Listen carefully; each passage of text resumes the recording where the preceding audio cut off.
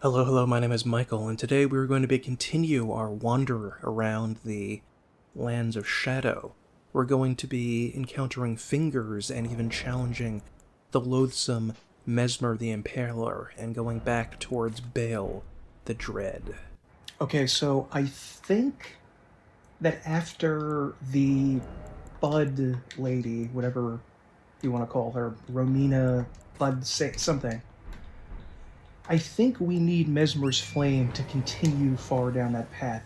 I think that's the ending where we go to fight the final boss. So I'm back at Charro and her grave, and I just want to explore a little bit because I have not done anything with the Fingi ruins. Like these things, this is pretty amazing because it actually kind of resembles a fingerprint from a god pressing down into the soil there. So there must be those horrible hand monsters there.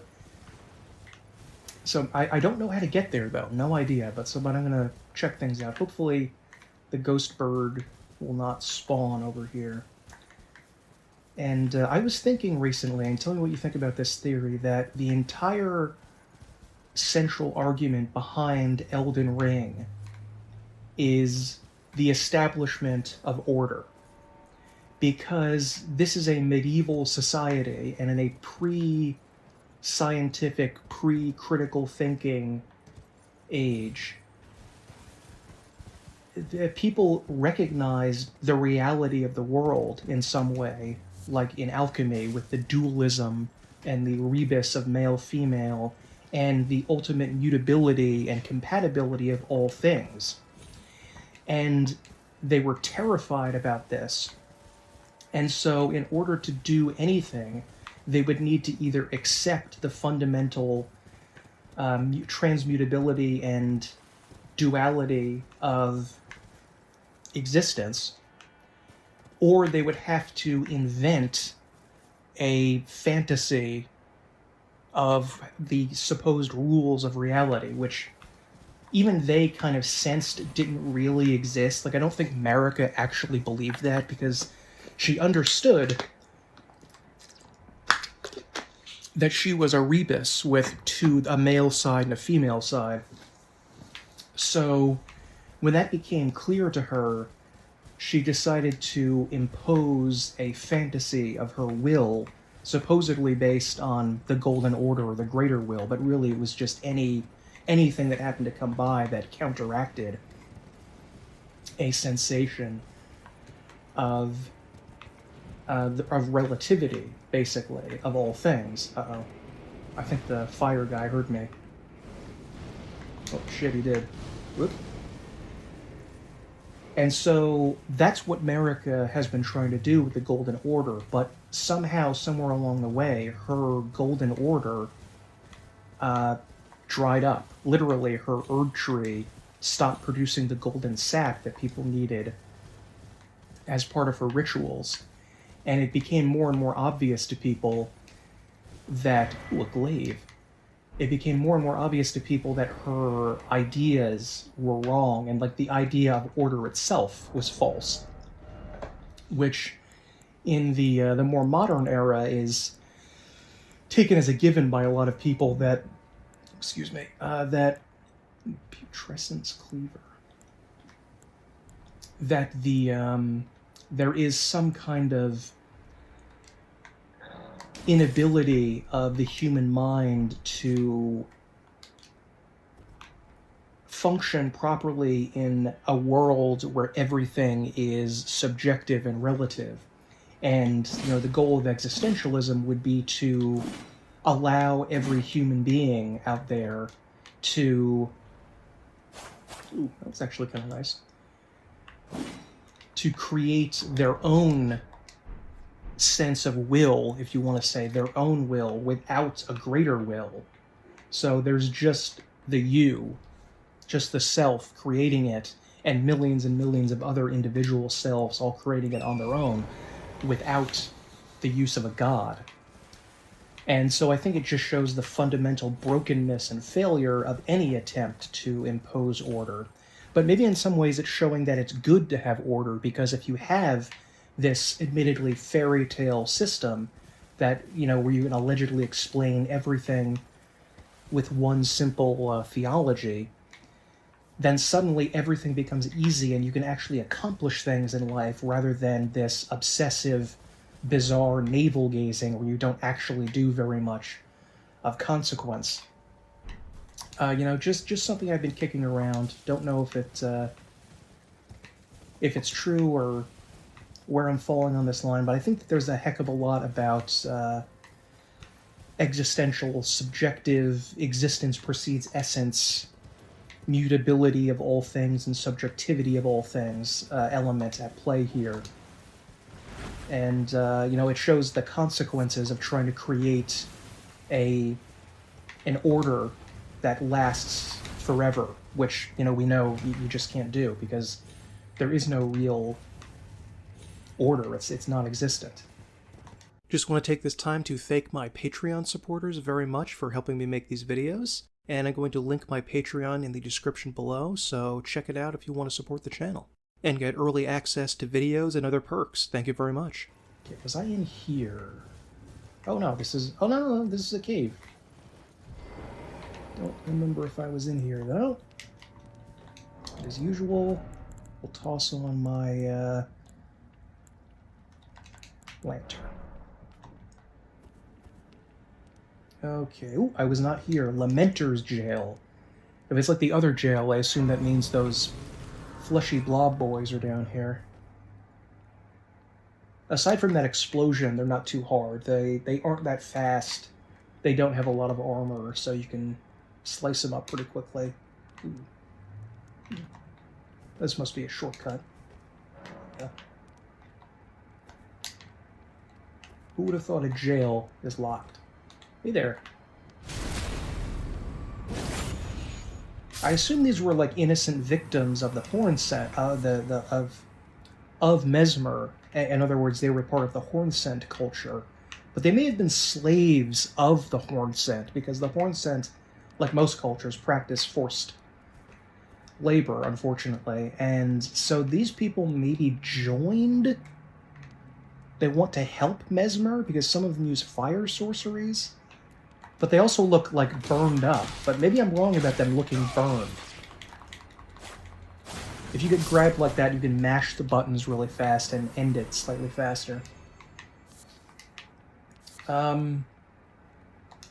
I'm not sure who these dudes are. But that's what I'm working with now, that they're, like, horn-scent slaves that maybe joined Messmer or were maybe resurrected by Messmer because he has some sort of power over death, like we saw with that one Fire Knight. Ooh, this looks suspicious. What's going on here? I don't like this.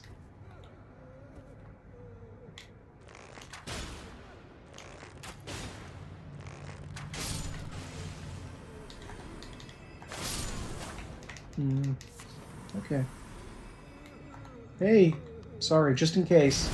Just in case. If anything, I'm helping him because I'm ending his eternal suffering for a few seconds until he resurrects. So, Oh, hey. Ooh, I thought that might have... Was that a grab attack? Oh, that explosion is ridiculous. Why is it so powerful? Bleeding? There we go. All of the shaman that we see here, like embedded in the blobs, they're female, but I assume that the shaman aren't exclusively female, right? Maybe? Because I think there were some male ghosts that we saw that were basically, they were also lamenting about their shaman status. Hello? Please, I can't stand the sound. I need no salvation. Please stop, desist, you wretched lamentation. So I think what the Horn Scent are doing is they're like building a gigantic finger-shaped tower that will allegedly elevate someone to godhood.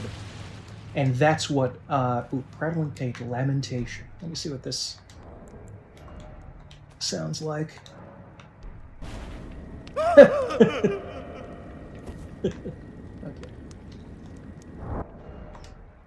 See what that says there, if anything. Voice resounds, seeping into the brain, weeping, weeping, weeping, weeping, ever weeping. Twisted clay sculpt in the shape of a human head emits a baleful lamentation. All right.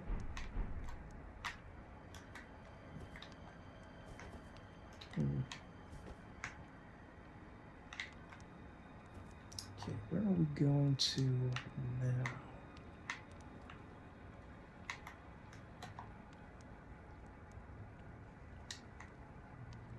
And so I think Mikola is trying... Ooh, what's this? This can't be something, can it?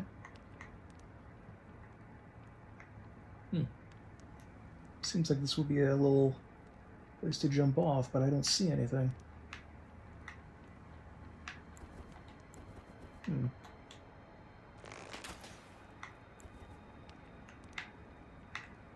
I think Mikola is trying to use the Hornsense god, whatever it is, like their god tower, to ascend to godhood himself.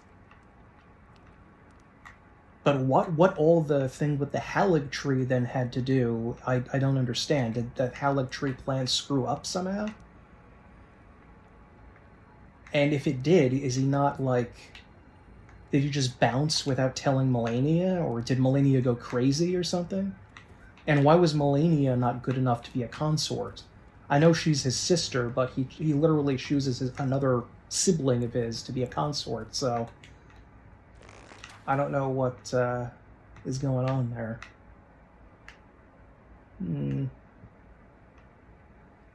There's a pretty good use of how disgusting inbreeding, symbolized here by Marika having children literally with herself, destroyed dynasties across the world.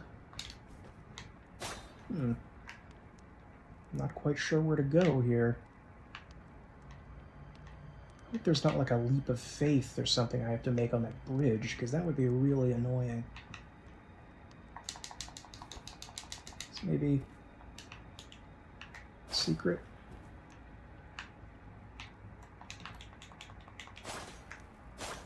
Nope.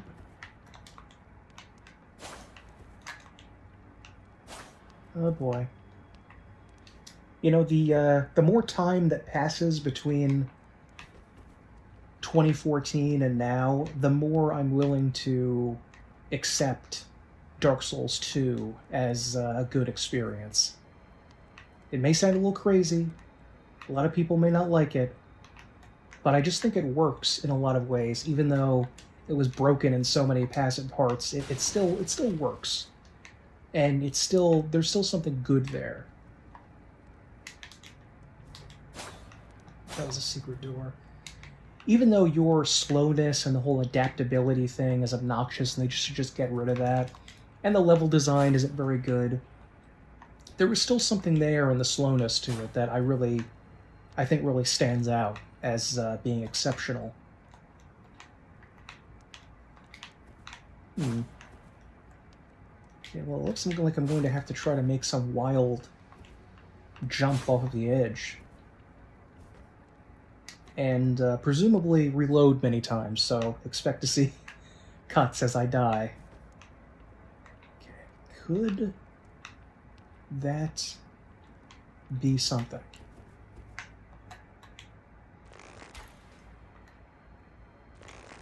Actually, I think let me try my great bow. Probably.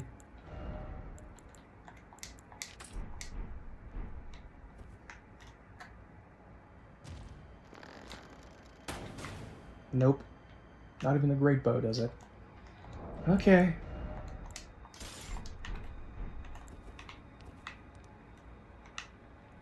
Maybe this is it, and there's just nothing... I mean, there has to be something else, right?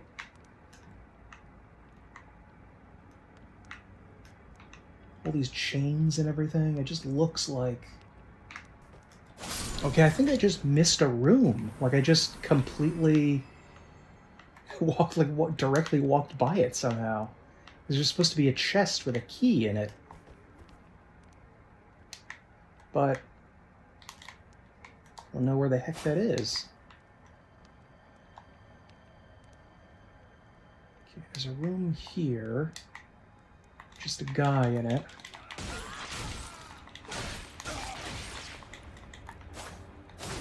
But there's supposed to be a second room after this, maybe?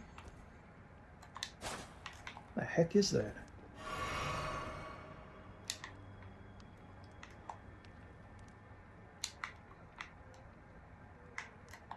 Okay. Okay, you did not run out this time to go cry. Oh no, you're still alive, aren't you? Okay.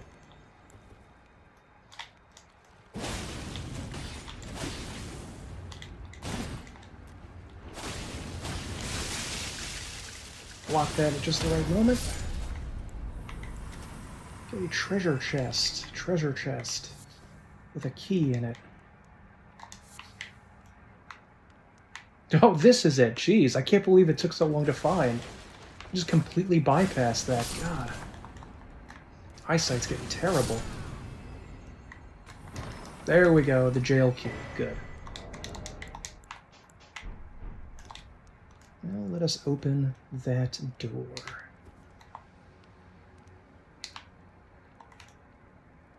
I was thinking in some ways that Elden Ring could be a good desert island game. You know, that old thing where if you had to, like, pick 5 or 10 games to play, the only games you could ever play again for the rest of your life. Elden Ring might be a good one because it's so huge and complex, and it would take a long time to get good at it. At least for me, it would. Compared to the other games, but we don't live on a desert island, so... Ooh. Is this water? Ice?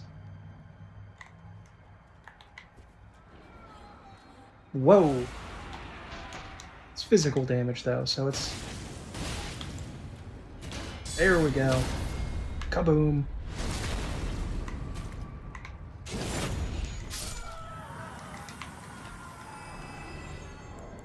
Easily the most embarrassing part of the run is that I missed a door there. Easily.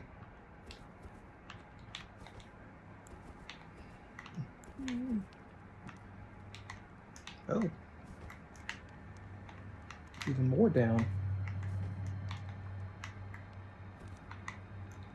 Ooh, this is creepy.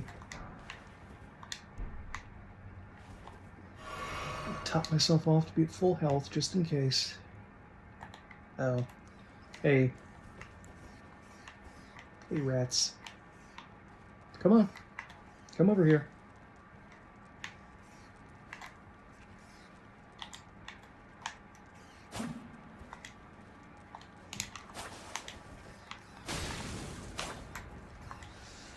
Trying to bait and retaliate, but rats are not really complying.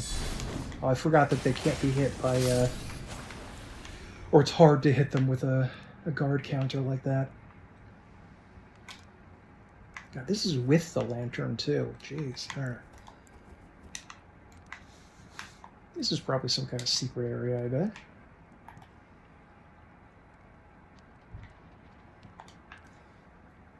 Ooh, that's a big rat.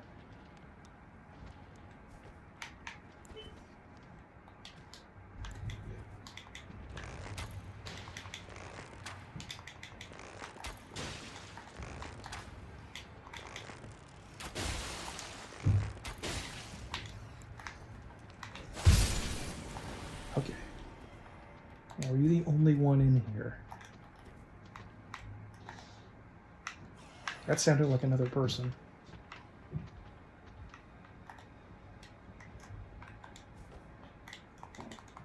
Bullcrap. There we go.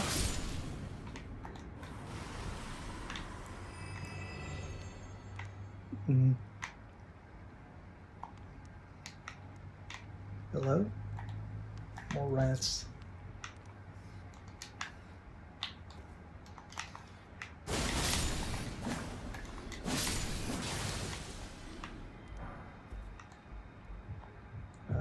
Oh. It's the way back up. Okay. I'm gonna try to keep going down for now.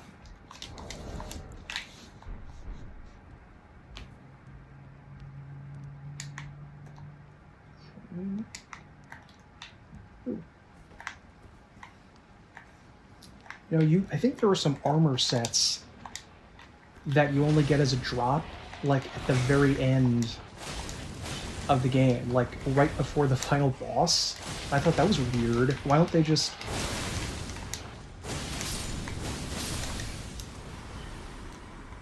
Like, this is the last moment you're probably going to be playing any games in this anything in this playthrough before, like, maybe starting a new game plus. Don't give armor then at the very end. I guess it's something you can root for or shoot for, but clarifying horn charm.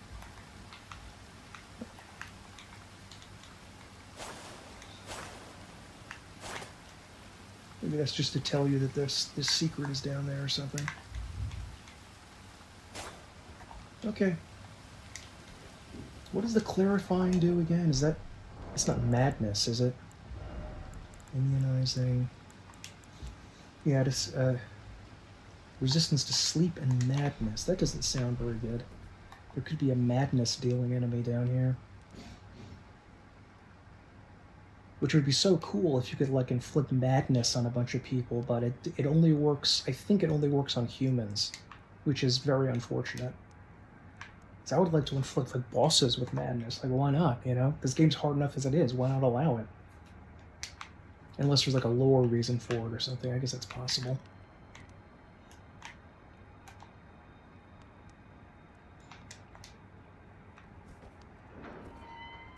Hello.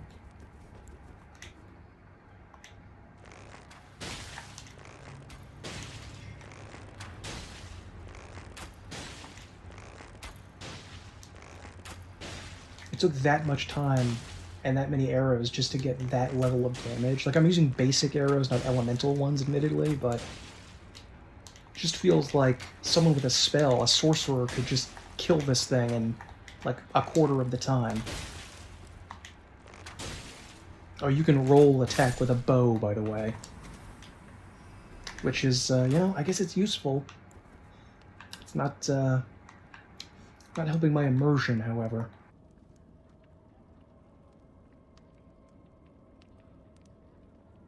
Yeah, I thought so.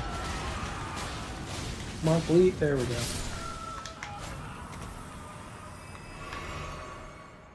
You can't sneak around, bro. I'm gonna be suspicious of every pot I see. Okay, we're back at the entrance. To the second floor.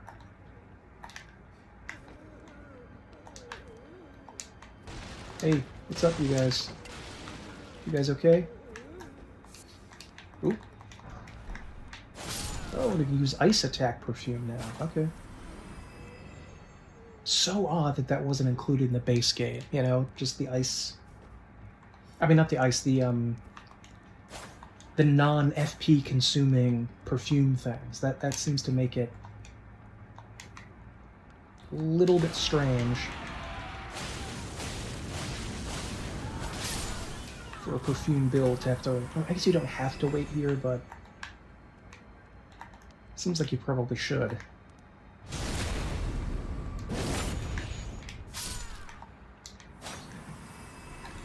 Imagine you had a prison cell and there was a secret, an illusory wall in the background the entire time. You just didn't notice. Hello? This floor looks odd. I don't like it. Yep. Fuck. God damn it.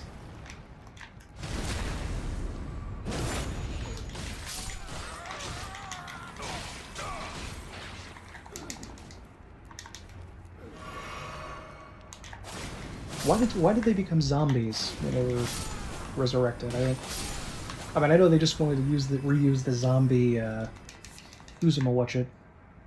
what's it called? The texture for that. Or that model.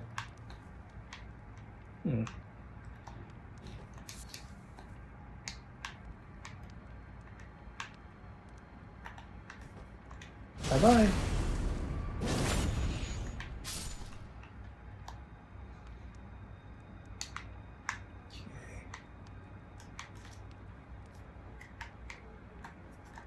Last boss in one of these areas was a really annoying little sorcerer guy. I hope it's not the kind of guy we get again.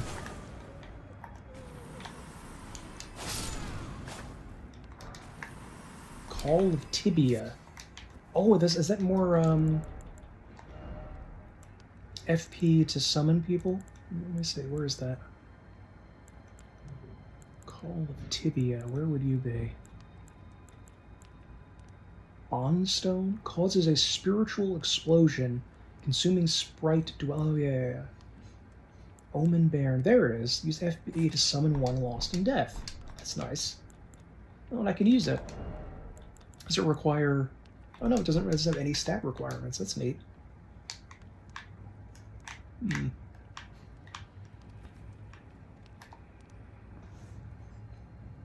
Okay, back up. Yep, guy waiting to push me over the edge. Yep.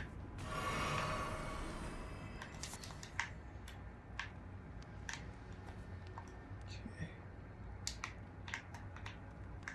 Alright, there's the room I fell down in. I think, yeah, I think so. Hmm.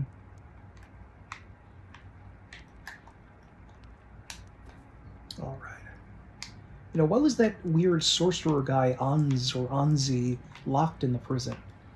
If he was a sorcerer, I don't think that means he wasn't a shaman then, right?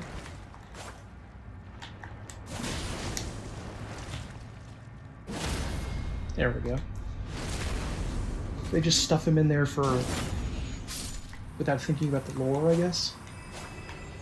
Actually, I didn't read the lore for Bonzi or Bonsai, whatever the hell his name was.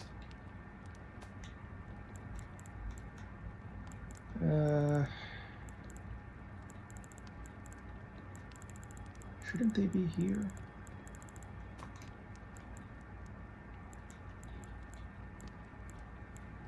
Here we go. Swordsman Yash. Anzi, a master swordsman who devoted himself to the Starline sword, realized that only ruin awaited at the end of the procession of stars and imprisoned himself in order to forestall it. Oh. Himself. Procession of stars? Hello? Ow! Bro. There's no need to do that. So softening up a little bit.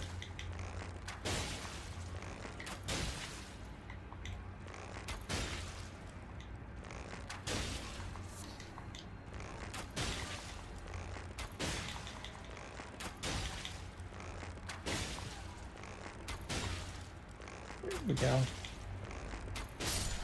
Shameless that I criticize sorcerers, and yet I do that. Okay.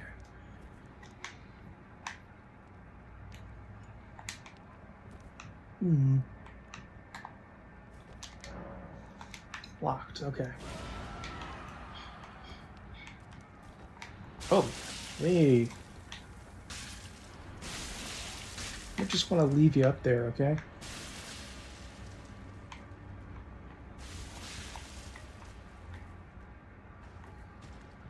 Oh no, we came down. Alright.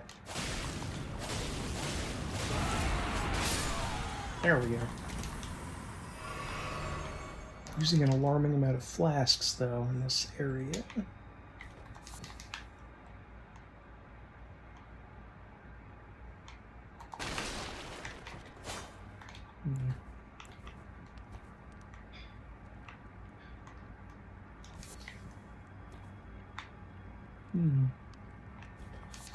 Was I down there?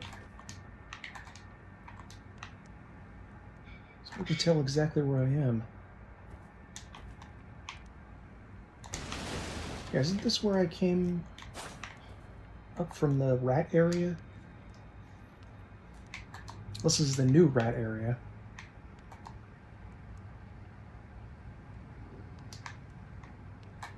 No, there's no rats here. This must be the old one.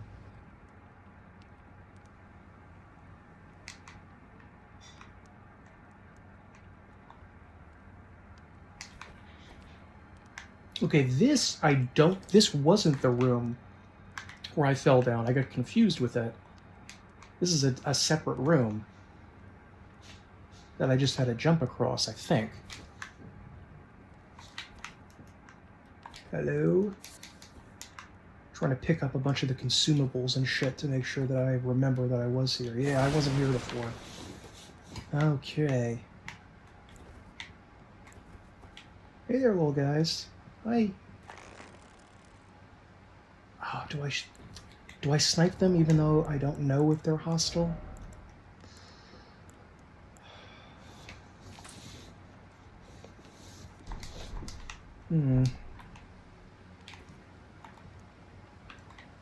Well, I can target them. I guess that means they're probably going to be hostile.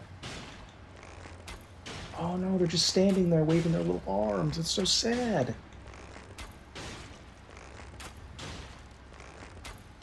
Sorry, guys. Sorry. Yeah, you gotta go.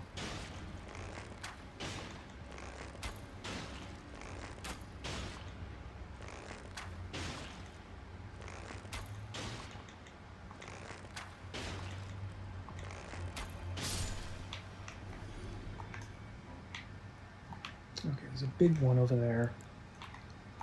Let's see what happens if I summon this guy. Oh, it wasn't like a summoning thing, it was just a random attack, and it's gone now forever. Perfect.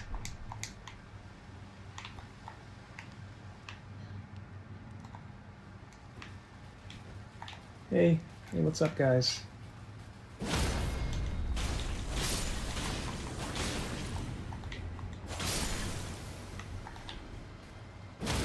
There we go.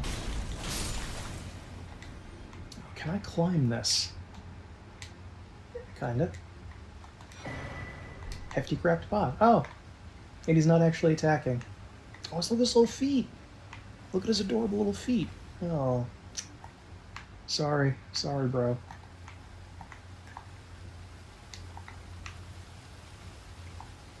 Okay. Big one should be here.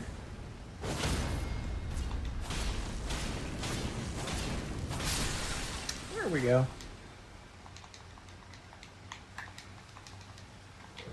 So there should be a chest down here with the next key. Oh, there it is. Ooh, but there's a big guy behind it. Oh, I can't seem to target him.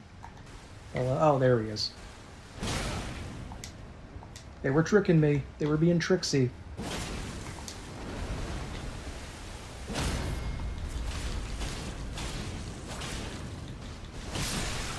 There we go.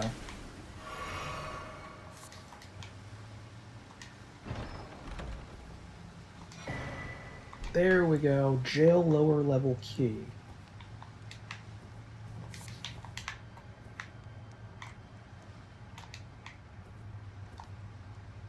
What's that?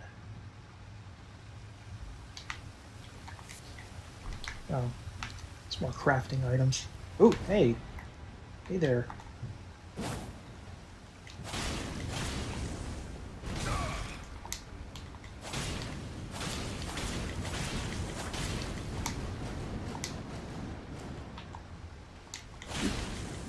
Just did the spin, didn't jump after me. Nice.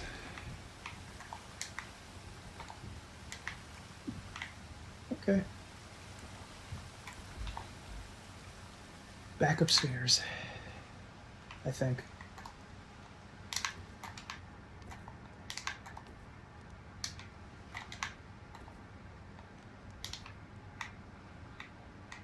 I feel like just one jar prison was probably enough.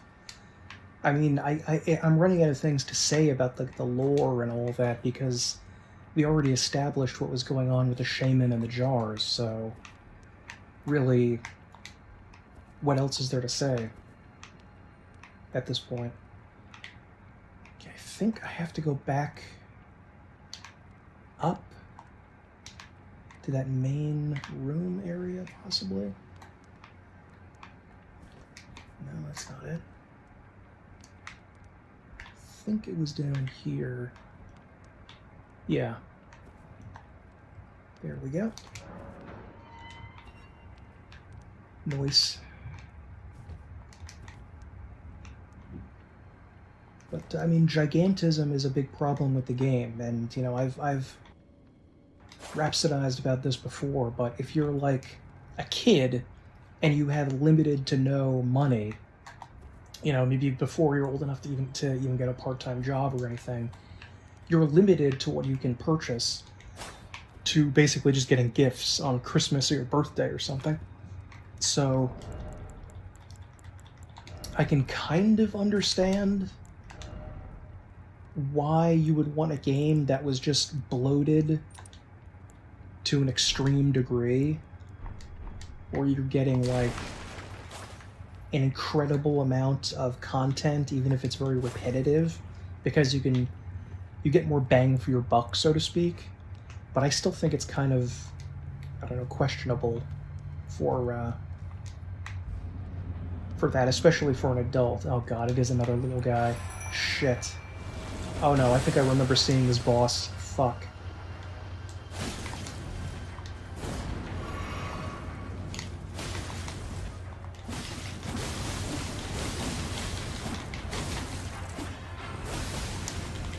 Man, this guy ain't bleeding.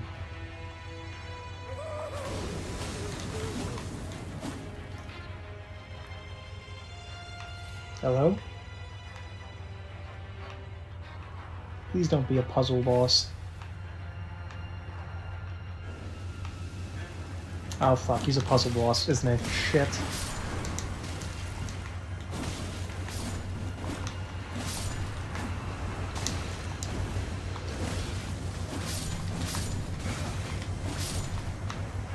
Okay.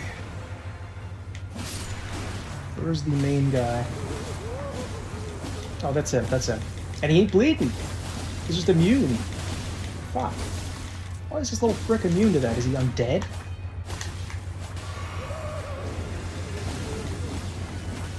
Oh, we could even hit him while he was, like, teleporting away. That's nice. Hello? Don't put the torch away, you freak! What are you doing? The minute gets the torch out. Oh, God. You know, I usually can't laugh very easily. When things go wrong, I usually get annoyed, but I am fully on board with laughing at how idiotic that is. You stupid mimic. Put away the freaking torch. You idiot.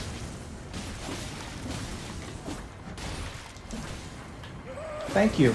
Oh, you're gonna use the weapon that I gave you? Here, hold on. I don't know if that prevents him from taking it out or if he has it. I think he may just have it forever now that he,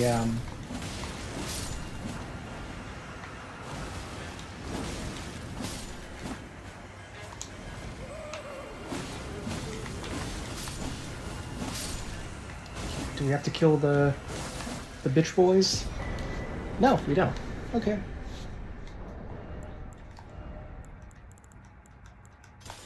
I'll have to remember to remove all of his other gear before summoning the mimic again. Jeez, idiot. It's kind of adorable too, you know. He's not super bright. He's just a mimic. He's just a mimic.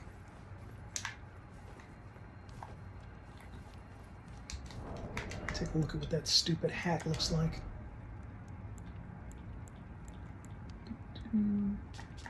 Oh wait, do I have a hammerhead shark hat? Oh, I do. Wow, that is dumb. Okay. Shining horn head? Oh, the horn scent guys. Wow, that's ugly. If this is like the height of your culture, maybe you should be destroyed by...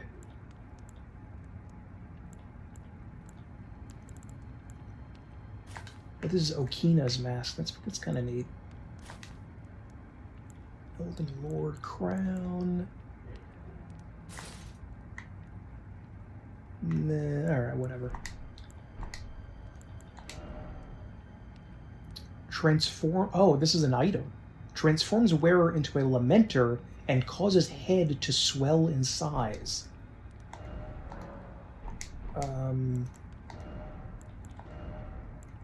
Okay, is that... Where would you be, item? Yeah, there it is. Oh, I'm out of... Crap, I'm out of FP. Can't use it yet. Okay, you have to take the helmet off to use it. What? Do I have to be... It said disrobed. Did they mean 100% disrobed? Oh, God. Really?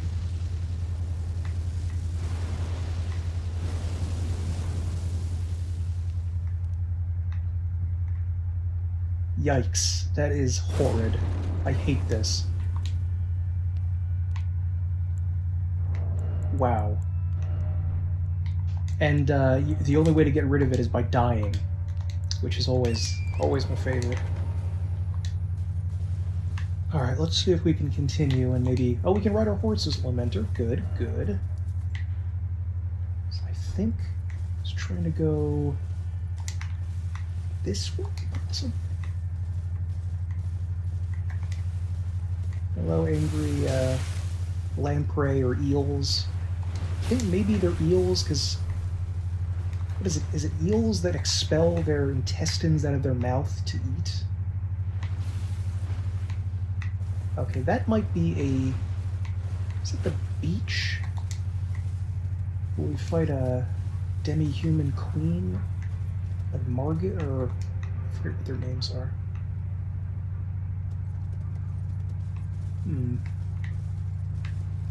Okay.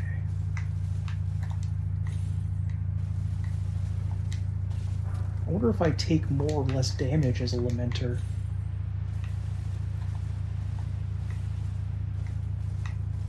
Alright. Let's... Can we go down this waterfall? No, there doesn't look like there's a spirit spring down there. Not that I can see. And we're getting farther and farther away from the fingerprints area, but I really don't know how to get... Is it over here? Possibly? This is where we fight Bayle up on this mountain. Hope you don't mind me wandering around for a while, but that's kind of the... one of the reasons I love this this type of game.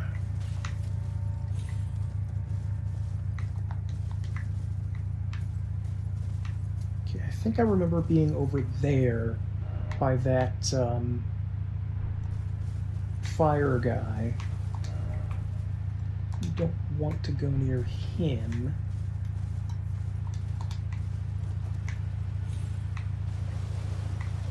Oop.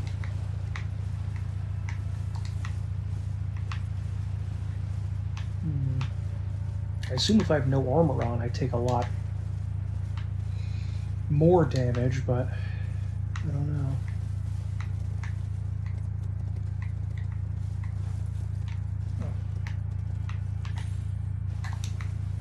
I think over there is where you fight one of the hippopotamus guys.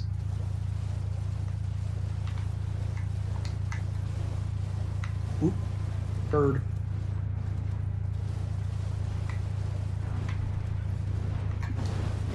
Item though. Oh. A pickled liver kind of sounds like it would taste good. I'm sorry for saying that, but it just does. I would eat a pickled liver. I don't know if livers are even pickled in the real world or not. Did I even give a pickled goose liver, maybe? That might be tasty.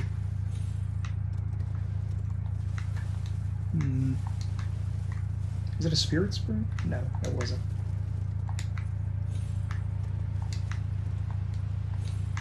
Okay.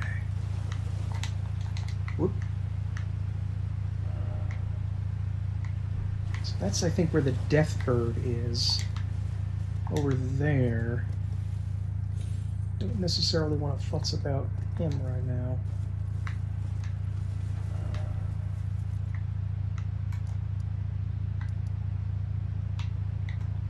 Dragon's Pit. Dragon's Pit Terminus. Like, how do I get down here?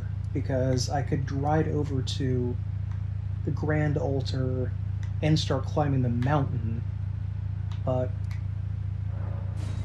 don't know how to get in there. I'm going to go here and start from there. God, I'm still a Lamenter. Alright, fine. You don't have anything to say, do you? Very well. If you hunger for dragon communion, and seek to slay Bayle, the vilest of dragons, then I shall grant you strength, time and again, in the name of my lord, Lasilisax.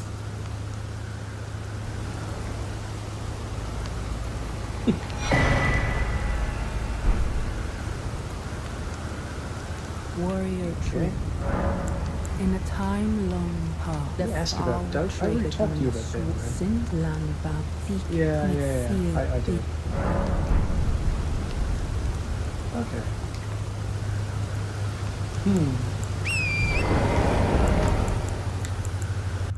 Oh, I also found out that this thing here, Marika's Blessing, it's a one-use item if you use it, but if you have it equipped, then your mimic can actually use it in combat and it won't get used up. Okay, that's where I want to go, the finger place. But zero idea how to get there. Let's wander around the dragon just a little bit. I've been getting closer and closer to how much arcane I need to use those special Bayle-related dragon communion things, so maybe I could actually start using a spell or two. Oh, wait a minute. Is that an item? Oh no, it's an eagle. Darn it. Nope. It looks like we go...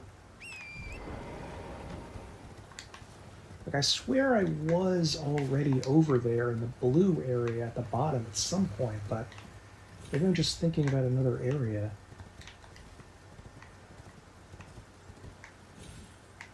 Okay. Oops. Climb the dragon a little bit first, though.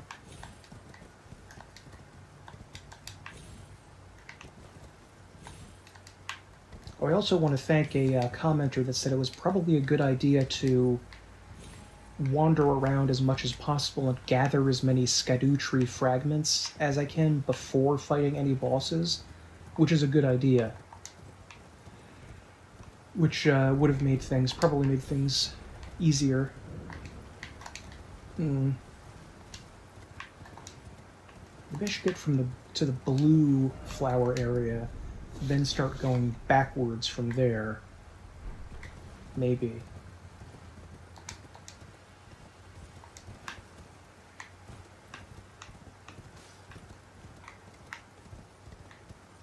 Where is that?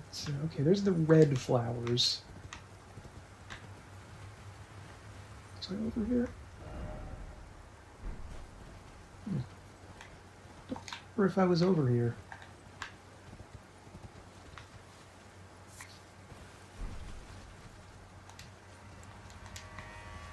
Hello?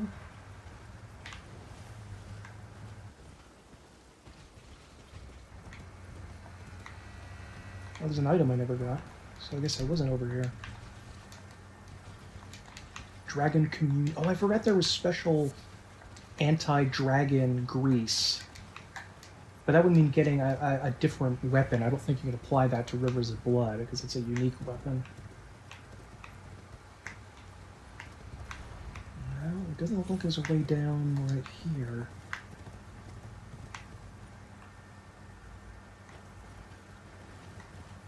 Hello? Oh, it's a goat. I was wondering what the heck that was. Ooh. Wait a minute, is that a grace?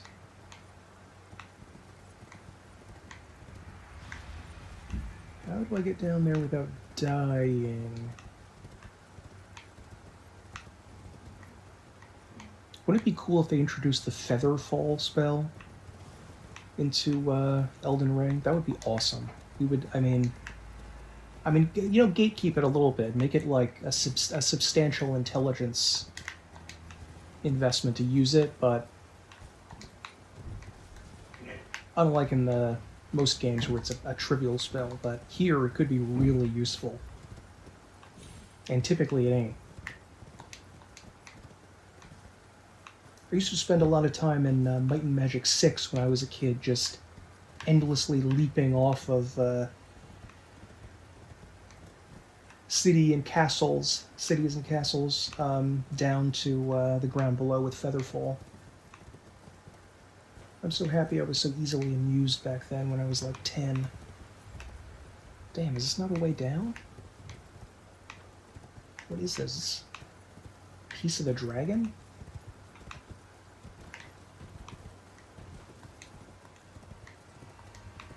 I know how to summon the dragon. Ana Nathra, Uthas Bethud, Dothel Dienve. I am truly unhappy with the fact that I barely remember anything about algebra and geometry, and yet I can recite the charm of making from the movie Excalibur. That just shows you how poorly designed my brain is. It remembers the most useless things. Charo's hidden grave. Can I double back under here into the blue area? Because over there is where the Tibia Mariner is. Ooh. Okay. Because I was in the blue area at some point when I was going towards the Putrescent Knight.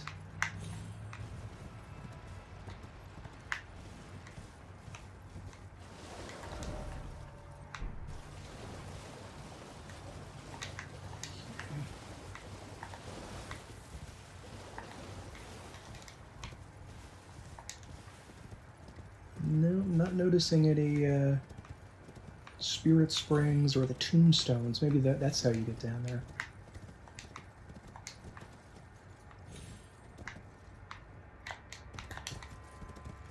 Oh wait, what's that? Whoa, wait.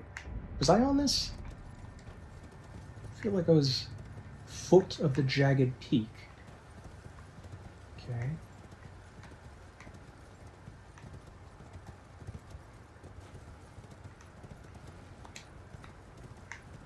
Ooh, item. Ooh, Dragon Communion Harpoon. I bet that has the throwing ability on it. Oop. That was just the wind. Oh, it's like a single use. It's like a throwing spear, or like a throwing knife type thing. Okay. There is a way to get a Spirit Ash where you throw a spear weapon, though, which is pretty cool. I actually have started going back to replaying the early parts of Shadow of the Erdtree with another character, and I decided to use a tower shield and a spear, because I'm a big, you know, Hoplite fan. And wow, it was... That weapon was so bad for this. I'm considering just getting a Zweihander and going back in, because I actually have a pretty decent Spirit Ash, admittedly, with, it's the Knight's Cavalry Spirit Ash, where you sort of charge at an enemy with a ghostly attack, and then you hit them again. Oh, I was able to get down here.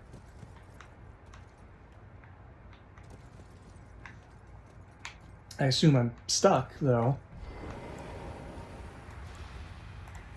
Hold on, let me take my torch out.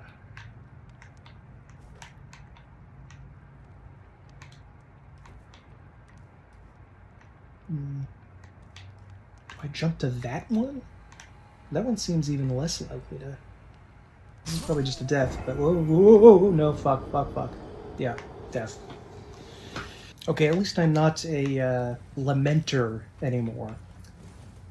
I don't think I ever went down to the beach area. Oh, and there are hands. There are hand boys down there. Okay. That is very suspicious.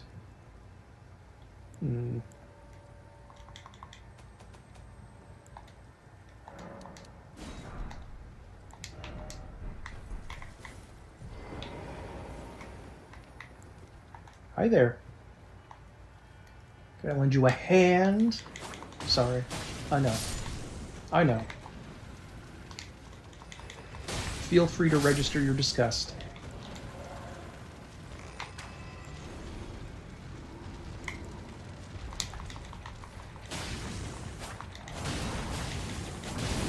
Yes!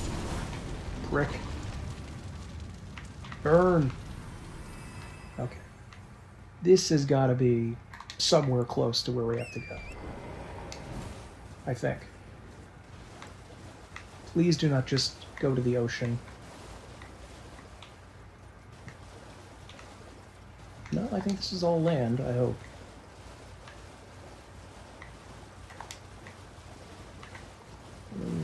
Yeah, yeah, this must be getting us close to the hand place. Where that freako hand pope, the puppet pope. He's got hands up his ass, probably.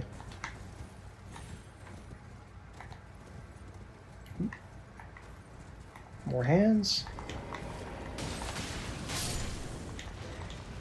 I also want to be congratulated for not making an obvious Mr. Hands joke here, even though I'm riding a horse. And if you don't know what I'm talking about, don't look it up. I was better off not knowing.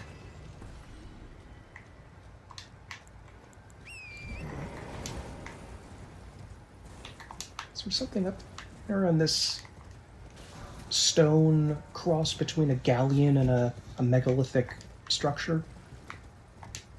It's probably more glove wart, which I really don't need. I don't know if the spirit ashes you can get in the Shadow of the Erdtree are better for the bosses in the DLC or not. I'm not sure about that. Graves.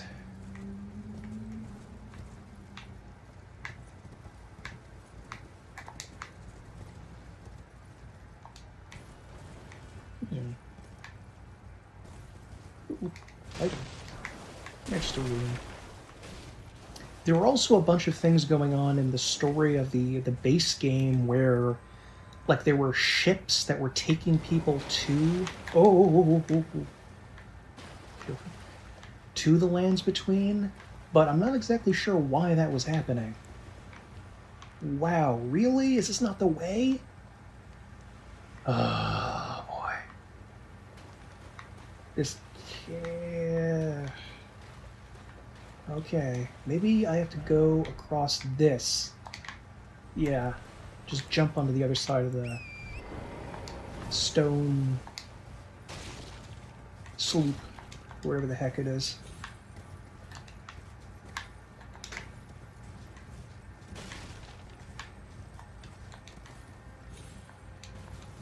These little beach areas, and even in the base game, are kind of... Oh, whoa, whoa, whoa, whoa, whoa, that was a hand.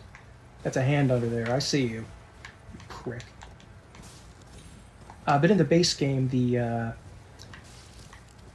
I forgot my train of thought because that hand scared the crap out of me.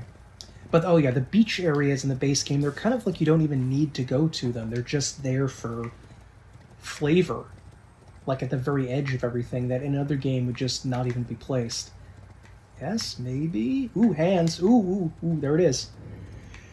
Finger Ruins of Rhea. Why do the Finger Ruins sound like Rua, the name of the ruins by Miquella? What do Miquella and the hands have to do, if anything, to do with each other? So right now I'm at Scadu Blessing 9, and I assumed that I was kicking ass because I assumed that, 10, round number, that must be the maximum Scadu level. I think it's actually 20. So I was way off from where I think I probably should have been to make this a little easier on myself. Hey. If I reach a boss or something, I assume I can just, run past these little freaks next time. Fire weapon. Nice. Hey, hi there. I missed my top off.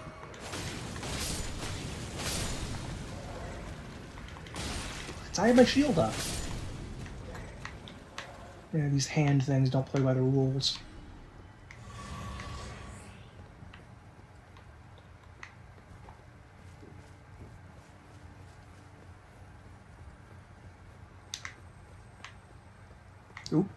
Whoa, whoa, hey, hey, whoa, whoa, whoa, whoa, whoa, whoa, whoa, ah.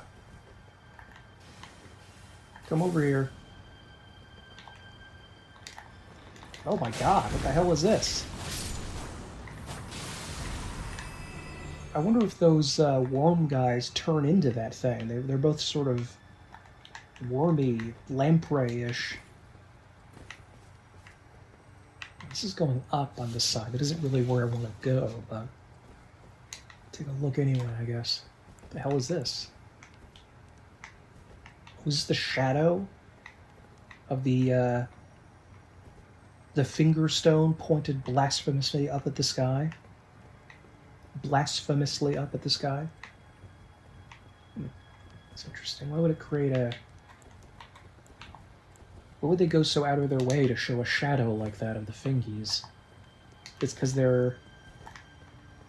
Oh, I see that. There's a big one up there. Shit.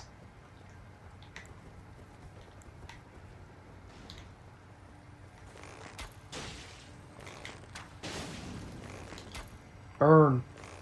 There you go.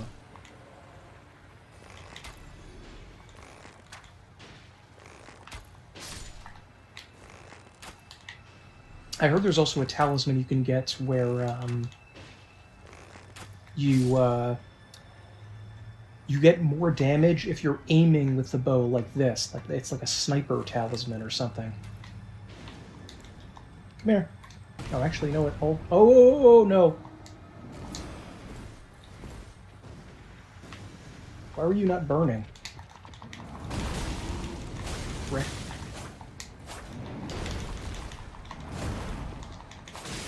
Lucked out there.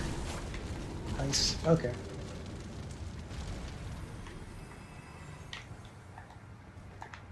Doesn't seem to be the way we should be going, because it's going sort of up instead of down, but might as well check this area out too. Was going to go over there, but yeah, I don't know about that.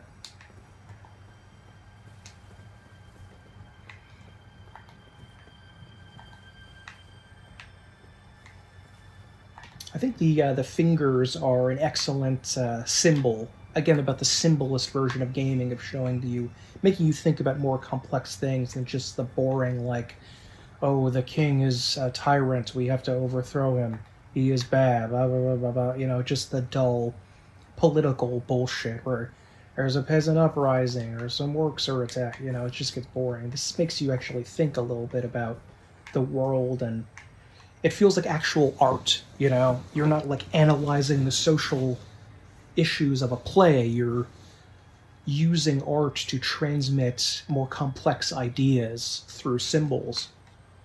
Not that symbolism is the be-all, end-all of art. There's, you know, it's just one aspect of it, and there's an entire part of art where it's you just have to reject meaning altogether and just accept the feeling it gives you. Oh, yeah, it's replacing these things. Okay. Ooh, we can go with this fingy. And there's specks of gold. What does that have to do with the golden order? Why does the fingers have bits of gold there? But the fingers are a good symbol because it's a very obvious one. The word hand in Latin, which they actually show here, is actually show in this game several times, is manus, of course, which obviously is linked to the English word manipulate. So the fingers are manipulating people, just like organized religion tends to. You know, I could go over there and fuck with those guys, but, I mean, I would have to be convinced that there was an item or something, or a plate, or a cave or something to go to. Without that, I'm just going to leave. The fingies are not to be trifled with. Oh, it's just blood there. I was wondering why that was red.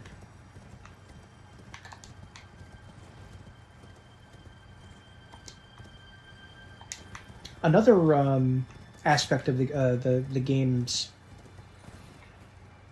plot seems to be that the world around you begins to resemble what you are. In fact, I would say it's even another cunning of the word manus and manipulate, because it leaves an impression. Just like on this map here, if you put your finger down in wet sand, it would leave an impression of what you are. And that happens a lot in this game, where things become more magical or fire-based or death-based or whatever it is, the attacks they do, which is a brilliant way of tying in the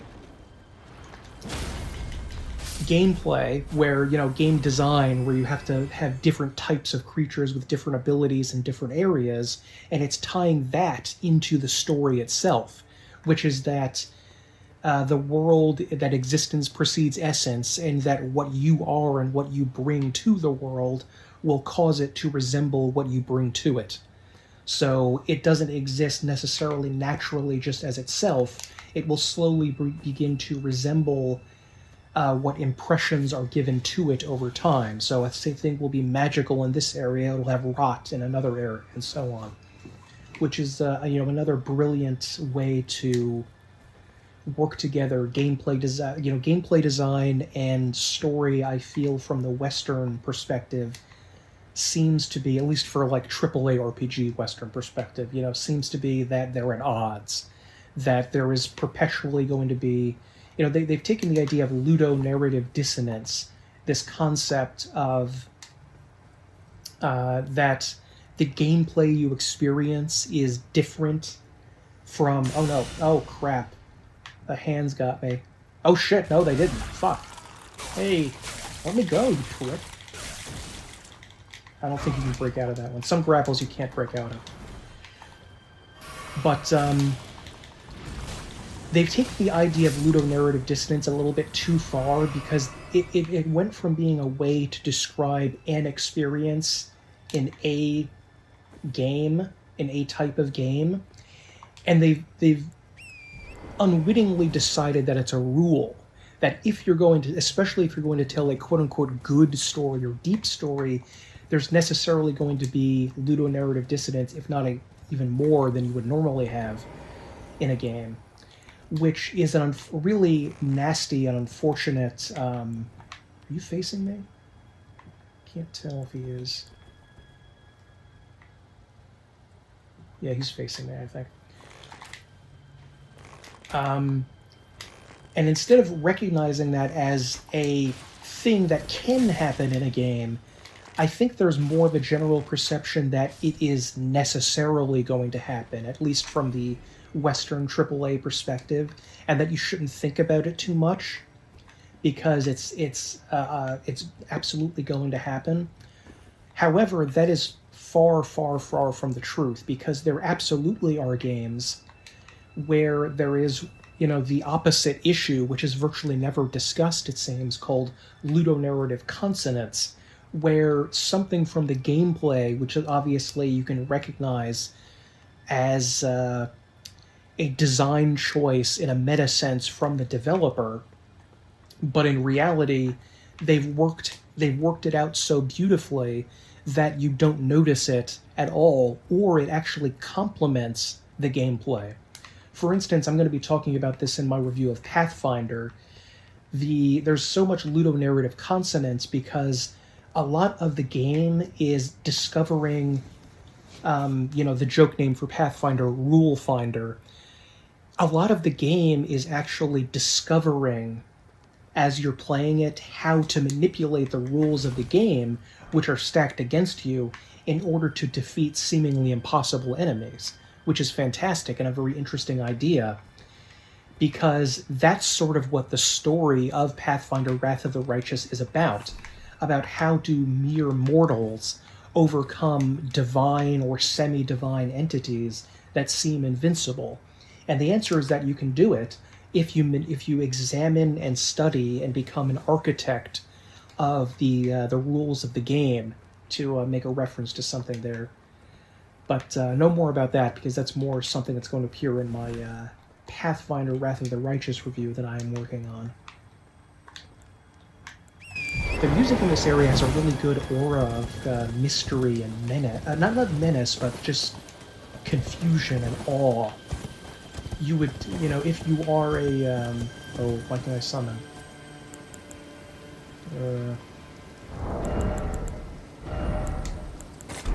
Oh, that's right, I never put my charm back on. That sucks. Don't really know what to use, but whatever, it's fine. Hello? Finger monsters? Maybe there's no boss, and it's just meant to help fight the fingies. Now, what is that freak at the,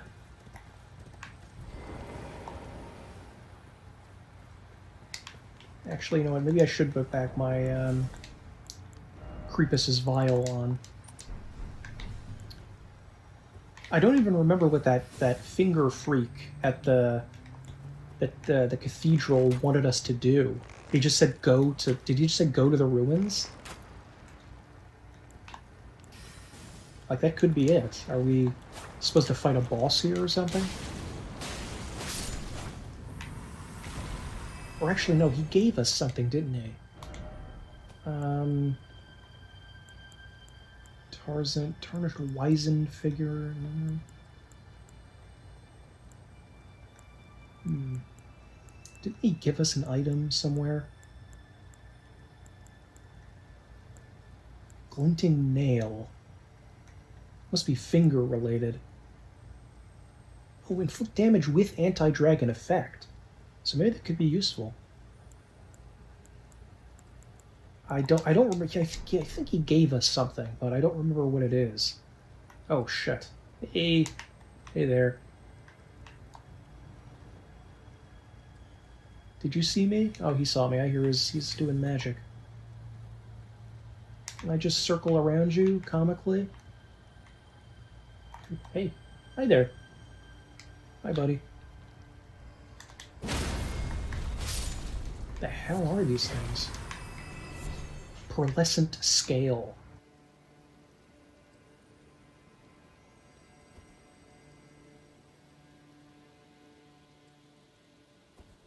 Even though these guys can paralyze, I think they're still easier than the fingers. The finger things had a lot more health. Oh, you're coming right at me, aren't you?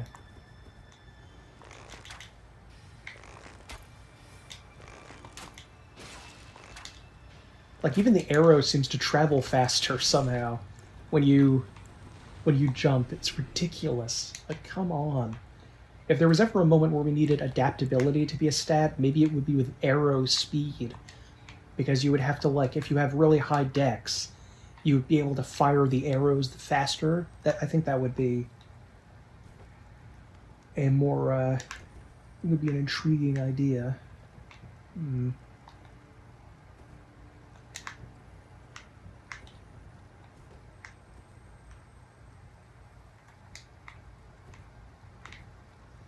Looks like it's broken off.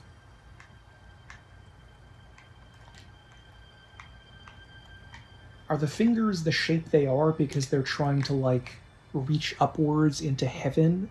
Like, back to the stars where they came from? Ooh, you don't look like you see me. Hi there. Hi. Come on. I'd rather fight these things than one of those Messmer fire knights any day. I haven't found any Scadutree fragments in a long time.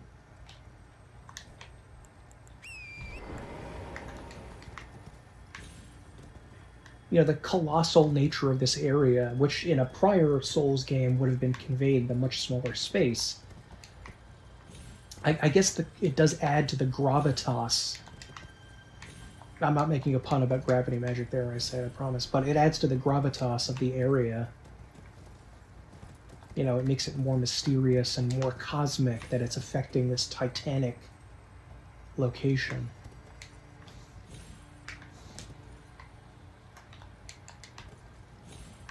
Oh.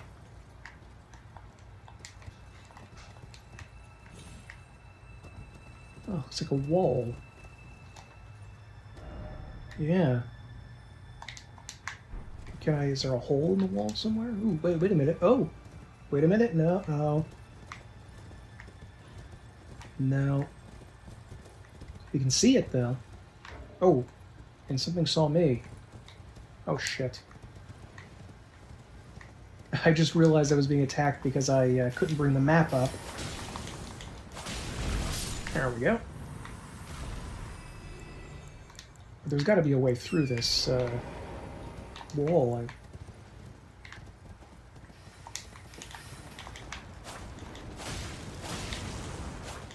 What would happen if I was paralyzed on a horse? I don't remember what that would do.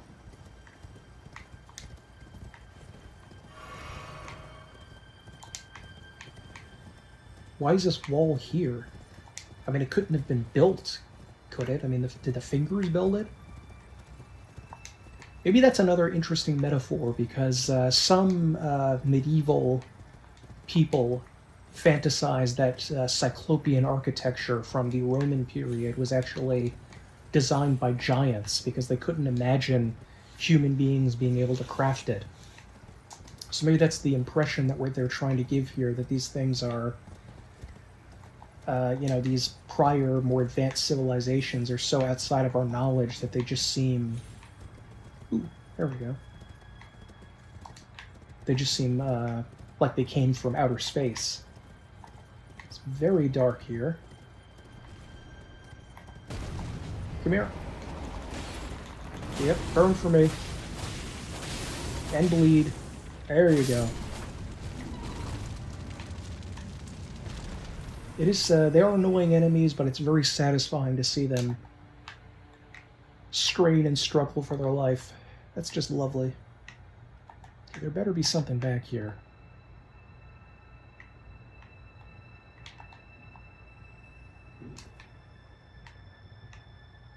It's raining.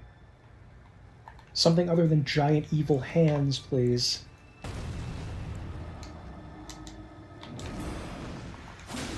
Got it.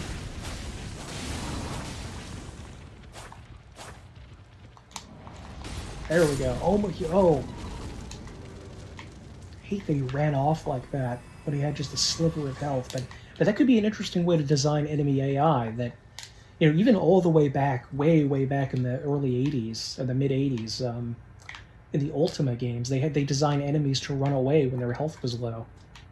So that might be an interesting thing to add. Although I think it would probably be best to add it as an option when you're playing, like for a harder difficulty mode or something. Not, oh, yeah, he definitely saw me.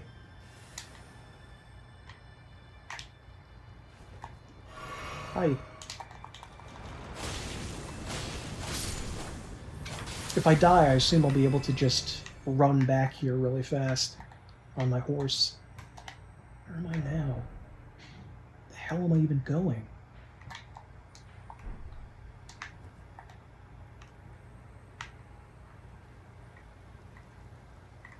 Hello? Don't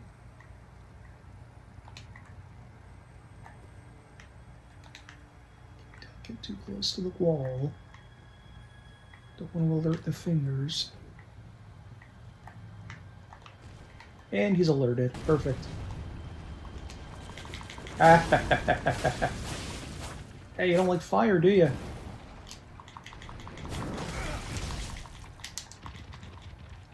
Oh, shit. Fuck.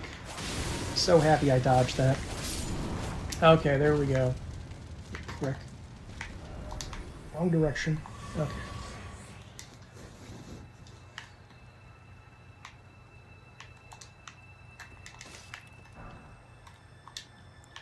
There better be something real good in this stupid finger area. Really good. It was definitely a nuisance how many cookbooks ended up being the reward for what you're finding, and how comparatively rare it was to find armor and weapons. Ooh, I heard something.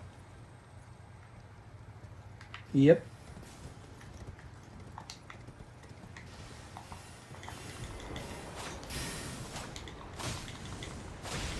There we go.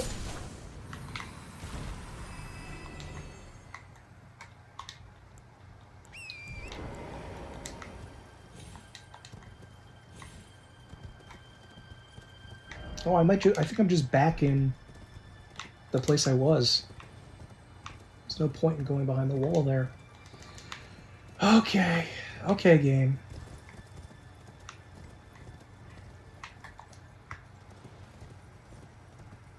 You done made a fool out of me. Alright, let's go towards the center of this place again. See if there's something to find.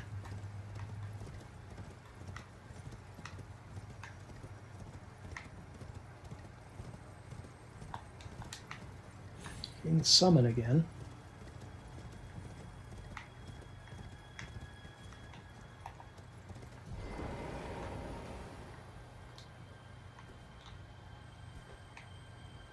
Sound hanging bell. That is not a bell. I would not put my mouth up to one of these fingers. No. Talisman. What talisman is that again? HP restoration. Okay, I guess that's not bad. I was thinking that might be a good thing to have. Boost HP restoration.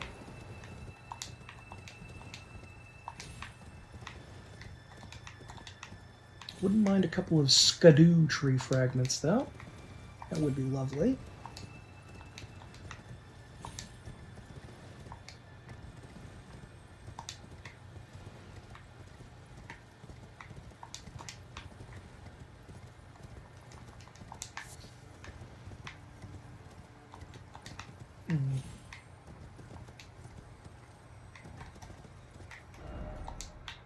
What is this?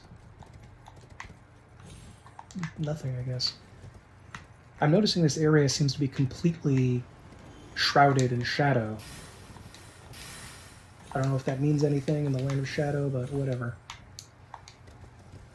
I guess everything we do is in the shadow of the fingers, in a way. Maybe the fingers in their role as guiding the Empyreans represent idee fix, these ideas that you... not paradigm exactly, but... No, I guess paradigm is a good way to describe it. This mode of thinking about things that impinges on all of your other ways of thinking. And that it sort of represents that we have to get rid of these ideas because they're going to force us to be something we may not want to be, like Ronnie being forced to be an Empyrean when she did not want to. And I wonder now that because she divested herself of her flesh, did Mikola get the idea of doing the same thing from her? Or did she get the idea of doing that from Mikola? And did they know of their plans that they were each going to do? Were they comfortable with that? Because Ronnie, I'm guessing now, would have become a god. Whoa, that's really far off. Really? That far off?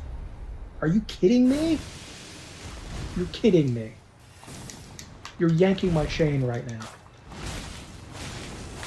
Maybe I should get out of this place and go talk to the Finger Pope. See if he says anything.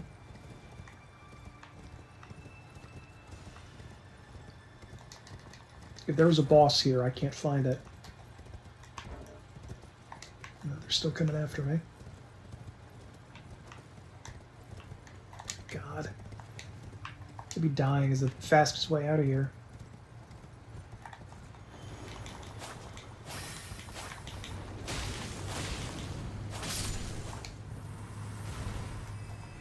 There we go.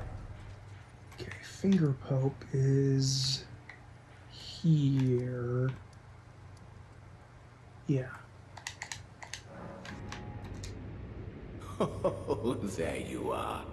The exalted timbre of the bell has reached these ears of mine. Gracious, the starry sky is wondrous tonight indeed. That's crazy. Only your fate shines brighter. Now, these are for you. Okay.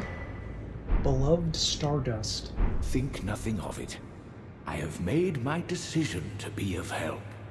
May the gleaming stars guide you evermore. Ask about the nature of the world. I fear that you have borne witness to the whole of it. The conceits, the hypocrisy of the world built upon the Erdtree. The follies of men. Their bitter suffering. Is there no hope for redemption? The answer, sadly, is clear. There never was any hope.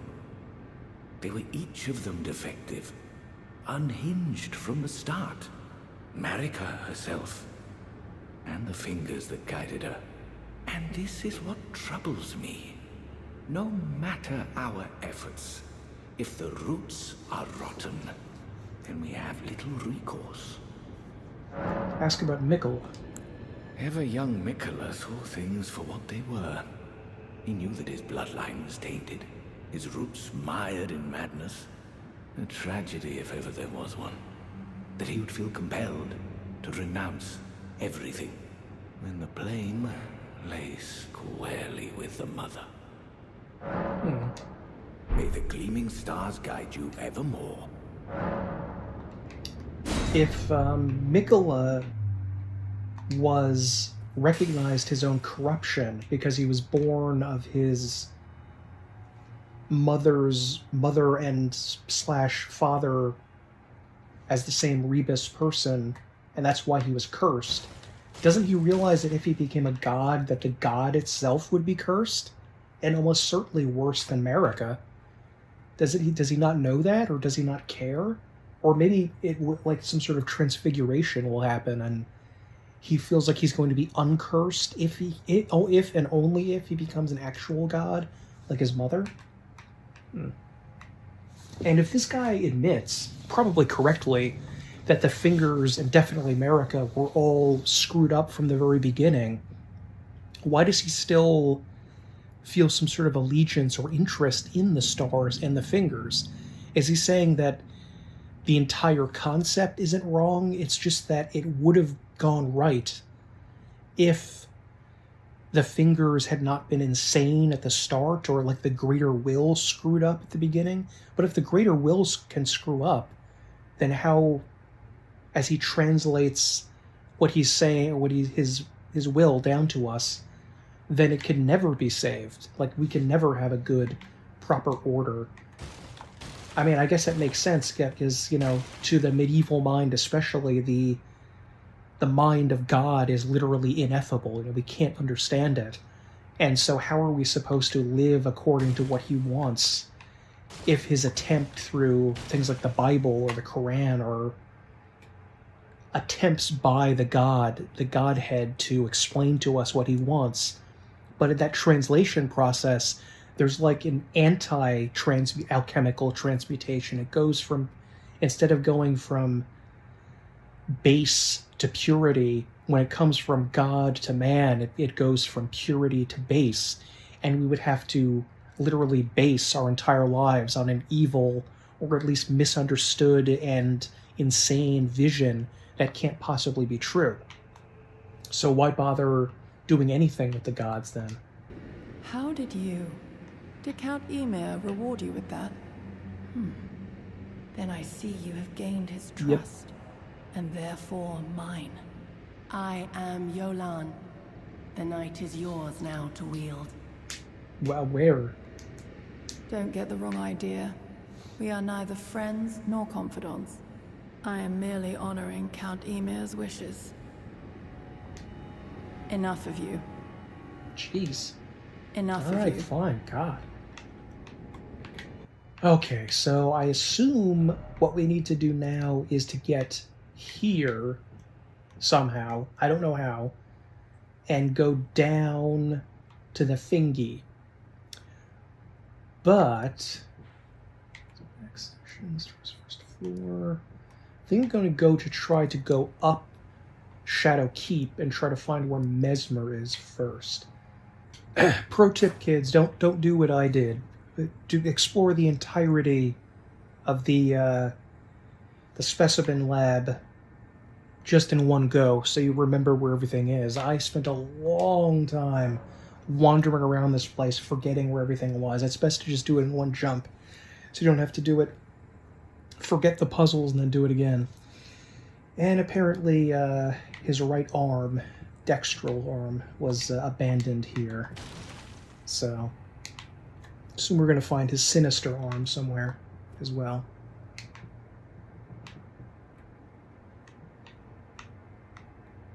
Careful. Oh, shit. Hey. Using some kind of holy magic there. Alright.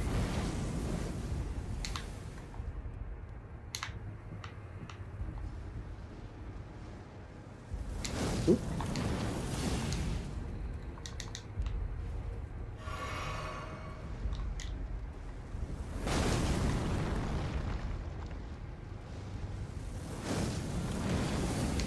God damn it. Even getting to this fuck is hard.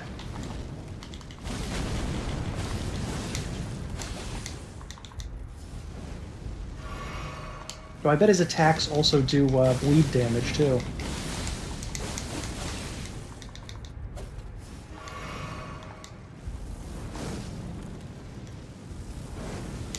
Shit. Ugh. You know, I heard there was an interview with Miyazaki where he said that he's not even good at his own games, and people were treating it as like this sweet little moment where it's like, oh, Miyazaki said he wasn't even he needs the Mimic Tier to help fight. And when I was watching, I was like, what kind of irresponsible shitbag makes a game that's too hard for himself? What kind of idiot would do that? Apparently Miyazaki would. He says that he's not even good at his own game. That is so fucking pathetic and embarrassing. Why, you know, not because, oh, he's bad at the game. I'm bad at the game. I'm showing you that right now.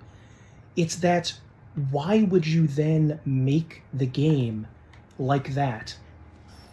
Why are you so divorced from the process of game design as the alleged head designer that you're not even involved in these decisions in how difficult the game is and how you attack with the game and what engine to use and all these other things?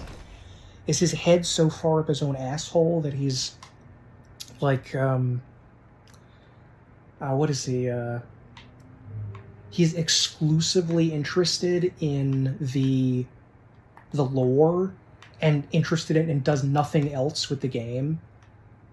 I mean, how could you allow that to happen? Because being a game designer is a big fantasy of mine, as you've probably guessed. But the idea of me making a game where I was just like, this is really, really hard and I'm shit at this game.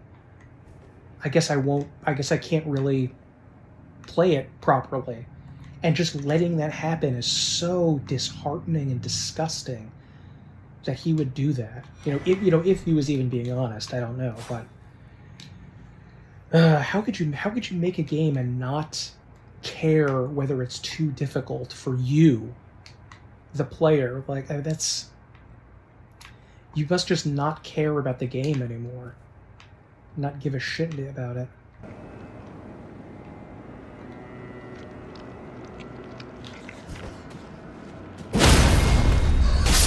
I do kind of like that eating noise he was making in the body there. That was nice. And that was kind of neat that they were using it as a trap, to bait you into getting attacked by the other two. That was nice. Ember of Messmer. There's the Scadutree sap.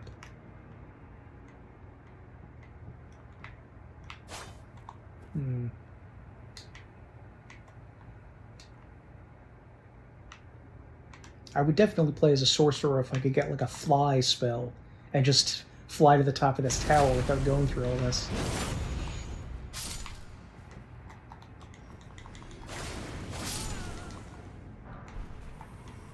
Fire coil. I assume there's going to be more of those obnoxious Fire Knight guys blocking the way. Ooh, yeah, there's one. Shit. I don't think I can defeat him with just 3 flasks. That might be beyond my abilities. I cannot summon either.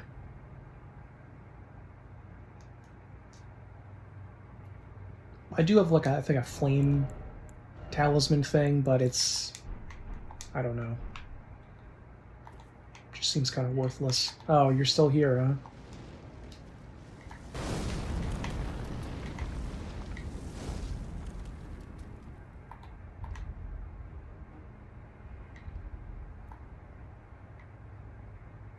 Come on. I feel like this is going to be anticlimactic.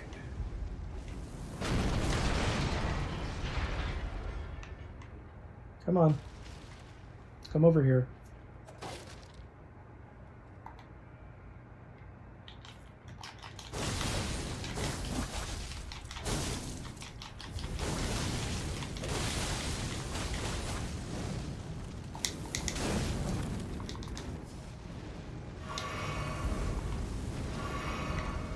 I wish I could save that, but I don't want to dare go out there without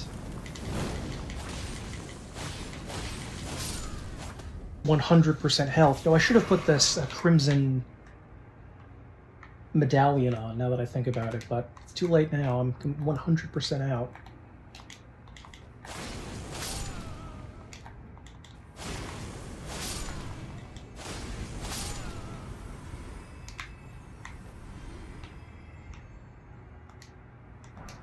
A smithing stone. Wonderful. Good Bayle of smithing stones I need right now. It has a cool texture of these scrolls lined up here. That's pretty neat. I do like that. Looks very medieval. Okay. Corpse piler gone. All health gone. Can't summon. Deadly enemies all around.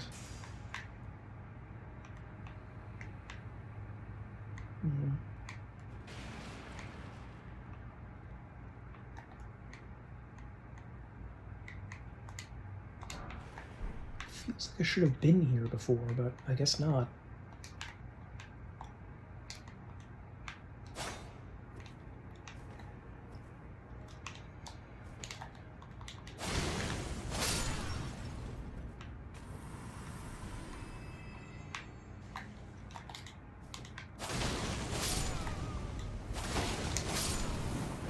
Yeah, I saw you. I saw you back there.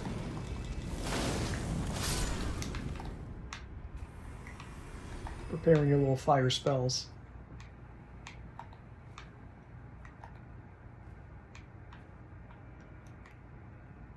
I haven't been here before. I did not get whatever this item is. That's kind of the only reason these items exist, is just to provide a,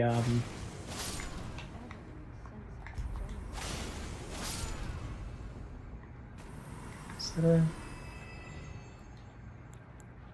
I don't know where Freya is. Oh shit. Yep, here he is. I thought I heard one of these fucks.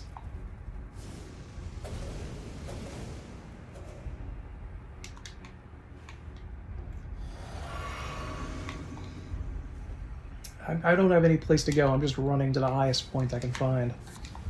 Oh, ooh, yes, please, please. Oh, please, please, please, please, please. Oh, thank you. Thank you so much. Reverse. Oh. Shattered my attack thing there, but there we go.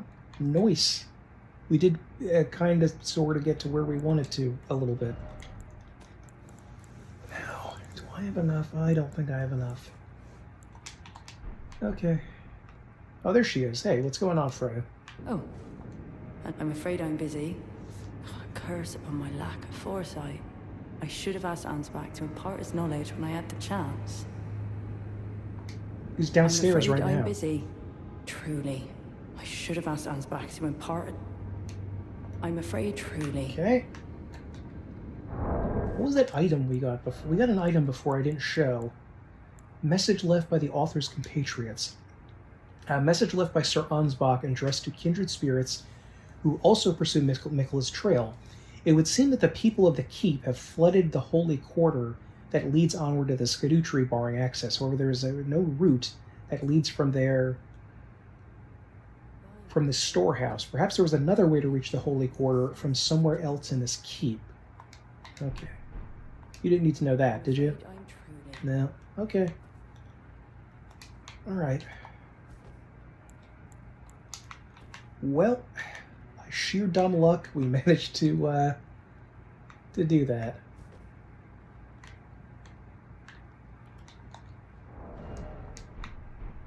Please do not notice me.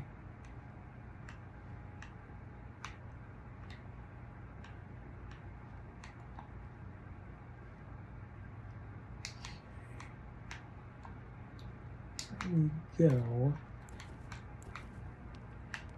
Do I need to jump back onto that? I mean, I think I was already on that at some point. There's an item there. Oh. I think that just makes your horse stronger or something. Oh god, they could probably notice me and attack me while I'm on this. Shit. Oh, there it is. There's the lever.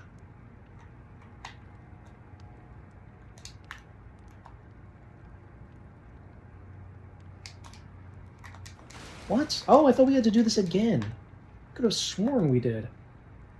I even said that in, Could have sworn we had to hit it a second time.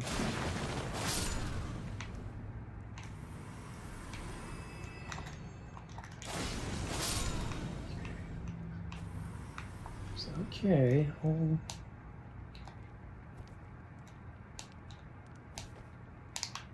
already over here. A long while ago.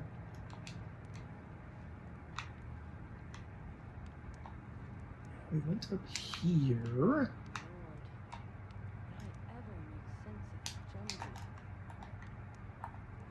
This is just the outside area. Oh, here we go. I think this is what I was looking for this whole time. Thank Gwyn.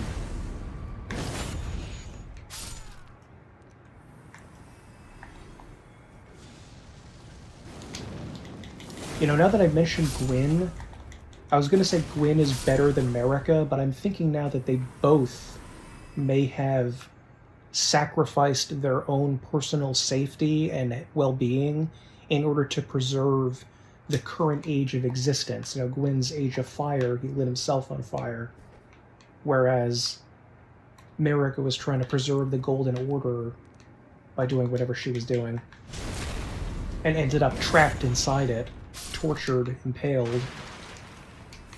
So, maybe they were doing pretty much the same thing, I guess.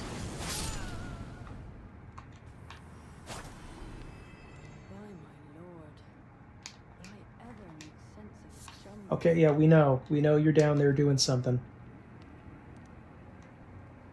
Ah, boy.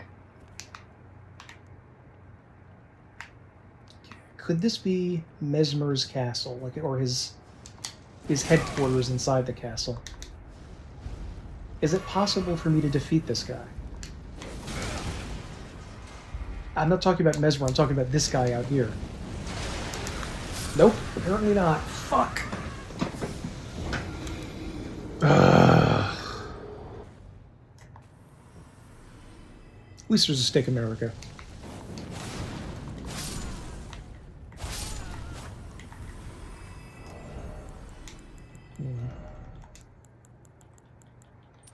I'm eating my own words and putting the Flame Drake talisman on.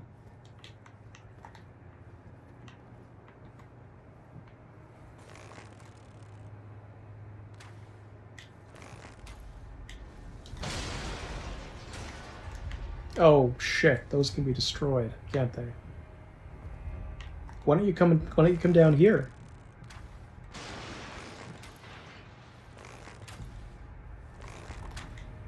Please let this guy be a one and done, and not have to fight him every time I want to go into this chamber.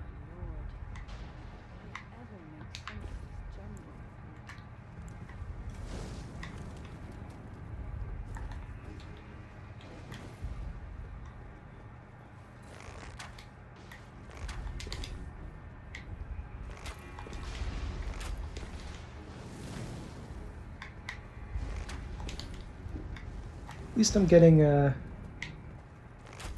doing a little bit of damage to him before he gets down to me.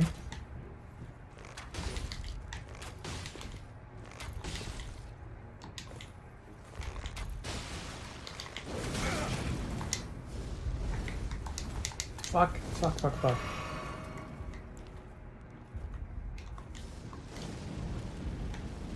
Whoa. It's right outside. Ooh, I can hit him through the wall. Nice. Fuck you. You gotta spam spells at me, you little bitch. I'm gonna do the same.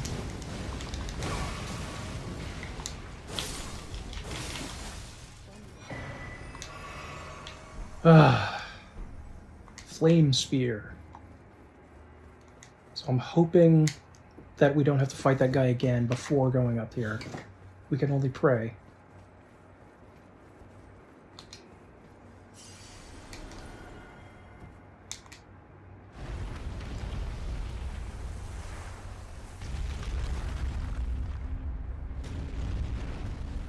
Statue of America. Scadutree Fragment. I think this one is also decapitated like the others. Yeah. I think.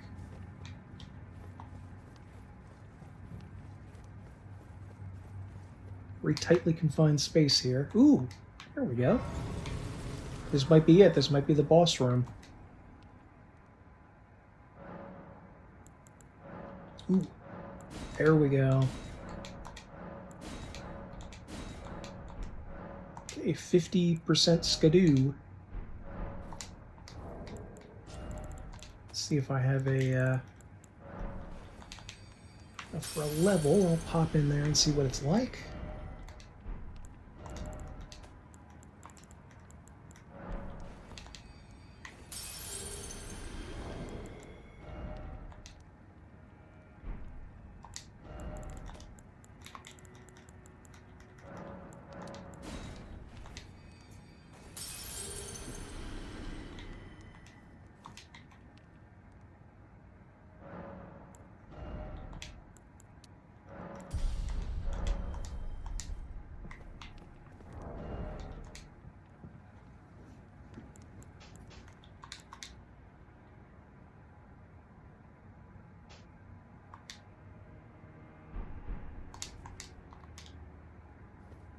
It's time.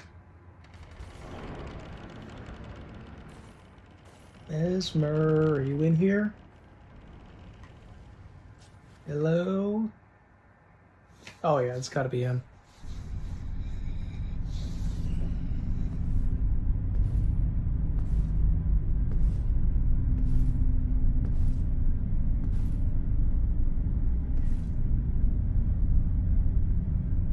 Mongrel intruder. Hey, that's not very nice. That tarnished, it seemeth.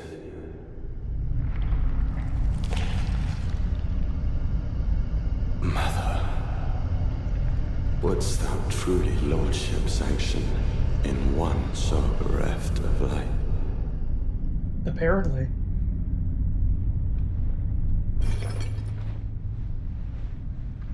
Yet, my purpose standeth unchanged. Those stripped of the grace of gold shall all meet death. Were the Hornsents did not In the embrace stripped of gold, or didn't have it in the first place, I guess.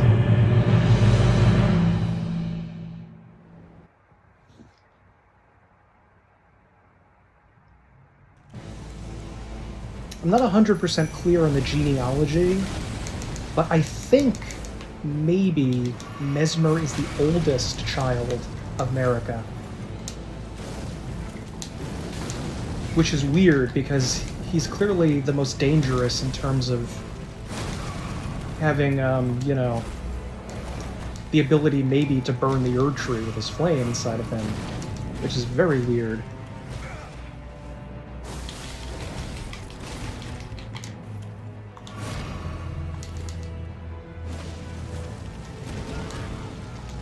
Oops.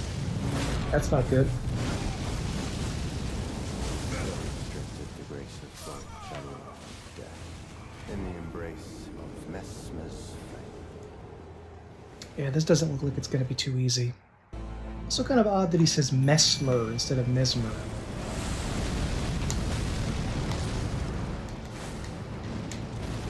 Oh, there's a...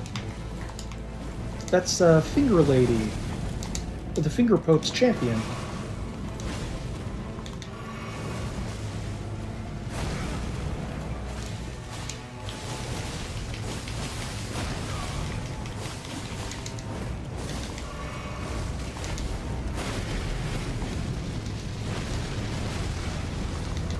It's odd that so many of America's children are weak to bleed. Because Radon is... This guy is... Melania is... It's a little odd. I'll give them that. Maybe because they're saying that she has, like, their blood is tainted because she's the... I will not suffer. Hermaphroditically... begot them. I don't know how to describe it exactly, but she created them in some way.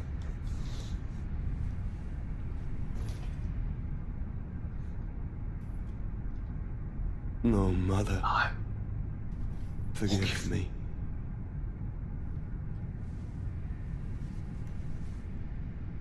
It is neat that they're trying to make Ansbach, a Knight of Blood, into a good guy, because that really does match the general tone of a Souls game that I was talking about before, where, like, there's no precise, like, good or evil. It's all like a yin and yang, where there's evil within good and good within evil. So they actually decided to rehabilitate Moog and make him less of a freaky, satanic pervert. I thought this was not good.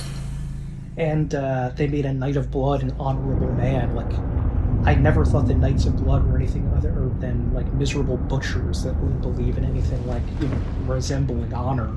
But apparently they do. And some of them do, anyway.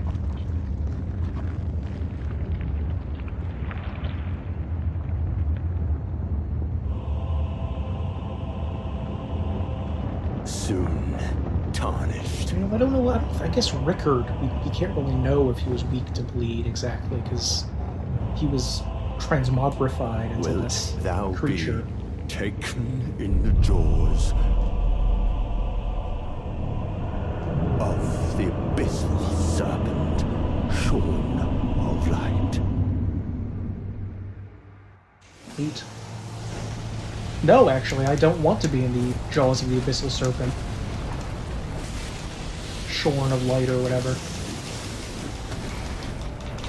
Ow, ow, ow, ow, ow, ow, ow, ow, ow, ow, ow, ow, ow, ow, ow. Fuck. Ow, ow, ow. Kill him, you guys. Kill this fuck. This miserable little turd.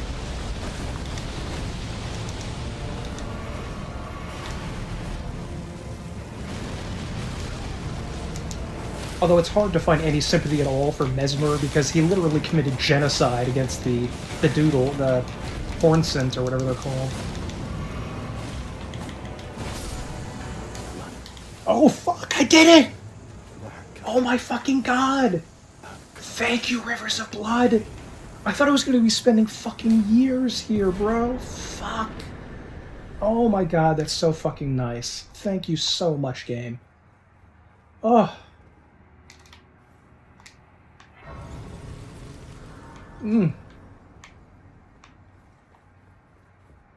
Oh, thank God. Thank you so much, Bleed. Thank you so much. I would have quit this game ages ago without Bleed. I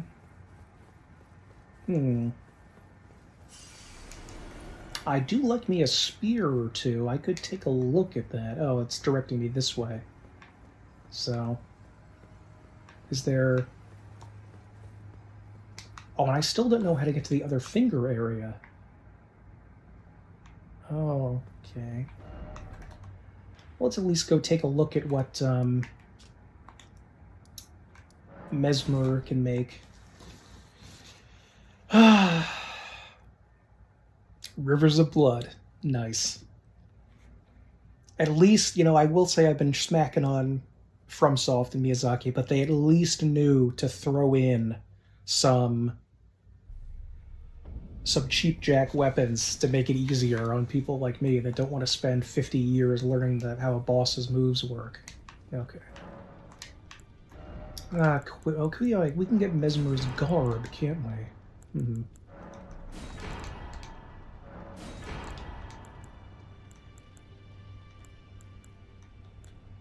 Malekith. Oh, there he is. Okay. Messmer. Alright, so 60 faith for shape Messmer's flame into a giant orb that soars at foe. Okay. And I can't use this spear, unfortunately, but I'll grab it anyway. It's considered a great spear. You know, now that I think about it, did we try spamming Rivers of Blood on the Dragon Boy, Bayle? Okay, let me see what this spear, Great Spear, looks like. I don't know if I've ever really... I thought about trying to use Mogwin's spear, but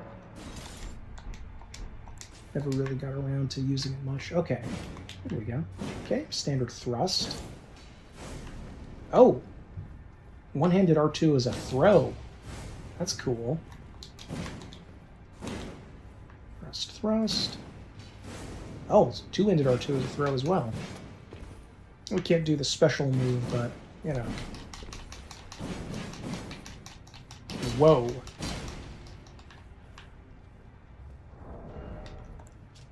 If we respec a little bit, we could use that. But yeah, I'm thrilled that we killed Messmer so fast. Okay, now that we have Messmer's flame, I realized I didn't actually show this. After we beat the Dancing Lion, we have to actually go down here. And it says that we can't get past this. And who has a big ol' flame but Messmer? So maybe roast and toast this, whatever this is, this sort of like enchantment of shadowy darkness or something, I think. And see what comes next. And what?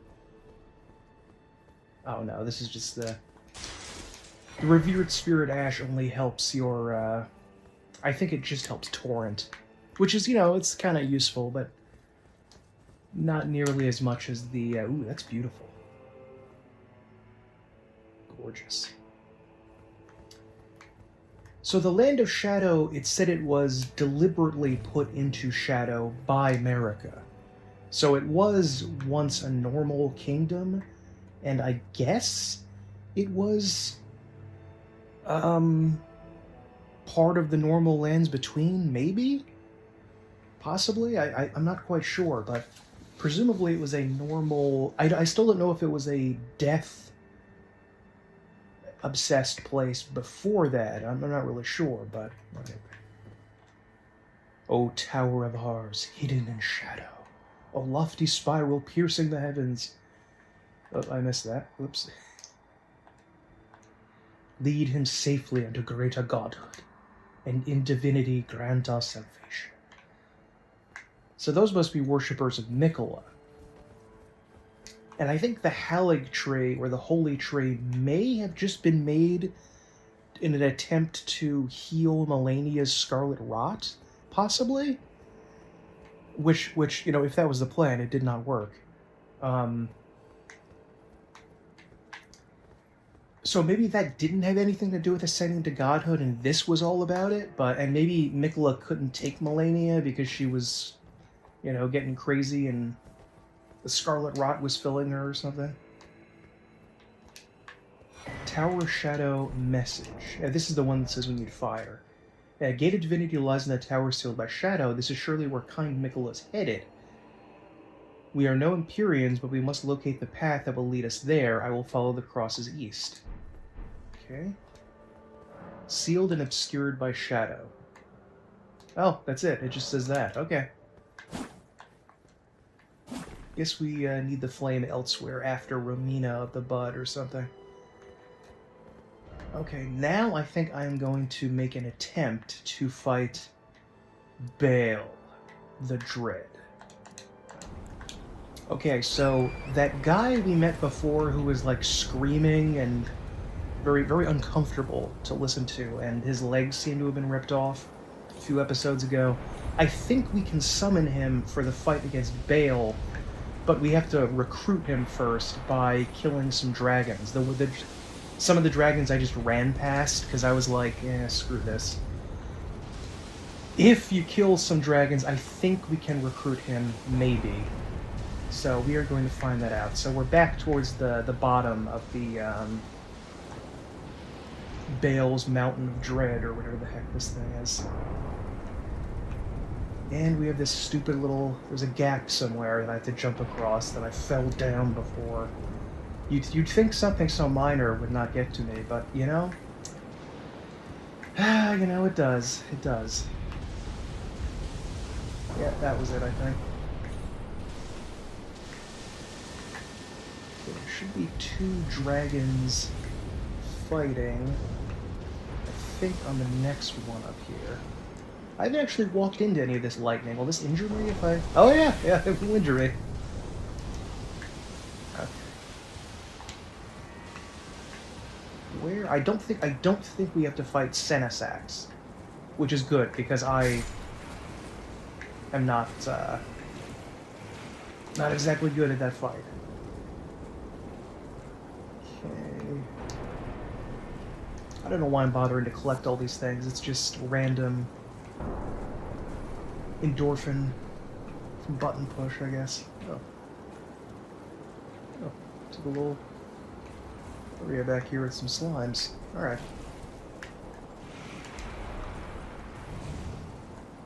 Whoa. Okay, oh no. Well, I'm in the wrong place. I will see you down by the fight then. Okay, let's see if this is the dragon fight that I was thinking of. Ooh, I can summon. Nice. I assume we have to fight both dragons? I guess?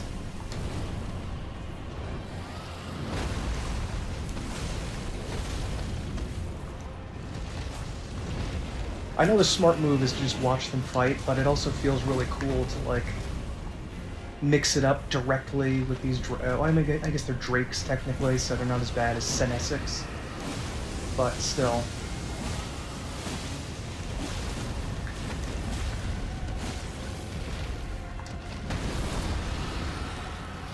Maybe I should fight the guy with the health bar first.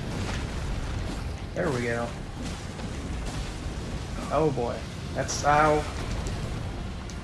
Oh boy. Oh dear. I am in the worst possible place between 2 dragons. Good. Oh good. He is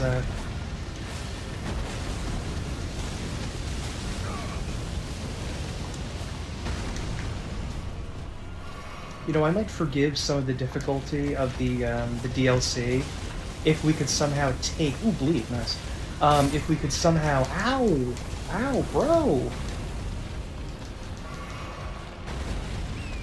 Take the Scadutree blessings and all that back with us to,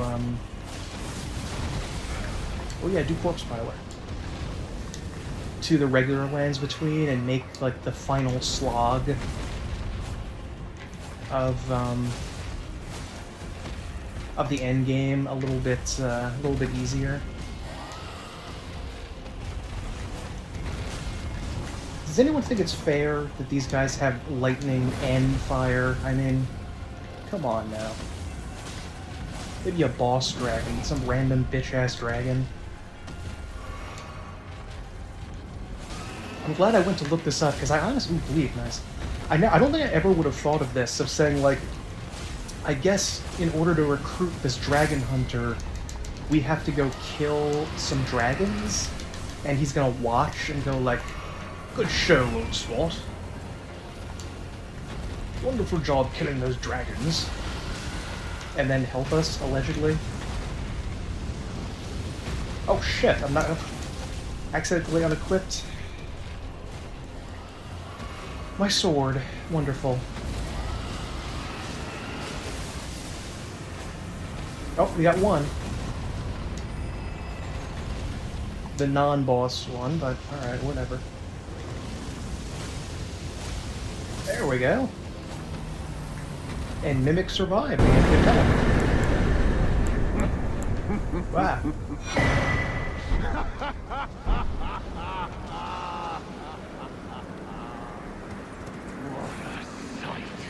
A warrior true, if ever one there was. Where are you? A fellow Drake warrior. Sure, where are you?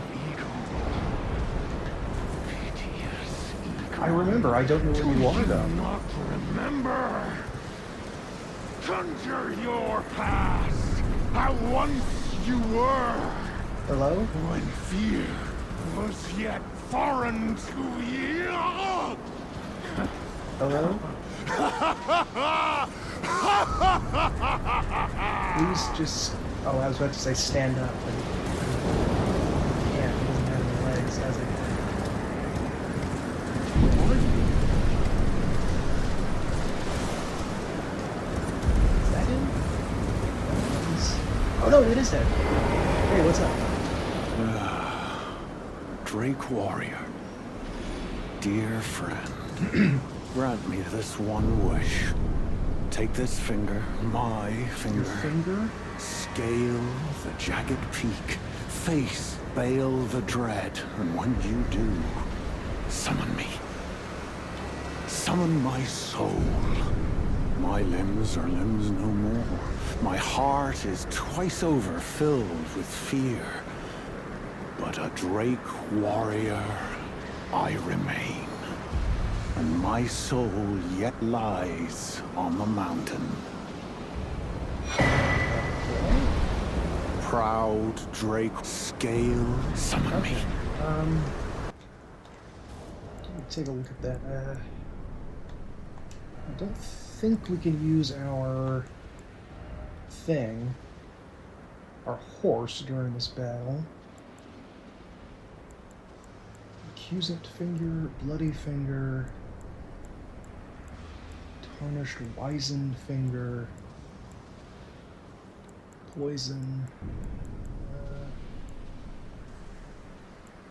Where is your finger, my dude? Or do I not have to actually use it? Okay, I'm going to go up to the mountaintop. Okay, I'm not 100% sure how to summon Igon. I'm guessing his summon sign is inside the place, but if it isn't, then I'm going to have to figure out where that is, and I have to actually use an item to summon him. Okay, let's do this.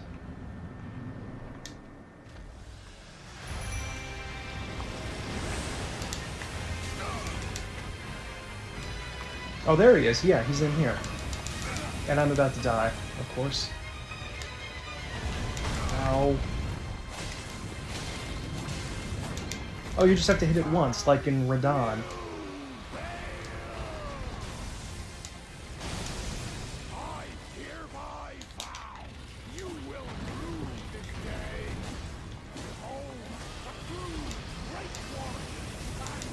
I don't think this is the fight. Igon.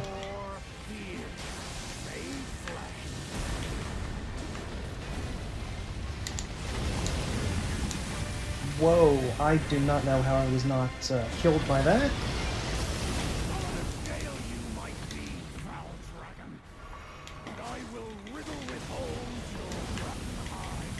Look, we shouldn't be sending just one guy out here to fight the dragon, you know? We should be sending like 10 guys. At least. And maybe someone with, bleed, with siege weaponry.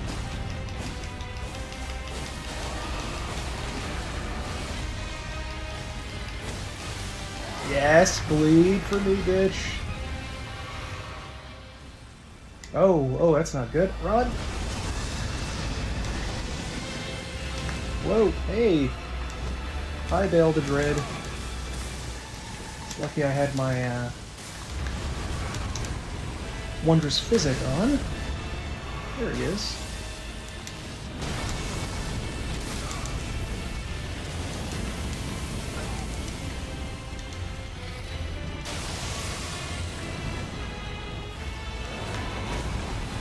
This is pretty epic. This may be the best looking dragon fight in the Souls series. I'll give them that.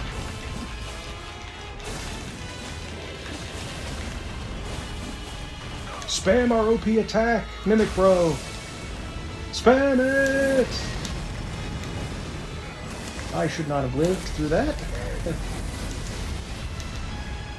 Hello? Oh, there he is.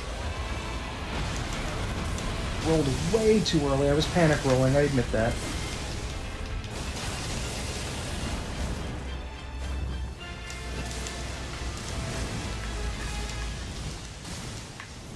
But I feel like panic rolling is what you have to do for that. Oh, fuck. Okay.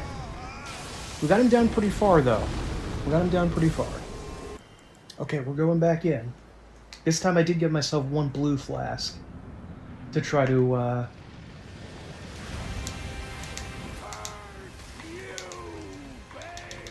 Bro, seriously, just join the fight. Like...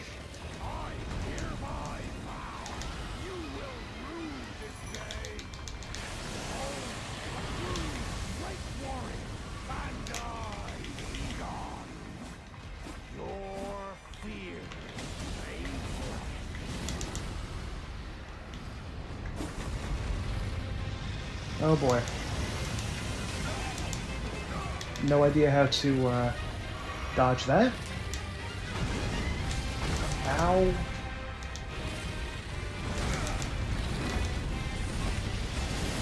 Ow. I don't think this is our attempt.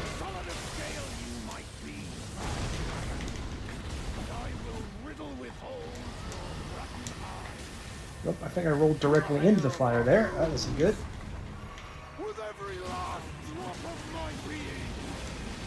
Oh. Again, rolled into the fire. Not a good look.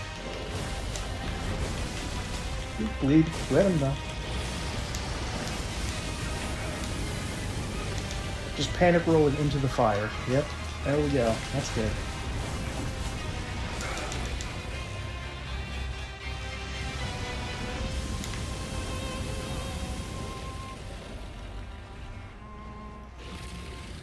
Come here.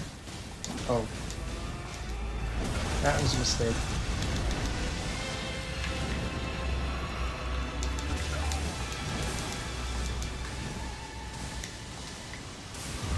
Ow!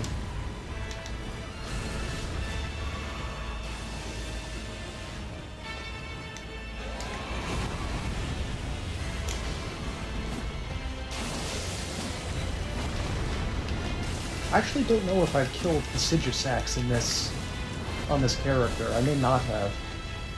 But if, I mean, is it different if you've killed the Sigisax? Because you're kind of doing this for the Sigisax, slash for just the ancient dragon people in general, I guess. Really? Using a bow and arrow? Okay.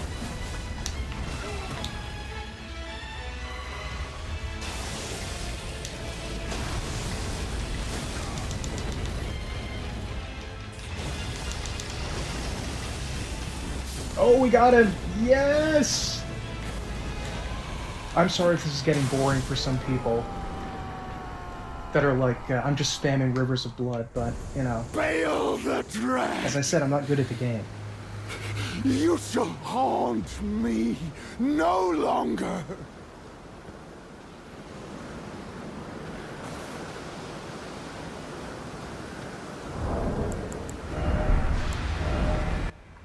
Here we go. The biatrial heart of Bayle the Dread. Dotted with horn-like gravel stones and glistening with deep red liquor. Liquor? Gorge upon it at the grand altar of Dragon Communion to absorb Bayle's power. Purest form of communion in the words of its priestess. Okay. A lump of hot flesh carved from beneath the inverted scales said to grow on aged dragons. When ingested as is, boosts vigor, endurance, strength, and dexterity at the cost of gradual HP loss. Oh, so it's sort of like power within. That's interesting. To the Drake warriors, there was no more intoxicating liquor than the heat of dragons. Is it supposed to be heart of dragons? Okay, well, I guess that's... Ooh, it's a lot of... We got a lot of souls, though. Almost 500,000 souls for doing this.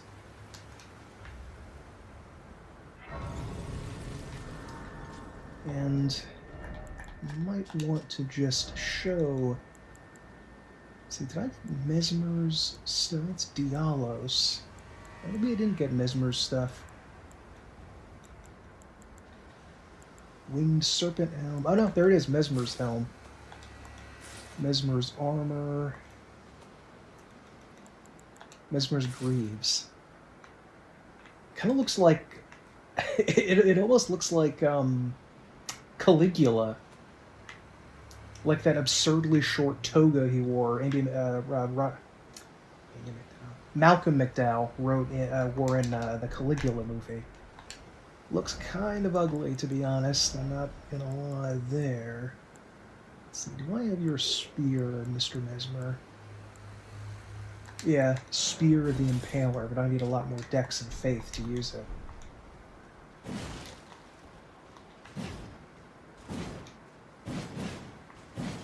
Yeah. All it's kind of meh. I'm gonna go and see if I can meet you by the altar of Dragon Communion. Okay. The lady is gone. Did she die? Yeah, I guess so. Flowerstone Gavel. Is that a weapon? Is that like a club? It is. I can use it. A weapon of the Dragon Communion Priestess, a dragonstone hammer resembling an ancient flower. The 4 petals in the flower's core are all sharp, ending in points, and are capable of dealing heavy damage to dragons. Really? How heavy? Oh, I can't even attack, because it's... Even though the character that I was like... that defended against... Well, I'll use it later then, I guess. I don't know where this stupid thing is. Okay. Priestess Hearts turns human frame into ancient dragon and boosts dragon cult incantations. Oh. The stone heart of Dragon Communion Priestess, used while disrobed to turn one's human flesh into an ancient dragon. The change cannot be undone except by death. Using the heart will already transform temporarily boosts incantations of the capital's ancient dragon cult. The priestess was once an ancient dragon herself, but sacrificed that form for feeble flesh to aid in the destruction of Bayle the Dread. Why is... How would being weaker help in the aid in the destruction? Because you tell people to go destroy the dragon or something? Bizarre. Ritual of Dragon Communion. Ghost Flame Breath. Okay. Communion Bayle. Okay, Bayle's Flame Lightning. Channels Dread Dragon to strike with Flame Lightning infused Talon Bone. To roar with a Heatwave Blast. I guess I'm gonna pick this one? Possibly? Don't know if I even really have any way to use incantations, to be honest. Just need a couple more points of arcane to use that. I think. Is that it? Just 51? Actually, what am I doing here? Where? Okay, memorize spell. Fire Serpent. Rain of Fire. Bayle's Flame Lightning. I have 53 arcane to use that. And let's see if I even have any talismans, or whatever they're called in this game. War. Melee armaments. Ranged weapons and catalysts. There we go. Okay. Fire Knight's Seal. Can't use that. I will meet you back when I have the appropriate tools. Okay, so I have 53 arcane and I can use the spell, Bayle's Flame Lightning. Let's see what it looks like.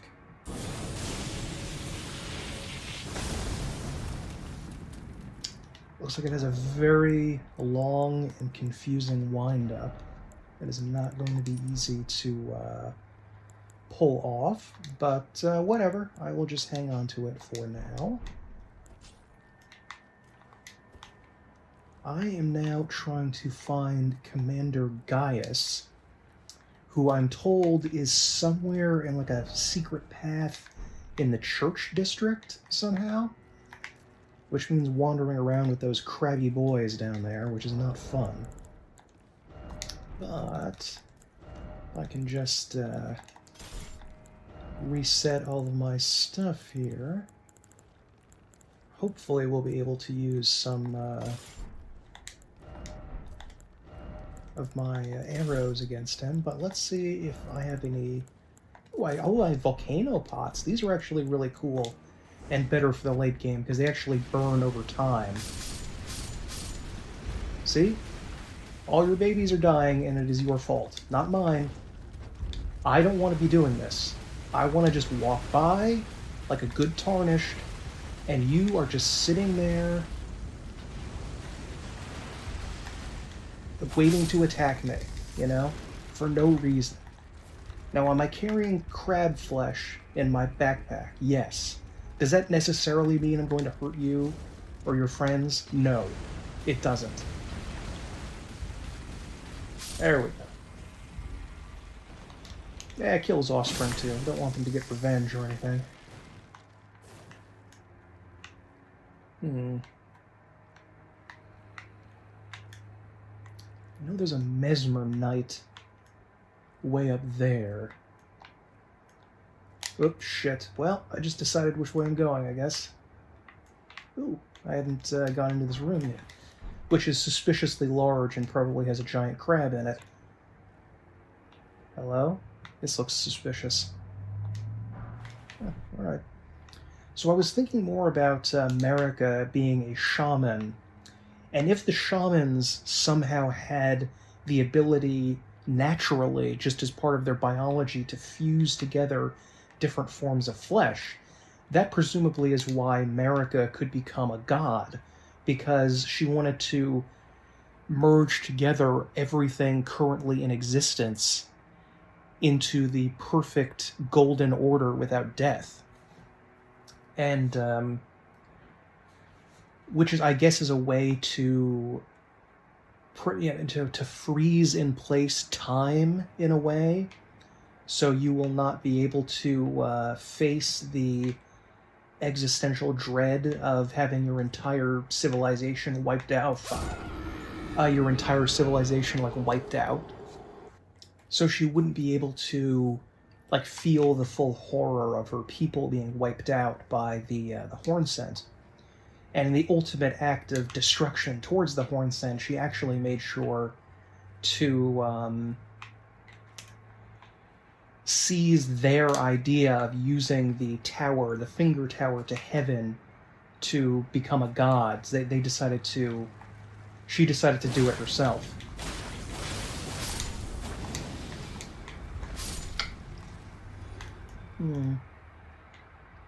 Should I go back down to where I was?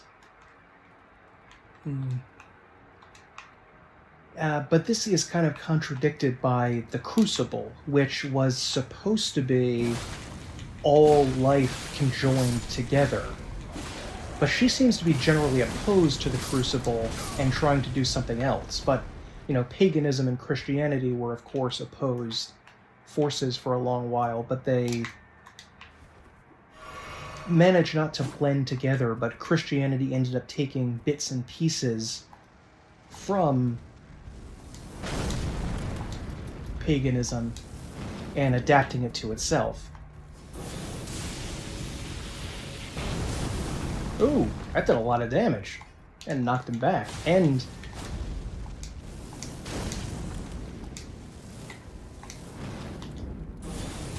it was a pretty long distance, to be honest. Damn. Takes a lot of FP, though. I may need to grind some levels out. So what am I, like 23? 22. So if I just grinded out a bunch of FP, that would be fine, I think.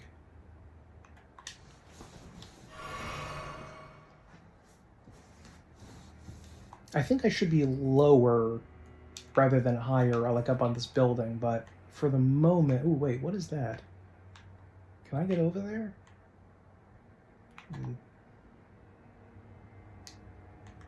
Don't remember if I was over there. And I think there's got to be someone trying to shoot me over here. Which is not fun, but it is some Dark Souls 1 nostalgia.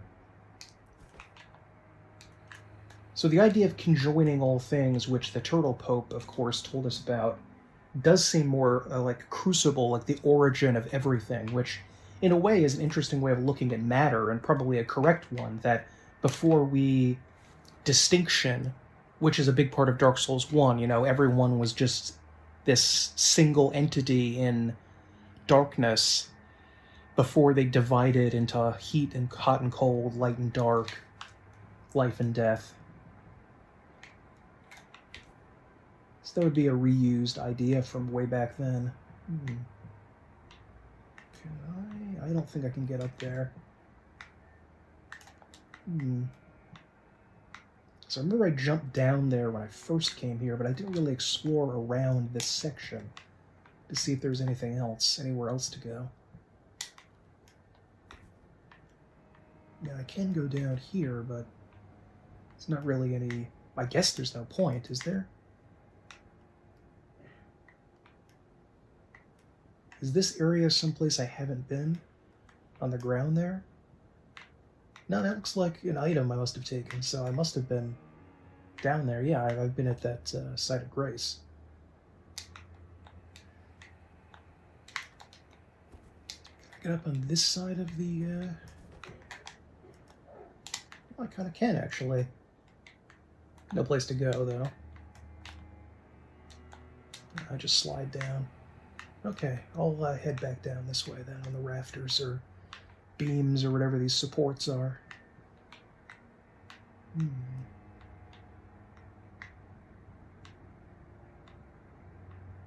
Trying to remember which way I went when I was originally down here, but I definitely didn't go over there because there's an item.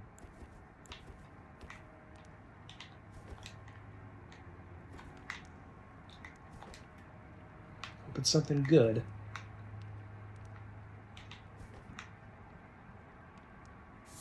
There we go. And it's nothing of value. Good. Okay. Well. Okay. Fine. Oh, it's just a crab. Oh, wait, a crab. That means there's a big crab around here.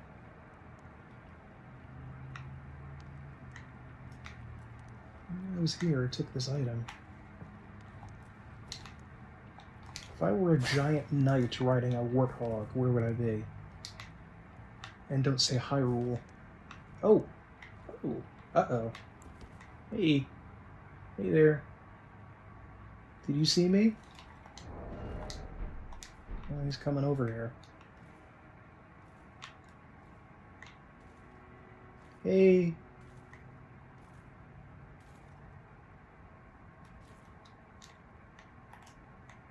Hi. Hi there. Kabonk.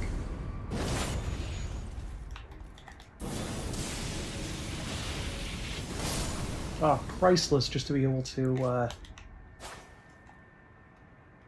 withstand his attacks without getting staggered. Just lovely. Okay.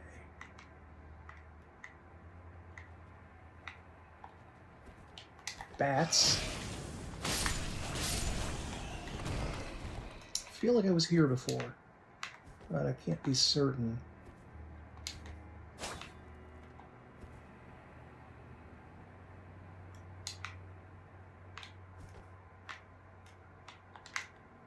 Okay, this might be back to the entrance, I think. Yeah, I vaguely remember that. Yeah, I remember this little sneaky guy, too. Where is this mysterious exit? Okay, this, I think, must be back to the start, probably, maybe. Yeah, this is where we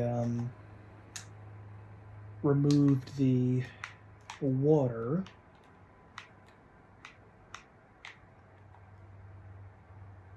Nope. Hello?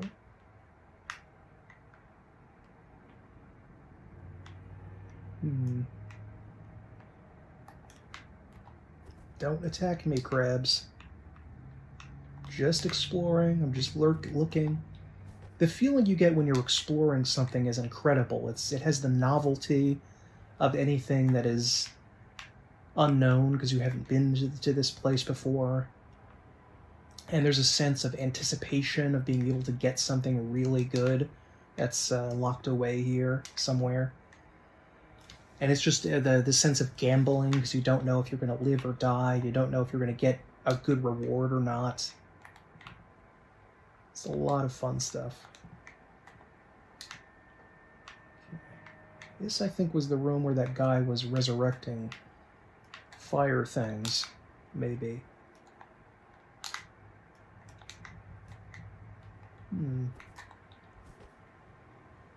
This is where the tree spirit was, I think.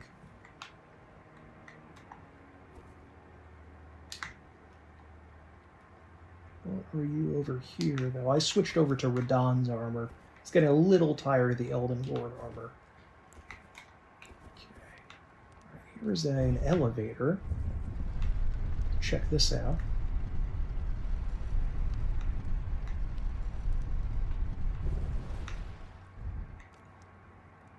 Oh, this is the entrance. Perfect. Okay.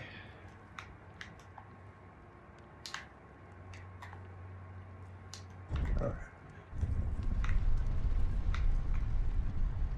So I don't need to go all the way around if I don't want to, but it's not really an issue. I'm trying to find where to go.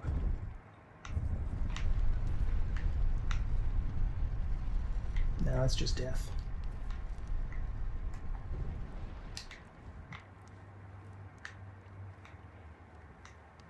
Hello.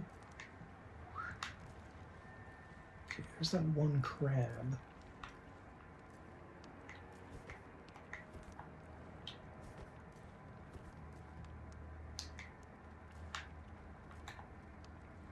I did read that the way to it is very complicated and roundabout, which is really annoying, but okay, whatever. Oh, yeah. Just keep eating. Don't come over to me, please.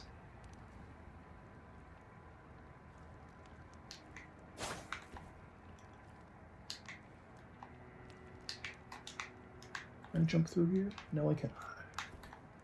But there's an item I didn't get. So, let's go take a look at that.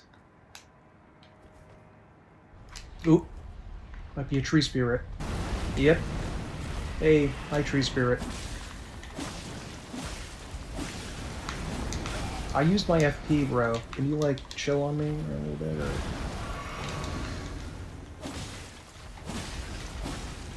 or... Unable to summon Mimic, bro. A little unfair. This is clearly, if it is not listed as a boss, it's clearly a bossy boots.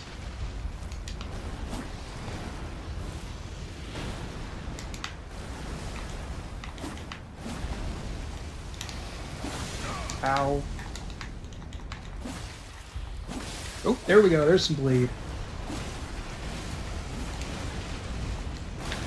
No, he got me. He bit me. Shit. Ouchie zouchie.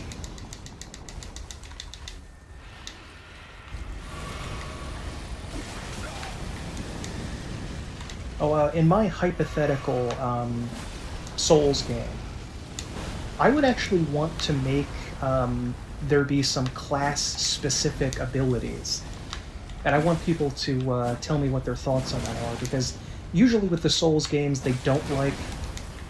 It's part of a subset of RPG games where they don't like to distinguish as much between classes and just make it like, this happens to be how you start out, not where you'll end up, which is fine, but I don't know, I might want to mix things up a little bit by having some class-only skills. Like, I was thinking, what if we had... Oh no, it got me again? What if I had a class-only skill as a thief, where you could climb certain walls where other characters can't? Or if you were a thief, also I was thinking that you would get a little safety catch if you were falling off a ledge, like in Dragon's Dogma, you would go like, oh, before you fell off. Iris of acculation, so iris of making things dark and shadowy.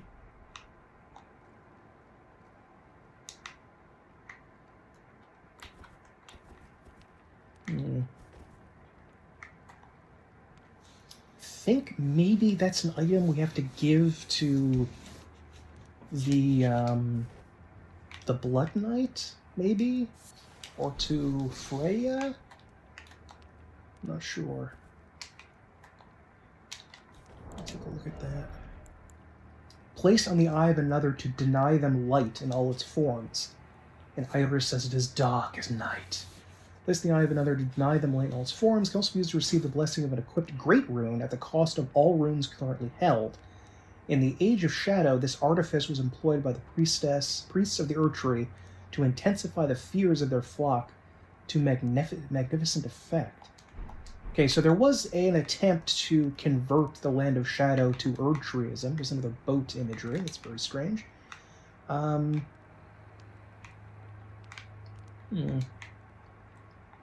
I was just thinking that they wandered over here and killed a lot of the Hornset and then moved on, but they did at least try to introduce their religion here. Which in a medieval mindset is not unknown to have a religion foisted upon you. Damn. Oh, hey. I didn't think you were here, bro. Oh, they don't have a lot of health, though.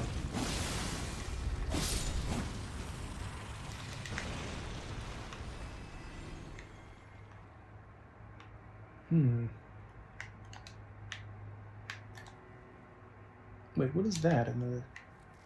Is that a different path? I'm going to look over there. And some other specials I thought we could have is that if you're a priest, all of your healing spells are automatically stronger. You know, anyone could at least get the faith for a healing spell, but yours are stronger because you're a faith user, or because you're a priest.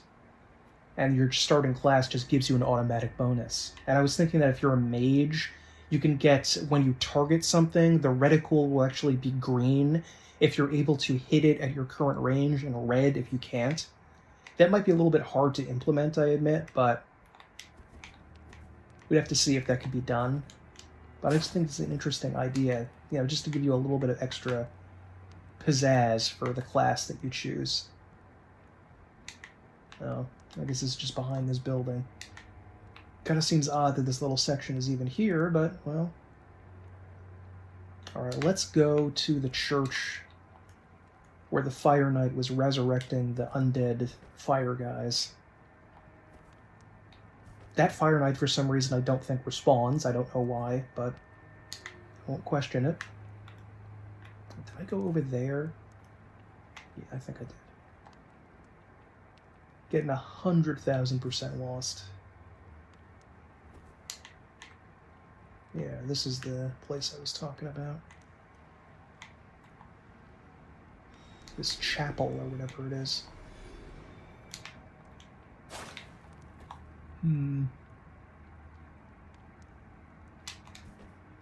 Apparently I was up there at some point.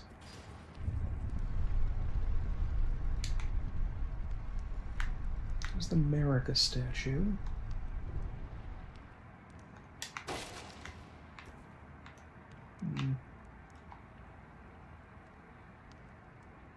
I think this is where I went up to get to the America statue, but I'm not sure. But I'm going to go down here anyway.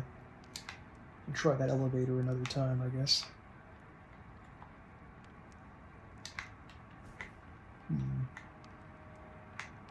Hello?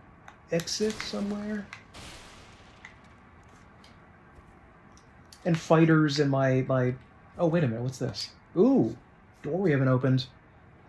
And fighters would have automatically have extra poise or something, or maybe barbarians would have extra poise, and fighters would gain a % bonus on all armor that they wear. You know, their armor would be like 5% higher than anyone else wearing the same armor, or something. You know, not game-breaking things, just little tidbits to make things a little bit different. I was also thinking about, and tell me what you think, this is a huge idea, but it'll be very complicated to implement, is that even though it's an action RPG,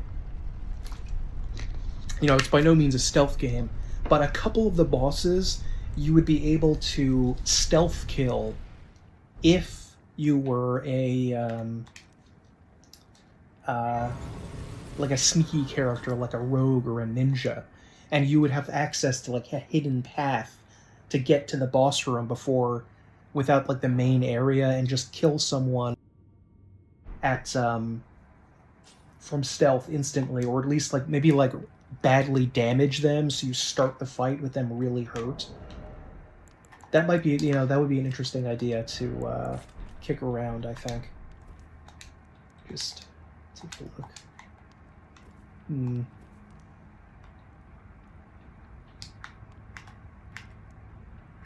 Okay. This looks very likely. I completely missed that door when I was first here. Just sailed right over. This looks suspicious. Run! Flee! Okay, here we go. Ooh, maybe another Scadutree fragment. Someone just died. That was strange. Iris of Grace. Or maybe this is what we need to give to him. Place on the eye of another to grant them the light of grace as a fleeting blessing. It can also be used to retrieve the blessing of an equipped great rune. In the realm of shadow, this artifice was employed by the priests of the Erdtree to quell the fears of the flock to magnificent effect. Okay. There's a scroll here, but can't see anything on it. Or Headless America.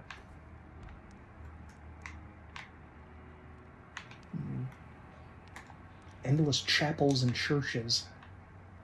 Oh, and there's yet another one of these. That's strange.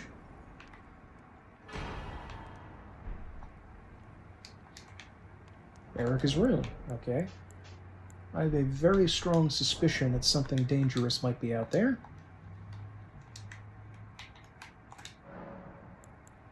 Just,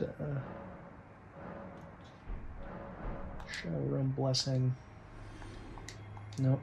I don't know where these darn fragments are. They don't just come in one area. Sometimes you just find them on the ground. Other times you have to kill an enemy to get them. It can be almost anything. Okay. Scadutree Base. Scadutree's based, you guys. I'm sorry for that. I'm sorry for saying that. Ooh, this does look really cool. This is actually my favorite color pattern, black and yellow, or black and gold. Hello? Oh wait, maybe this is like an Erdtree Avatar, not Gaius. What am I doing? Gaius wouldn't be here, would he? I better be able to summon for this game. Don't screw with me on this. I better be able to summon. Hello? What happens if we just drink the sap? Are you supposed to drink it? Or are you supposed to apply it like a topical salve? Like, what are you supposed to do with it exactly?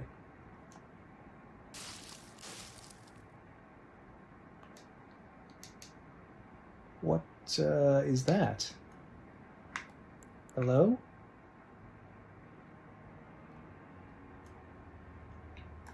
Hello? Ooh. Crap, no horsey. Okay, let's do this, bro. Oh my god. Getting our asses kicked already. Seems to take a lot of damage, though. That's good.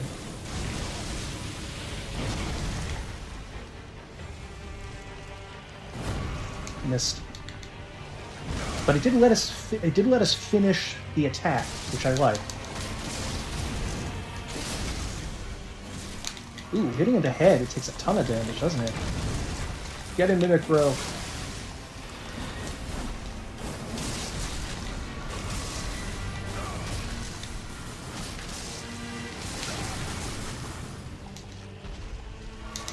Fuck, fuck, fuck, fuck.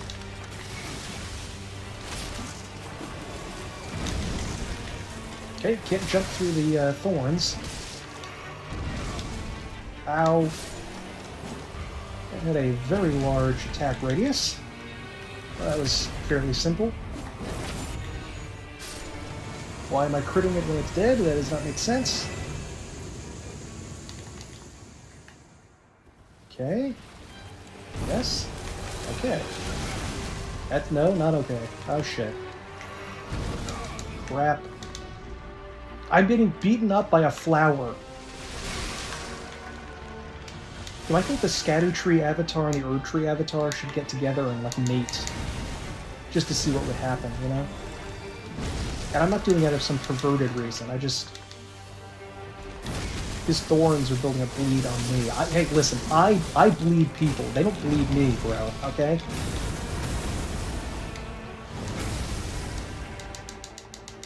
Where... Oh, that was a grab attack. That's why I couldn't move. Okay, I got confused there for a sec.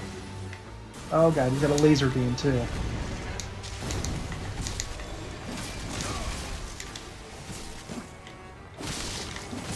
Kill him, Mimic Bro. Fuck. Okay, the battle just starts automatically. We don't have to do any hunting. So we are almost bled, have done no damage, are far away from him. Oh, I was able to roll through that, though. Yeah, even the base takes a fair bit of damage.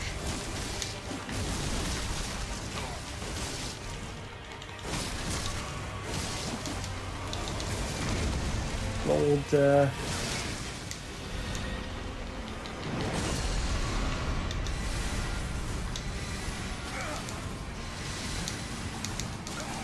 roll. Oh, come on. I'm spam rolling to get through that, and it is not working. Yes! Got him.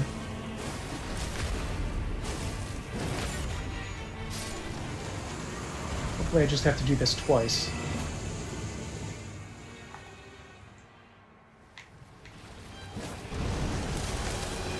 Okay. Oh, even if you're not looking in the direction, I like that you kind of use the directions if you're listening to headphones to where he's going to come up. That's neat.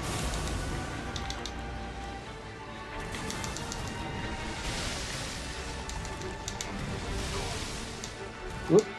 Got me with the thorns. Mimic Bro! Quickly, to battle! Shit. I feel like I rolled through one set of thorns, but then just rolled into another set or something.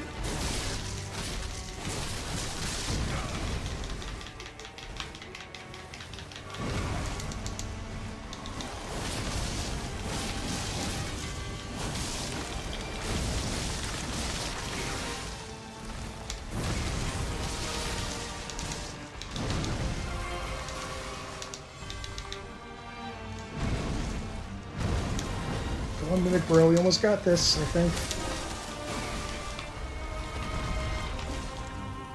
There we go. Finish him off. Yes. Dead. Runes. Runes. Crap. Okay, he's still... Oh my god.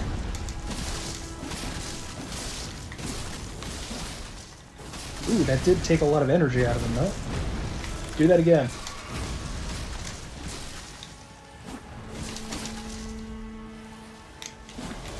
Yeah, attack my Mimic.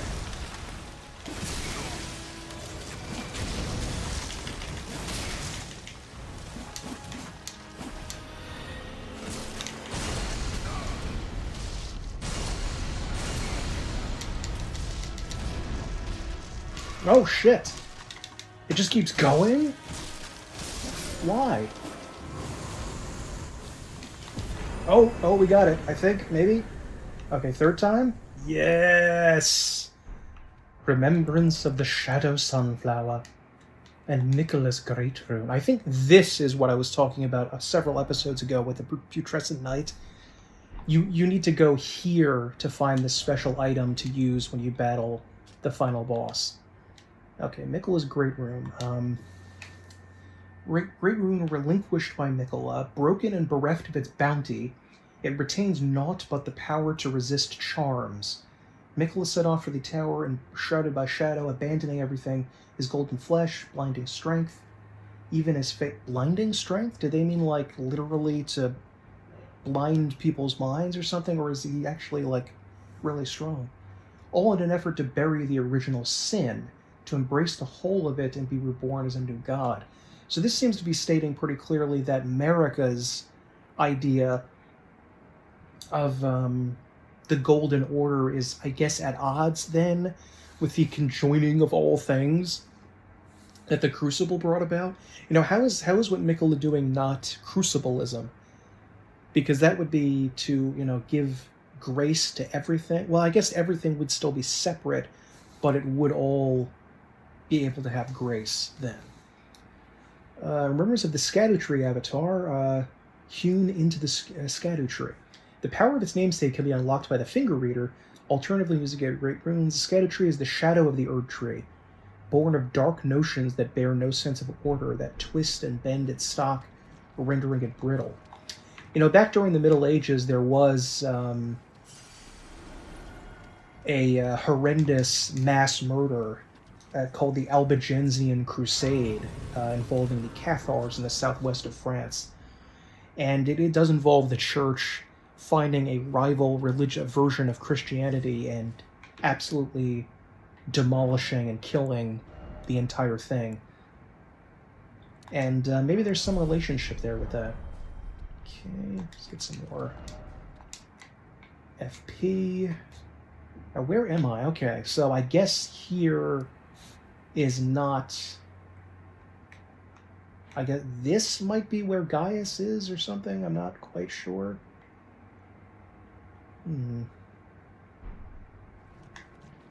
Like, how do I take it that the Scadutree soul just gives you like a bunch of like faith spells, some incantations, so whatever.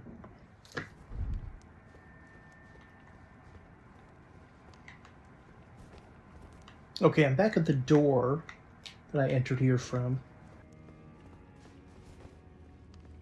So let's go back. I mean, we did find a boss, which is a good thing, but bad thing is it's not the boss we were looking for, so it's very puzzling. This is odd. Why is there this gap here? Just, oh shit.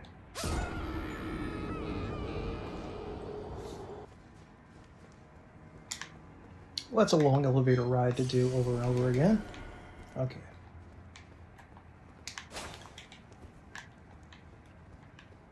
This long blank wall looks kind of suspicious, doesn't it?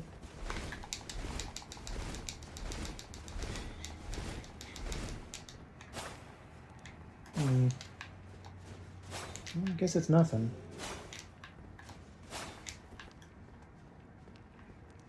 Well, we're lost once again. Unless this is something, which I don't think it is, and I don't want to get too close to. But kind of feels like it should be something. Okay, whatever.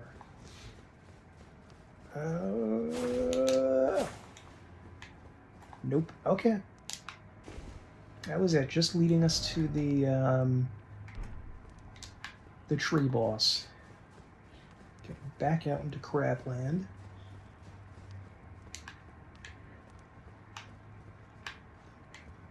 Was an elevator we did not go up.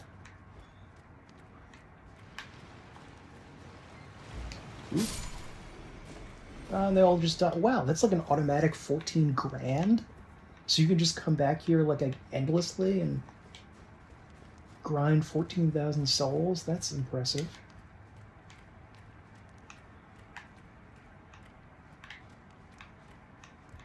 Who knocked over all this furniture?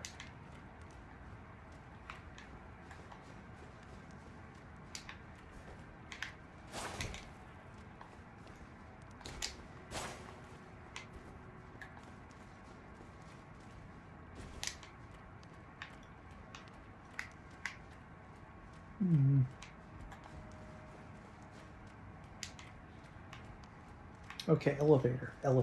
There we go. Anything underneath the elevator? No, just death. I remember going here to get to the dissection lab, or whatever it was called. Specimen lab.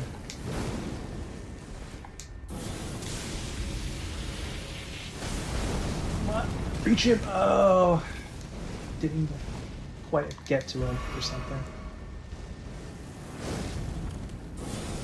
See, this is the smart way to fight these guys. Really? Still did not do... I don't know why it's doing less damage. I must not be close enough or something.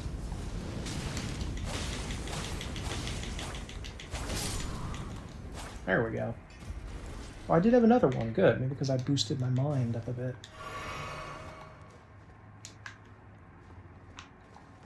Anything over here suspicious? Okay,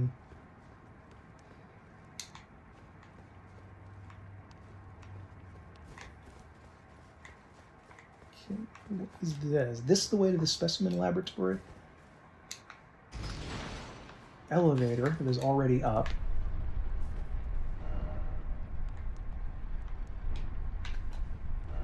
So I'm guessing... Hold on, let me... Yeah, this must be to the specimen storehouse, I think. Probably. It's a big ladder, jeez.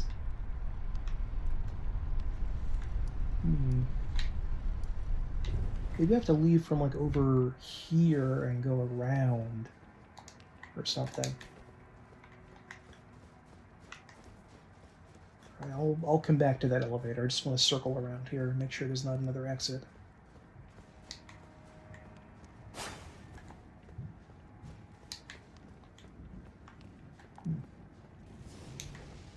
Not that I see. Oh shit. Hey! Do you want to be friends?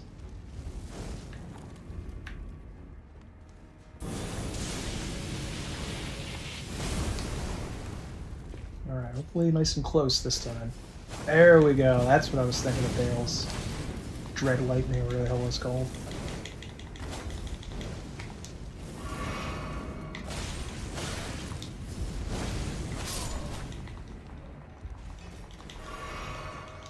There we go. Just barely survived, but did it anyway. Okay, now is this a new area? No, wait. No, this is back to... Oh, yeah, I was already here. It's the, who's-ma-watch-it? Draining the water.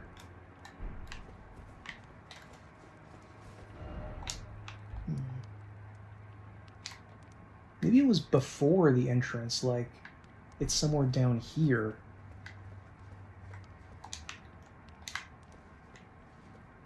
Okay... Alright, well, I guess I'll go on to that big elevator and see you at the top. Just the specimen storehouse. I do not know how to get there. To the, There's an item, apparently, I didn't get over there, which is a little distressing, but... Can I go on this? Looks like no, I can't. And more of those stupid Messmer knights down here, too. Ooh, did get a ton of souls, though.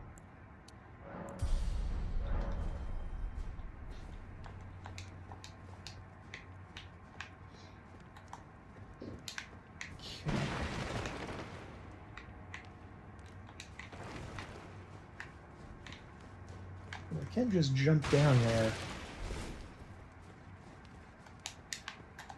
Or maybe now that Messmer's dead? Oh, I don't know. I don't think he would care if the Blood Knight would care if Messmer's dead. He cares if Nickel is dead.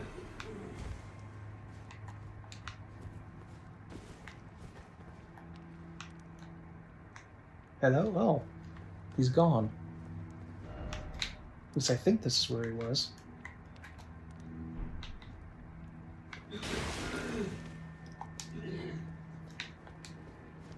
Must be another room.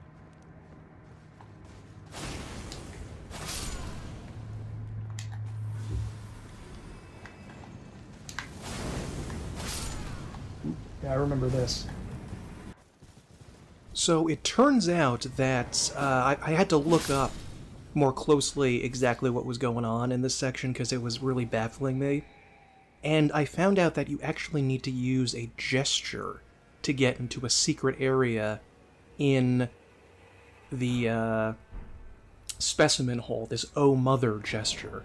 Now that has been done in the games before, like in Dark Souls 3, where you had to have the Dragon Communion gesture in order to get to a certain area.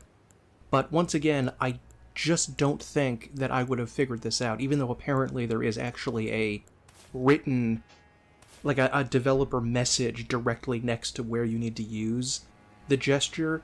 But it really brings up this weird idea of why would America and her gesture, specifically in relation to her oppressed and obliterated species of people in Bonnie Village, be linked to the fingers? Did she seek out help from the fingers in order to get her revenge on the horn scent? Or I'm not really sure what they're saying with that, with the message. But, I mean, I wouldn't put it past her. It seems like, she was crying out at the very end, if she was suffering and oppressed, or her people were suffering and oppressed, but she had a position like, occasionally someone high up in the court in a medieval society could be part of a marginalized group that usually was oppressed, but they were allowed into the upper echelons to, be part of the courtly community or something like that, because they do mention that Marika betrayed the society, the Hornscent Society, at some point. When they're attacking her. Of course, that is from the perspective of the Hornscent. I don't know what's right or what's wrong, but yeah, it does add some interesting thoughts about what exactly Marika was. Did she intentionally invoke the fingers, or were the fingers already there, already going to do this, and they just happened upon each other? Or, I mean, I don't know. I don't know what happened. Whether it was the intent of Marika, or whether she was she uplifted by the fingers, or did she petition the fingers to uplift herself into godhood and create the Golden Order and get vengeance? I don't know. Well, that was agonizing. I sort of looked up a little bit about where to go, and then, they kept telling me to go to this huge ladder, and I ended up just exploring and clearing out essentially the entire room here, or the entire specimen gallery. And admittedly, I did get a little bit better fighting these fire guys, because I realized that a big two-handed weapon like a greatsword would actually be better, because I don't want to say that you can stagger them, because it's not exactly staggering them that easily, because you still need to get a few thwaps in with a greatsword, and maybe there's a better greatsword for it. The great club or broad axe would be better, but I did get a little bit better using a bigger weapon that slows him down a little bit easier. And I think I can also tell you that I 100% know, without the tiniest shadow of a doubt, that I would never, ever have been able to find this secret location if I had not been told about it on the internet. I may have seen Gaius on the Who's'emo Watch It, the trailer, and then that would have been it. I never would have been able to discover this, especially because it involves a gesture. which admittedly was in, in previous games, in Dark Souls 3 especially. It was an important issue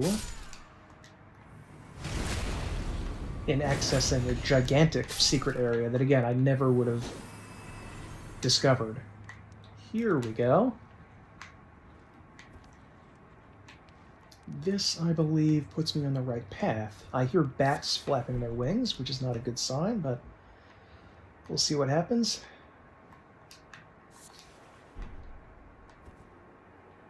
Aha! Actually have a brand new thing. And I was exploring all over the other section, but I think they wanted me to go to the back section. Yeah, start here, storehouse back section. If you start anywhere else, it's either going to be really hard or maybe even impossible to get down there. I have a ton of souls, 250,000 souls from clearing out this stupid place. I used to take correct soul level as so serious in these games, but ever since Dark Souls 2, they just began to screw around with it so much that it basically means almost nothing anymore. Okay. Let's head up here. Not the coolest fashion, but it's still pretty good.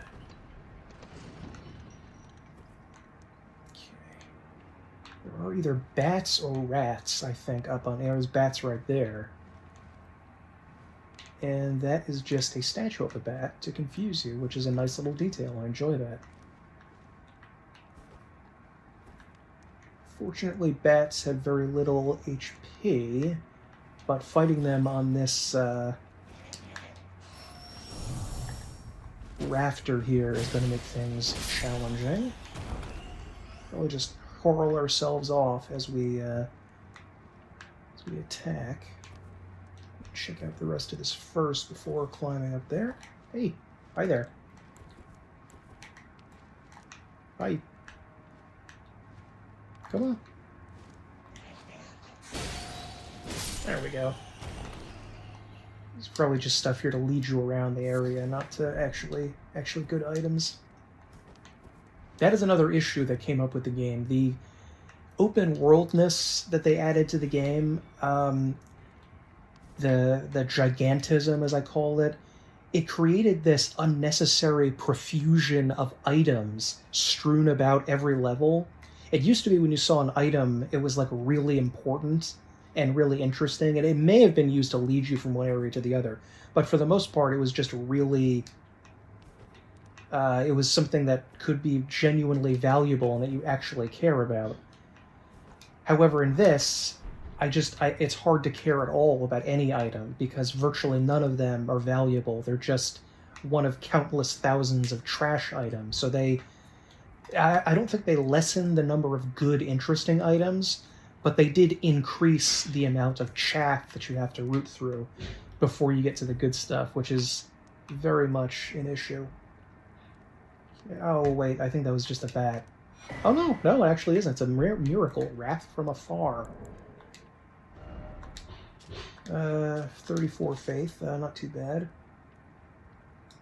Fires a golden shockwave that knocks back nearby foes. Charging increases the size of the shockwave. When the Elden Ring was shattered, the people of the Realm of Shadow felt it too, and feared it as a sign of the Erdtree's wrath.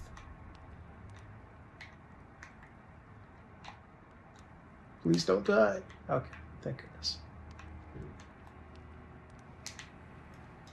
Alright, let's go up here. This area just feels exactly like the hospital in Bloodborne to me. There's the enemies that can slap you for a ton of damage. There's even a... oh god, there's one of these guys up here. Oh god. Ugh, that's a catastrophe.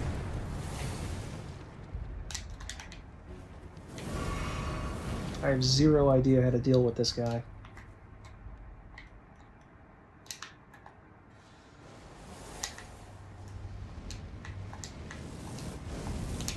Fuck, you kicked me off the edge. Fuck. Perfect. Well, that was a catastrophe. I don't know what the heck I'm going to do with these guys. Like, how could I... It's hard fighting those guys under the best circumstances. You know, I just felt good about myself because I substantially improved my abilities against an enemy. And then the game just said, you know what? Fuck that. Too bad. You are officially screwed now because you have to fight them in this really complicated zone. Which, touché, game. I mean, you did fuck with me there. I'll give you that. I don't even think I want to try, like, hitting them at long range or something, but they're so powerful ranged that I don't even know if that would really function.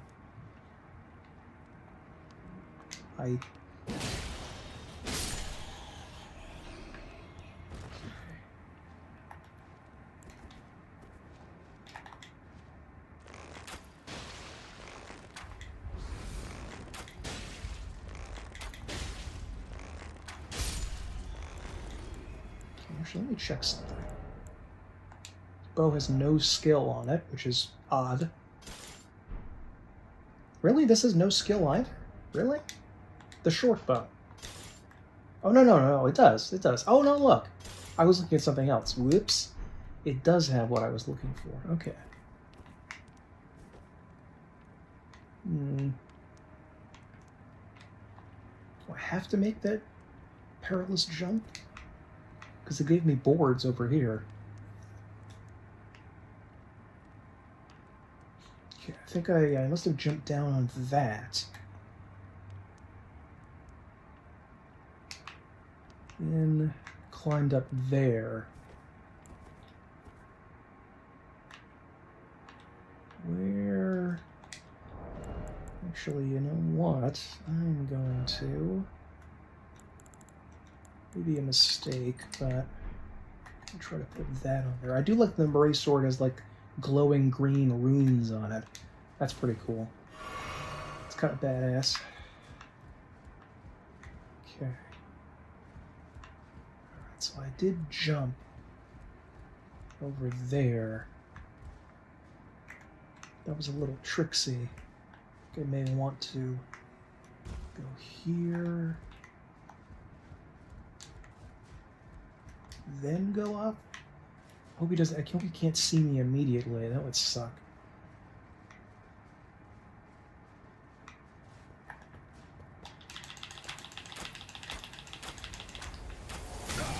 Fuck you.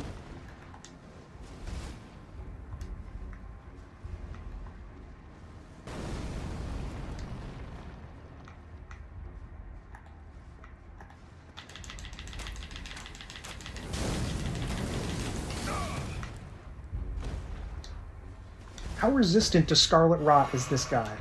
Come on. I've hit him like 7 rot arrows.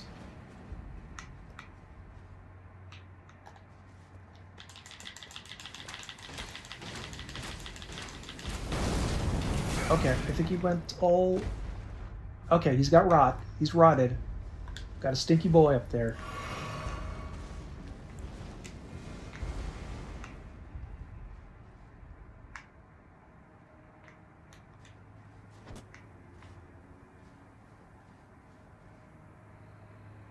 Okay, just let the rot do its work. No need to get greedy.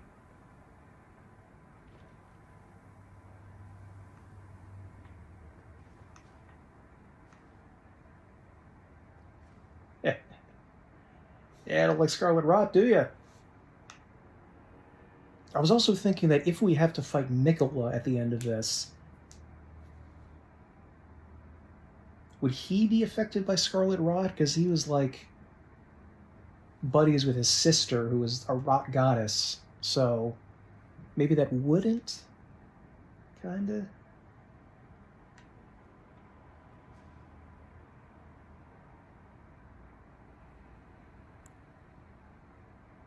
I'm just waiting. Just waiting for that rot to do its work. Don't need to fix if it ain't broke.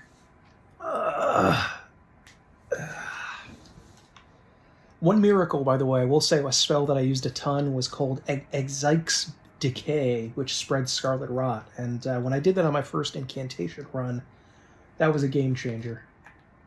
Okay, he is still okay.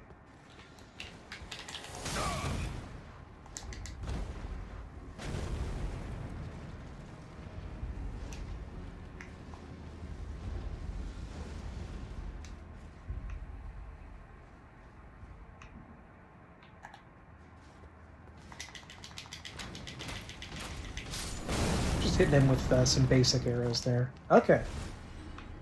So, that guy is deceased. Oh, there's a... looks like there's an item on top of this elevator. It's a little sketchy, but... Oh, no, there is not. I don't know what I did.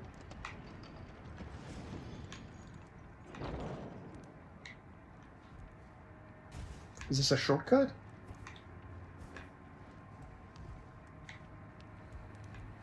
Gonna go back up there. I was also thinking about my fantasy FromSoft game. Like, what if... Oh, wait a minute. Do I want to go to that one? No, it's probably the same area. But in my Fantasy Souls game... I would think, like, what about if you're a different race that you choose, characters will treat you differently? Like, if you were a dwarf, let's say, characters would... A dwarven character would be nicer to you, give you, like, a discount on things. It may be fairly minor, but I just think it sounds pretty cool. Oh, wait, how do I get up there? Let's go down here.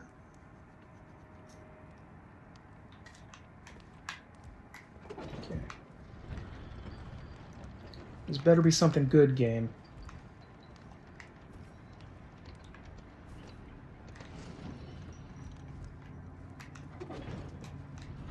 Careful, careful. To fall on top of this. Jump. Oh, it's a Fire Knight. Those guys that I hate. But who knows? Maybe they're good in combat. Okay, I don't know if this is an area. I guess I haven't. I can't possibly have been to this area before because. It's not,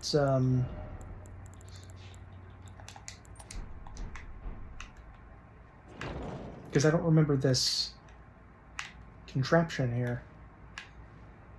I also hate that I swear at least some of these Fire Knight guys are programmed to turn around even if you're sneaking. Which is serious bullshit. This one we lucked out on. The bangles on the side of his armor kind of look like perfumer vials. There we go. We know how to treat these guys now. Rune of an Unsung Hero. Okay, so we haven't been here before. That's good. That's good news. But...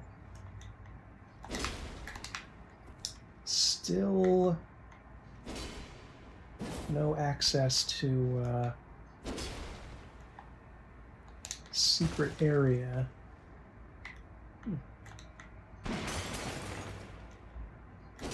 Everything seems kind of suspicious to me. Oh, by the way, I did get the Fire Knight short sword, which I will gladly show you.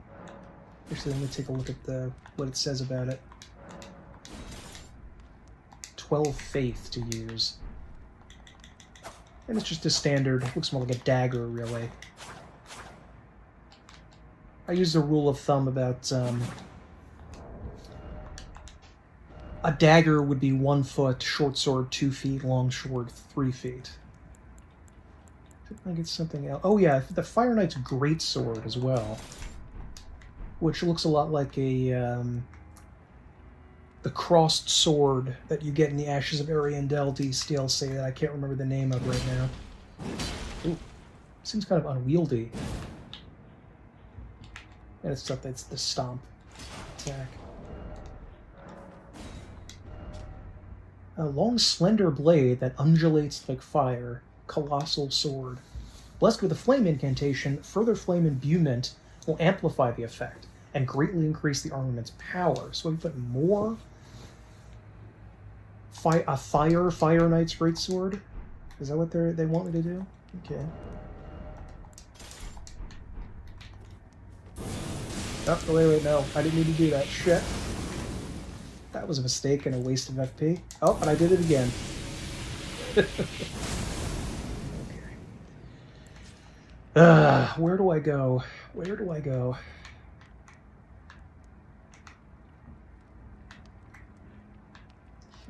Okay. Oh, is that other one just, like, right next to it here? Yeah, it must be.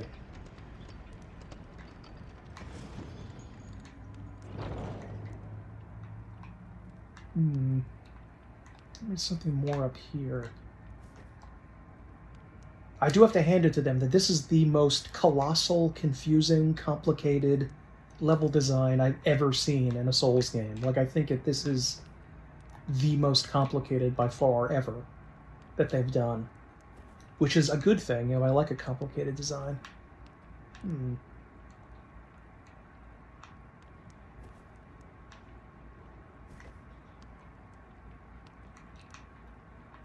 That's not new, is it?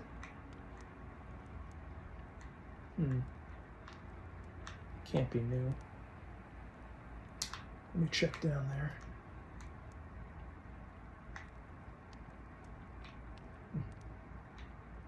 It's a dead bat down there. Is this may be where we came from? Yeah, I think this is where we came from.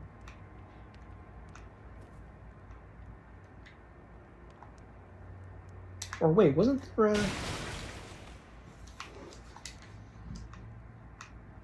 I forgetting something? I thought maybe there was a site of grace where we came up from.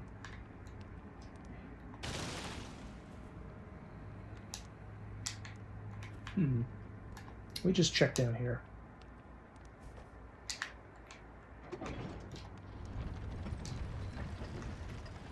Ooh, look at that snake there.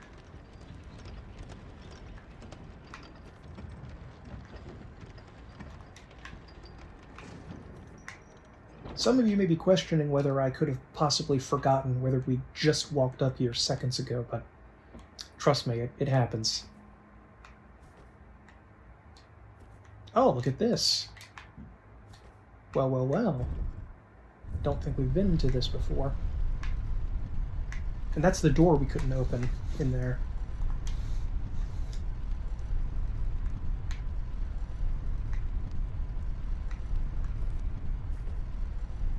I do like this sword, but it just feels like Rivers of Blood is just making everything so much easier.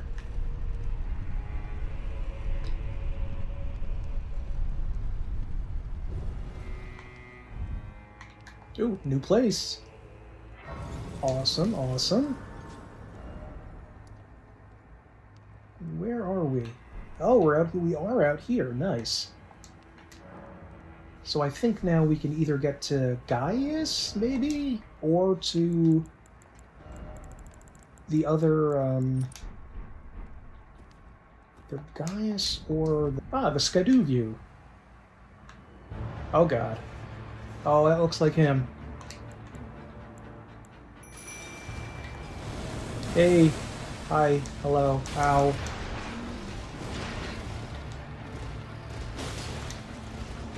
Oh, that's a lot of damage. We found Gaius, guys. We found him. He's gonna kill us instantly.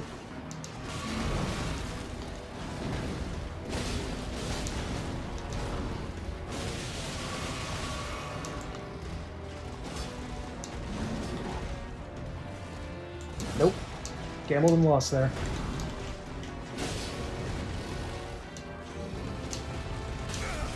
Oh, I thought he was riding one of the Catoblopops, but maybe he's, maybe it is just a giant Dark Souls 1 boar. Because I talk about Dark Souls 1 a little bit too much. I could be classified as a Dark Souls 1 boar.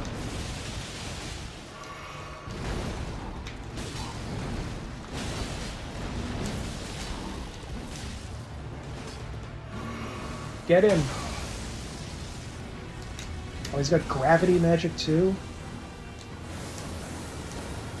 Who would teach a pig gravity magic? Who did this? Was it Radon? Did he do this? And if he did, why?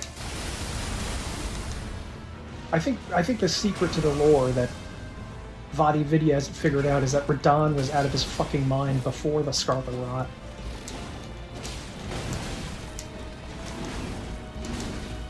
Shit.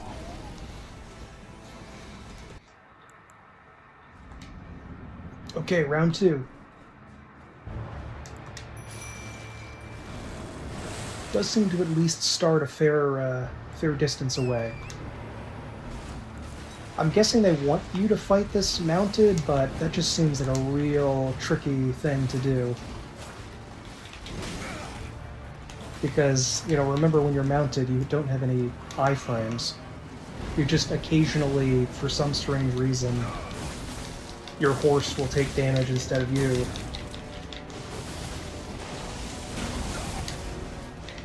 Ooh. Oh, I wonder if we get that gravity sphere.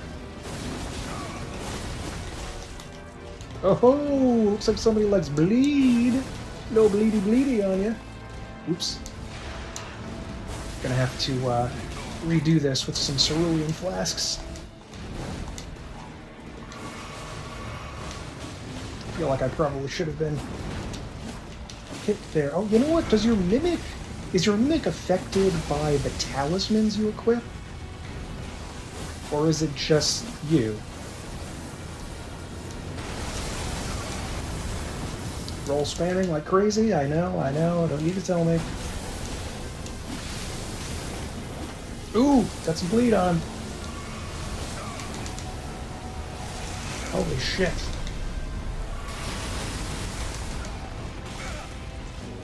Don't know why I don't think I was hit by those gravity things when I should have been.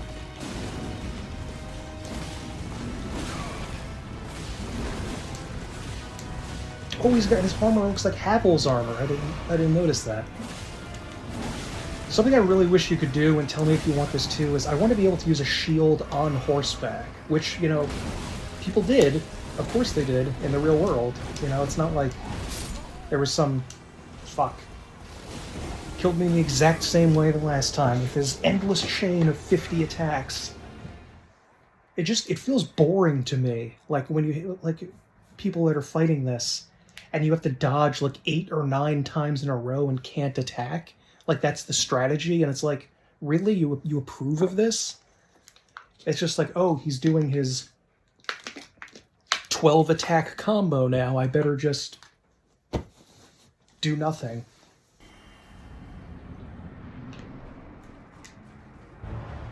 Okay, let's do this again. Pop to Runark for just a teeny bit extra health.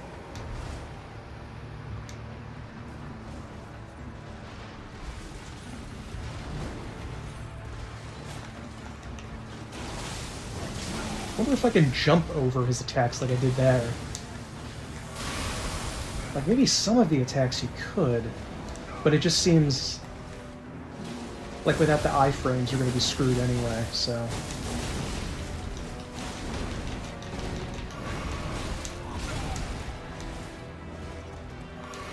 Oh, look at that. Look how many attacks that was in a row.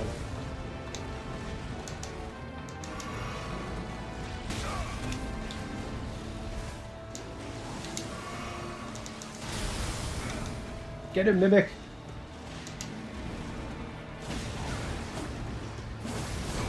You son of a bitch. Come here. Hey, you don't like that, do you?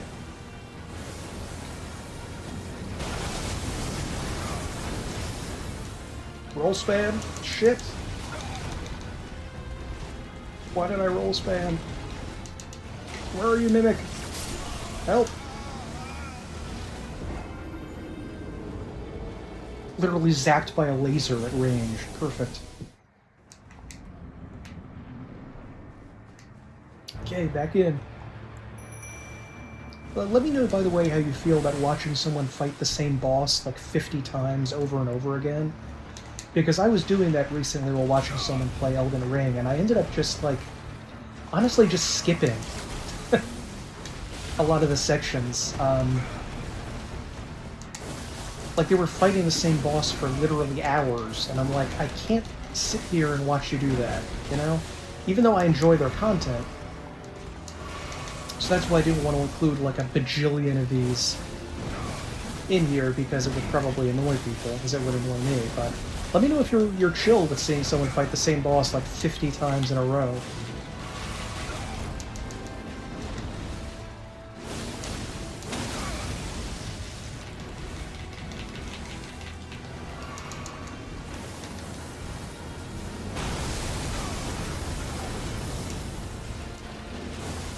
Ooh, thought I had my flask thing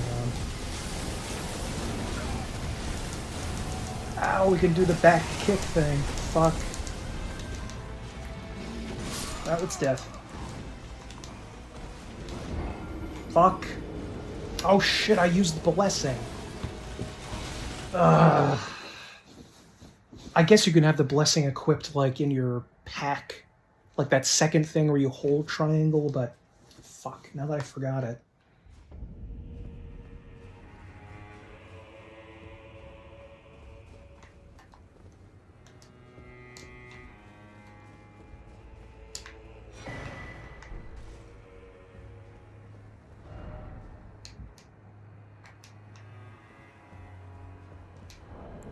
Have mercy for the spirited away shamans. Is this it? I didn't figure this out, by the way. I saw someone do this. Or I read about it, I mean. Yep, there we go. Yeah, there is a little secret area, isn't there?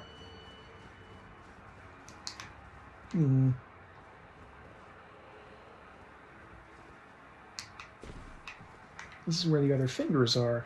Oh, and there's a handy little site of grace there. But I still want to keep fighting Gaius, so I'm going to go back there. Okay.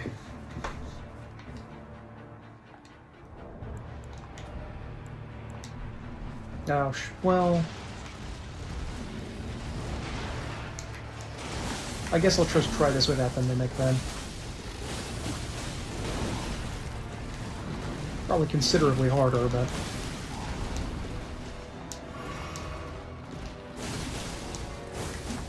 And remember, too, that I have a talisman that allegedly reduces physical damage. So how much damage are you taking without that? There is a ring back in Dark Souls 1 called the Calamity Ring, that if you wore it, enemies did double damage. And, you know, if you wanted like a special challenge run, yeah, that sounds great, but I feel like in some ways, Elden Ring, the entire game, is done with the challenge, like the Calamity Ring on in terms of damage. Alright, let's try again.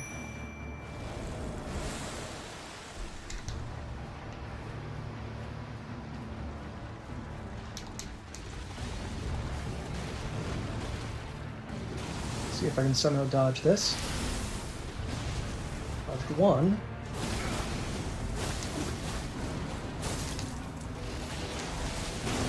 All of the bosses are good at everything, which is kind of an issue I have. Like if you made the final boss in the game do that, that would be one thing, but like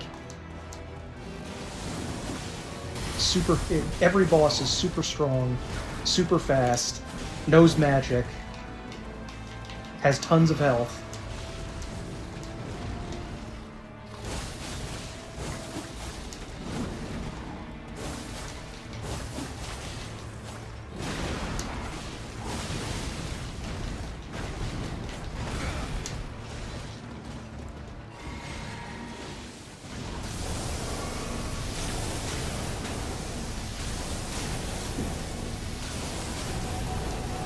Oh, and she got out of the way. Oh, did not get out of the way of that one.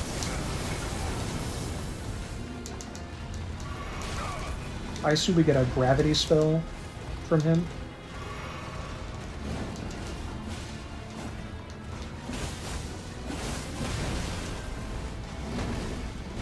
Like, the entire game could be summed up with, what if a really, really tough guy knew magic? Like, what if Arnold Schwarzenegger went to Hogwarts or something? That seems to be every enemy in this game. Keep going, Mimic Bro.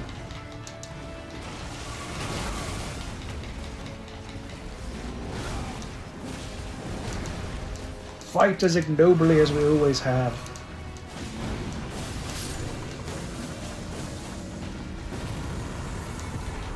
Spam the super cheap attack, and we shall win. Do as I hath told thee. Awesome. Okay, that wasn't as bad as Rolana, which I really found tedious. So, very, very nice. I think I am going to go check, though, what we can get from his rune. Okay, so here is Gaius's armor, and it looks unbelievably stupid. This is really, really dumb looking. I hate this. Not going to be wearing this. And here's his weapon, which also looks astoundingly stupid. You know, of all of the actual weapons that exist in the real world that they haven't been using, you'd think they wouldn't be... I mean, I assume this is invented. If anything, it looks like the barbecue skewers that they used when dueling in the movie Excalibur, which I've always been confused by, but it's basically just a spear. Does have a pretty cool attack, you know, but other than that, it's kind of, I don't know, kind of meh. Let's read the lore. Black Iron Helm Commander Gaius, part of an armor set patterned after fallen seeds. Gaius was the most senior disciple of the same Alabaster Lord who taught Radahn, yeah, of course, and Gaia gravitational technique, who taught Radahn and Gaia. Oh, wait, who's Gaia? What? Gaius was the most senior disciple of the same Alabaster Lord who taught Radahn and Gaia. That's odd. And I don't think there was pants for this. And I think that maybe that is because, I think he might have been an Albinoric, allegedly. But that's very... I don't know about that. That seems very peculiar to me. I'm going to use the Array Executioner Sword for a little bit, just until I get frustrated and take it off again. And that boss wasn't that bad. It was a little bit annoying, and I had to use my Mimic and spam my spell, but it's wasn't that frustrating. It wasn't Melania level or Putrescent Knight level frustrating for me. Seems to be what I'm guessing is another church up here. Oh, and there's a door. Oh, and there's a thing. I was kind of hoping that we would get a boar helm from this, because you could, in Dark Souls 1, get a helm that looked like a metal boar with tusks. But apparently, we don't get that here. Is this the official cathedral of the Scadutree? No, I'm unclear. Are they worshipping the Scadutree? Or is the Scadutree bad because it's a reflection of the Erdtree and like its dark side or something? Can't quite tell. Sharp shot. Oh, this is I think I mentioned this talisman. It's like a sniper talisman. Or if you're aiming with the bow, you'll do more damage. That's just a goat. So I hear something riding. Oh no, it is an Albinoric. Yeah, apparently Gaius was an Albinoric, but I didn't even notice like his blood loss issue, I think. Because you can tell Albinorics because they supposedly have white blood instead of red, like all the other characters, but I did not notice. Come on.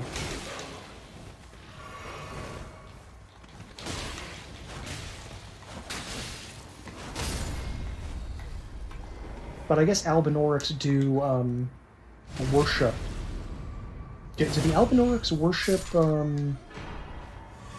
Oh, Gaius's pants. That's peculiar. I don't know why. I couldn't buy it. Oh, there they are. That looks terrible.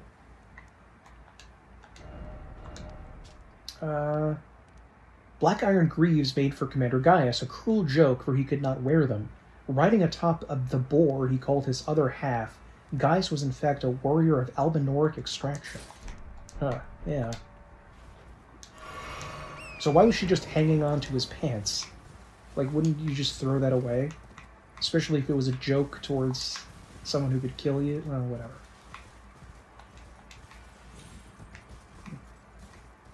Is that sealed by golden light, or is golden light just behind it?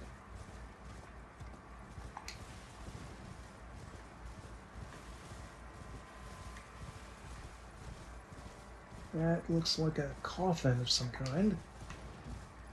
I'll look around first before I go in there. Examine some of the dead space around this.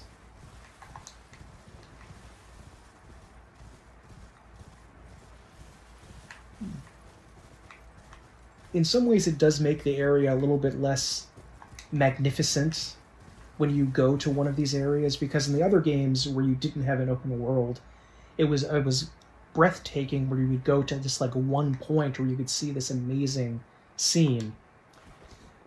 Like something like this, for instance. However, because it's around you all the time, it becomes a little bit less special, I think, in Elden Ring. The Scadutree Chalice. Oh, there we go. That's the good stuff. Oh, yes. There we go. Imagine missing all this because you couldn't find your way around that bizarre passage.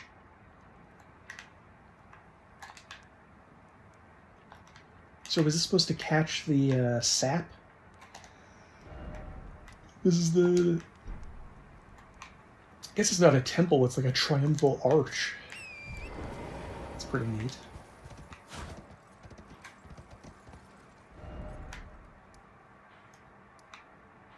Erdtree base. Sanctum. Hinterland. Yeah, I think that must be where the thingies go. So I'm going to go to the Hinterland. Okay, secret finger area. Beautiful with all these flowers. Absolutely gorgeous. Some sort of chasm there. Alright.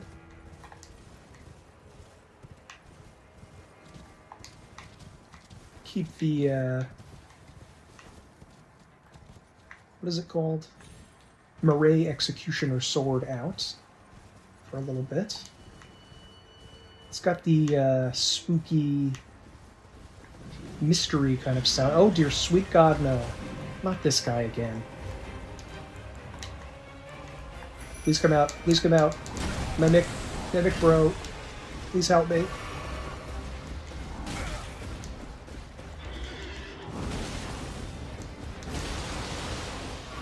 Kick his ass, Mimic bro. You missed. You missed, punk. Fuck. Oh, I wasn't prepared for that one. Okay, I leveled it by Scadutree twice on level 12 Scadu. 23 Scadu. I can't take that name seriously. Okay. Come on, Mimic bro. Got a very bad dragon man. Or is this guy not considered? Yeah, this isn't a dragon tree sentinel. I mean, kudos to them for including an enemy at the very beginning of the game, like the tree sentinel, that not just, it wasn't just hard, it taught you lessons about how enemies were going to fight, like how you can use a horse during these battles, and how it's going to,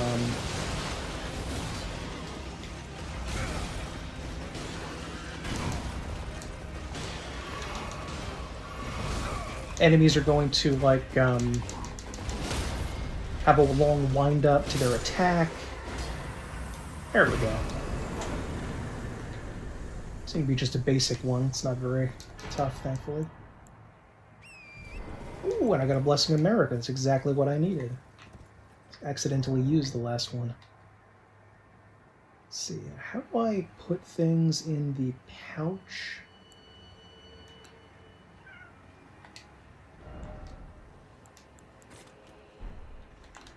There. Here's something else. Oh shit, there's another one. Okay, come on, Nick. Hopefully these guys don't respawn. Hi there. Just want to have a chat with you.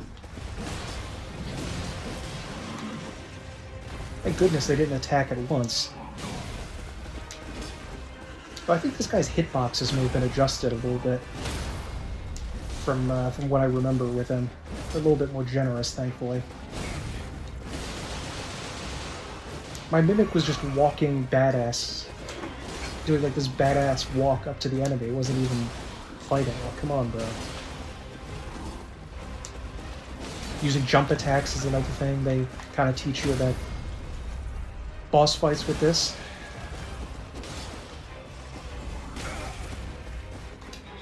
Ow.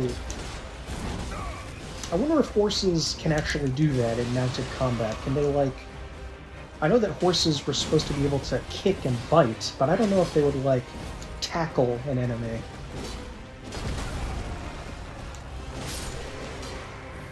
There we go. Why are there Golden Order knights defending a finger area?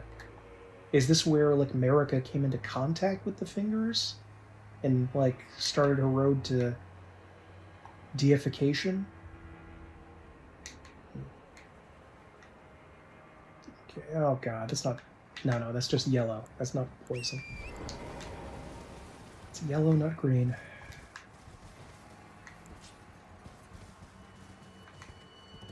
Don't know why I unequipped my main weapon again.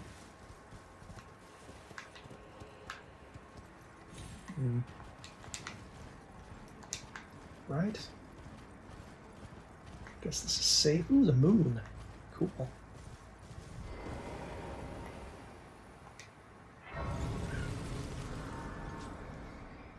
Ooh, more fingies. I see more fingies. I suppose I could just run to them. You know. Last time there really wasn't anything here except for... Ooh, that's a lot of these guys. Ooh. I do have my sneaky boy thing on.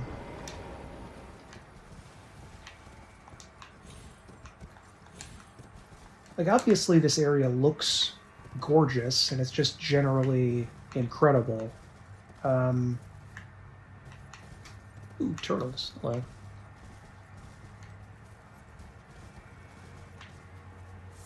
Thought that might have been a pile of stones.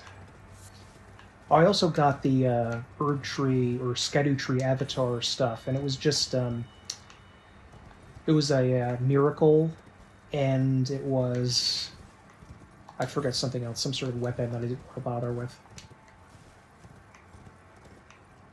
But other than visually and the sound, is there much to keep me in the area that I'm here for, you know?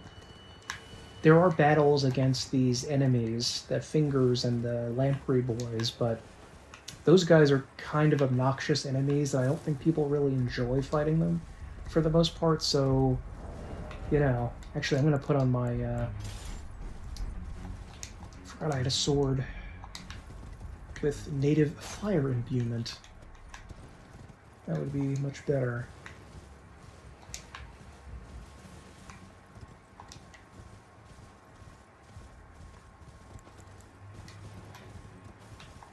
Careful. Ooh, this could be a Fallingstar Beast.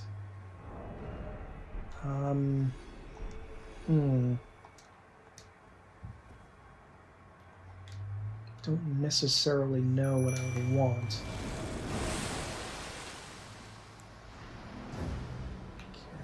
Yep, Fallingstar Beast. Not a full-grown one, at least, but still. Easily my most hated enemy in the entire series. And I'm not kidding about that. This guy has supplanted Melania in terms of my hated enemies. I don't even know if these guys take bleed damage. They may not. They seem like the type to not take bleed damage for no... Well, maybe there's a good reason. Maybe they just don't have blood or something.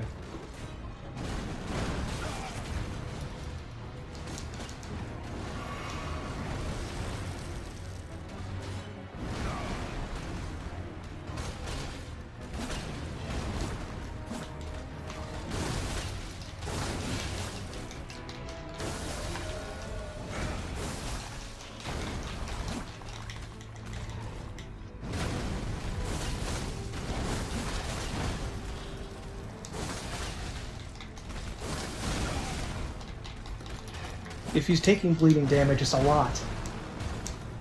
Oh, the reason I hate this guy is because he's incredibly strong, incredibly fast, attacks continually, without a break, you know, like every other Souls boss. Which is, of course, miserable. Don't know if he doesn't appear to be vulnerable to bleed, which is... For my builds, that's always an issue. Oh, maybe the fire damage on this is doing some good damage on him. But just the fact that he has such a wide number of attacks, like they had to animate him doing so much, like throwing the rocks at you, a grab attack with his pincers. He can hit you with his tail. He can do multiple different types of gravity magic attacks. Ooh. That was unexpected. Ooh. I didn't even remember this guy could be staggered. Probably because I never did it. I mean, at least he's not the full-grown Fallingstar Beast. That's the bad one, but... not the best. Gravitational Missile. Glintstone forces fires a gravitational projectile that pulls in enemies before finally exploding. Charging extends reach of projectile a number of inward pulls. Said to have originated in the lightless dark far beyond, the home of the Fallingstar Beasts. Okay. So that apparently was not progress. That was just a random little side area to get some extra spells. Okay.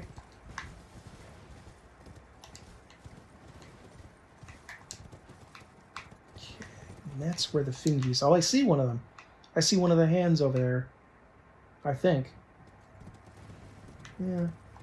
It's odd that he would already be spawned in, but okay. Maybe there was another gravitational, like a Fallingstar Beast at the last... the other finger area. I'm not sure now. Okay, careful, careful. I think that's death, so I gotta go around. No FP. No Mimic to summon. Fair amount of souls, but I'm kind of past the point of caring about souls, really. Oop, there are some hidden fingers. Be careful of those. This almost does look like a green mist of poison, somehow. It's gonna start poisoning me? Or is this just cosmic farts from the fingers?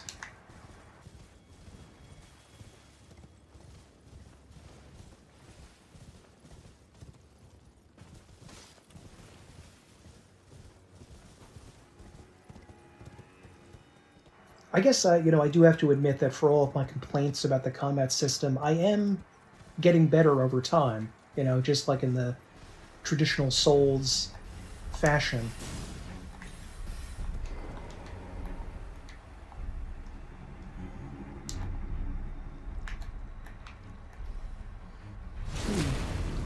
Oh, he fell to the bottom. Ooh, you could see his mouth there from the other side. Ugh, oh god, that was awful. Now where did he fall to? Oh, there he is. Come here. So the fingers in stone like this are flecked with gold.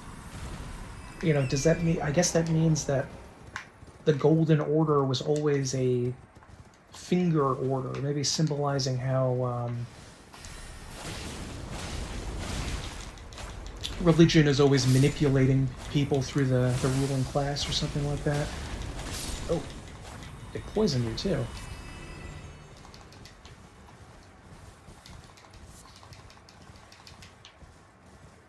Pearlescent scale.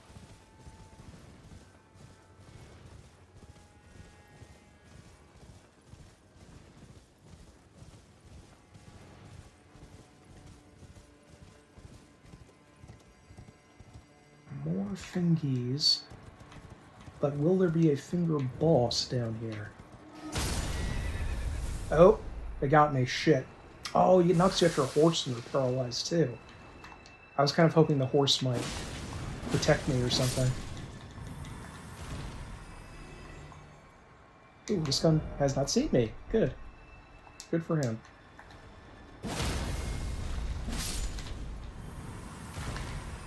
Oop. Did not even see that one.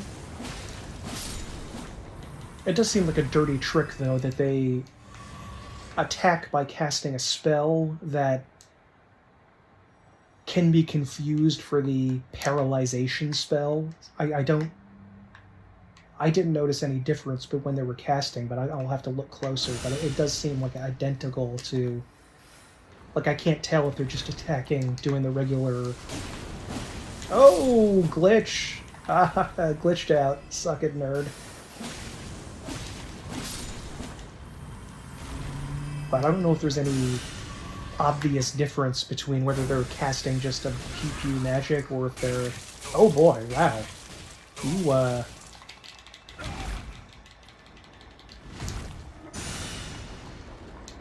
Shit. Flee! Oh, maybe...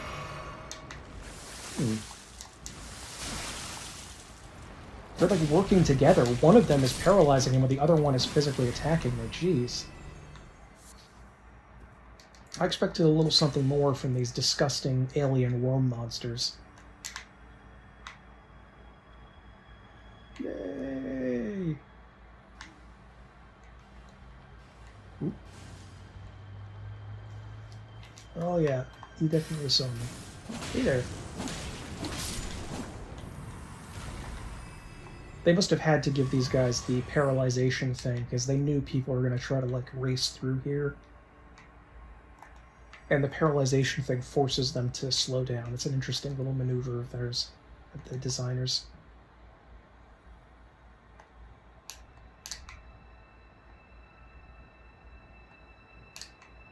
Now we have to be blowing a whistle. Ooh, this... I don't like this area. It's kind of... Oh, and I can summon, apparently, which is worrying.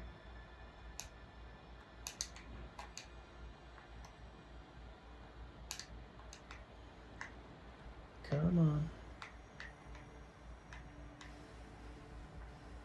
All of these stands of fingers look the same to me. I can barely tell the difference. Oh, no, that must be it. Okay. Nope, I instantly knew it when I saw it, so there we go. Finger, finger, finger.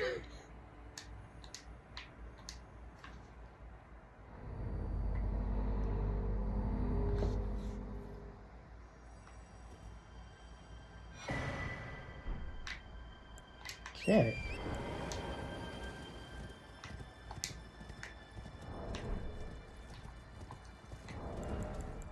I guess it's possible. I'm gonna toss this on where I explore. I guess it's possible there's something else down here, but the fact that there wasn't in the last one makes me suspicious that there's just diddly jack down here, but under attack, so that does sound like something they could fix, that you should be able to open them even if you can't fast travel. You should be able to look at the map while you're under attack, you know? It's kind of coercing the player into engaging with the enemy when they just want to run past. Which is another weird, like, counterpoint you could make about the issue. Well, you can just run past enemies, but the game seems to be kind of pushing you into Finger Ruins of Dio.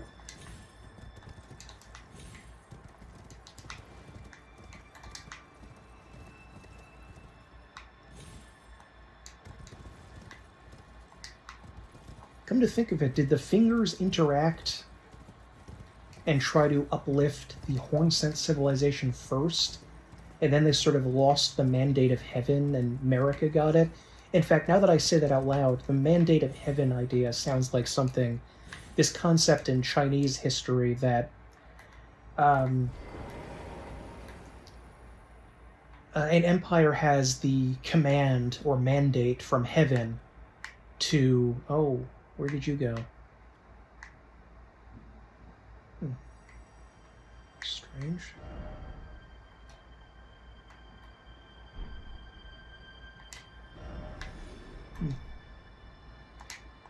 This is just back where I came from. But that a dynasty has the mandate of heaven, and when they lose that mandate by being corrupt or bad, then they lose it, and that heaven says, well, you can be destroyed now. And I was actually thinking about this because I never thought of it this way before, but the stake of America, like imagine you just like sitting around in your house, right? And then you notice one day when you're getting the paper, like there's a stake of America sitting outside of your home. It basically is like a sign that says that God wants you dead. And like how would, like, I don't know how I would react to that. Ew. I don't know why that one struck me as being even worse. Jeez.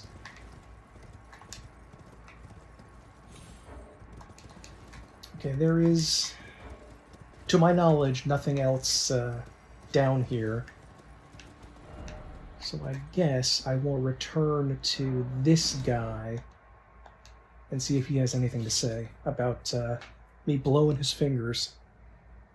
I didn't like how that came out, but you know what I mean.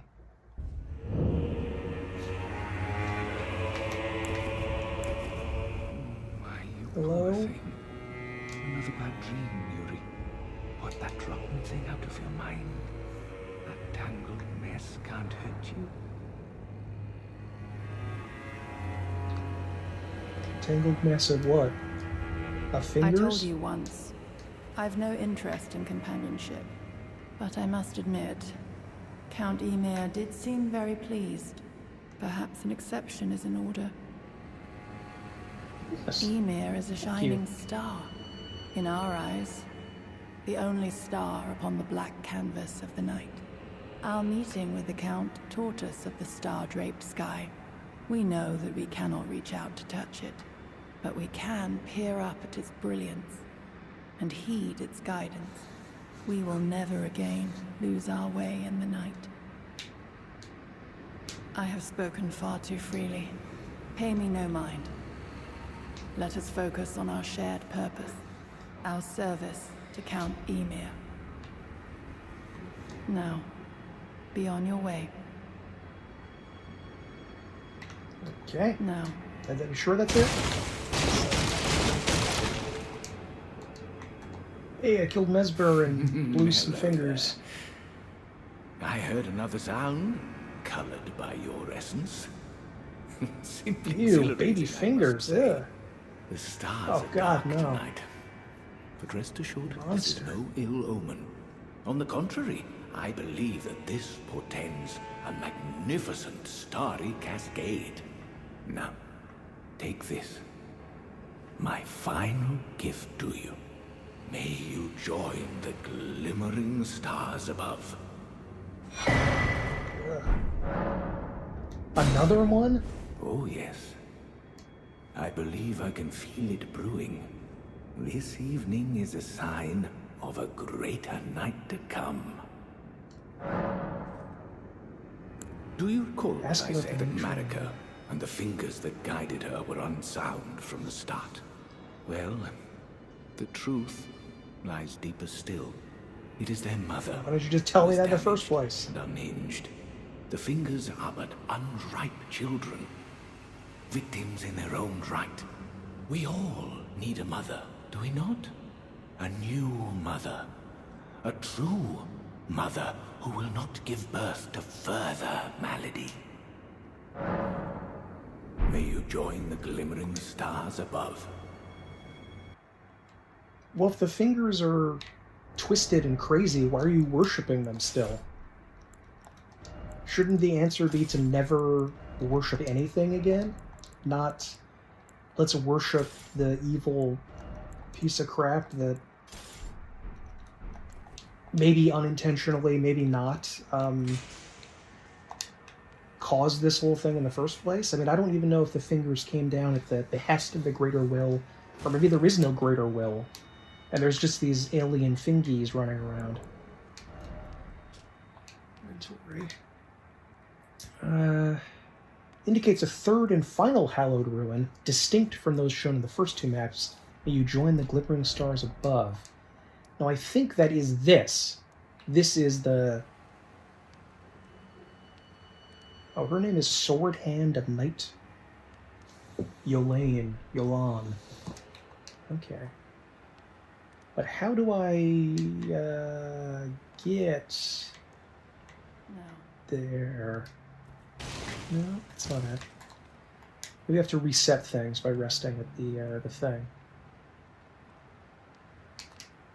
Maybe there's some new door open or something somewhere here that I can get into the ruins. Shadow Blessing is now 12, which is still seems too low. I think it should be higher by now, but whatever.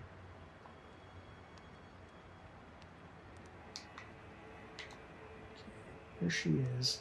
Aha, and he is gone, which is what I was expecting.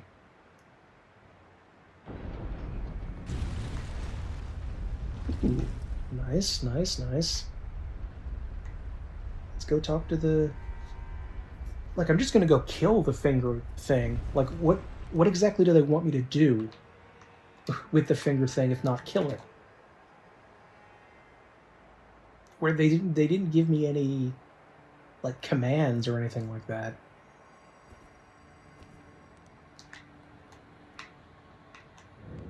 Maybe we need to kill the finger thing anyway, as like a,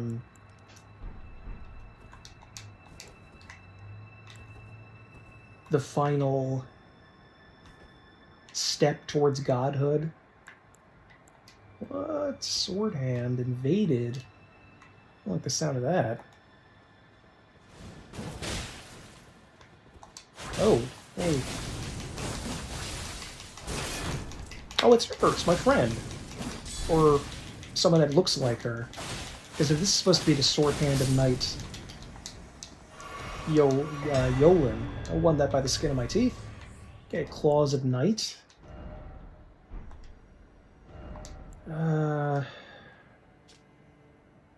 I could use it. Claws of a bottomless black, from which... I didn't like how that was phrased. From claws of a bottomless black, that should say blackness. Bottomless blackness from which no light can escape. Wielded by Anna, Sword Hand of Night. Engraved with a Smith script enabling strong attack to launch all three claws at once. Blades are only semi-corporeal and cannot be fully guarded against. Semi-corporeal. Give me a lot of fist weapons here. Which isn't that bad, I guess. Here's the Claws of Night.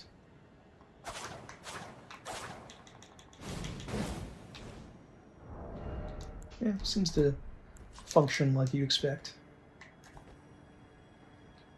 Okay, I hope the other lady is still going to be our friend, though.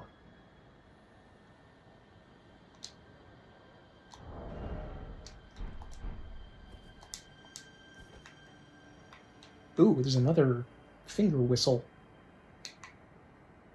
Hello? Oh no, it's just a stake in America. I thought it was a person. Okay.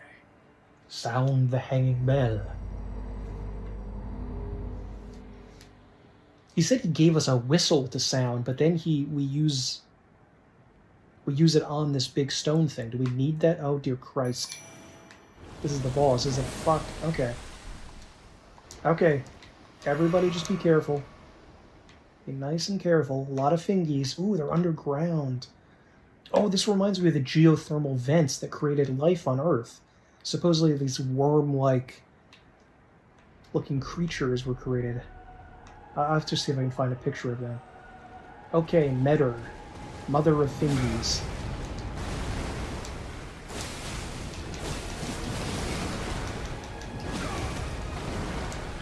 I'm kind of disappointed we never got to fight the Formless Mother. But if she's like an outer god, you're not really supposed to do that. Story-wise, it's just supposed to...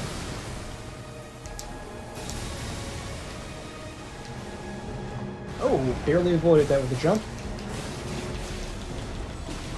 Come on. Yes, bleed. Fingies. Curse thee, fingies.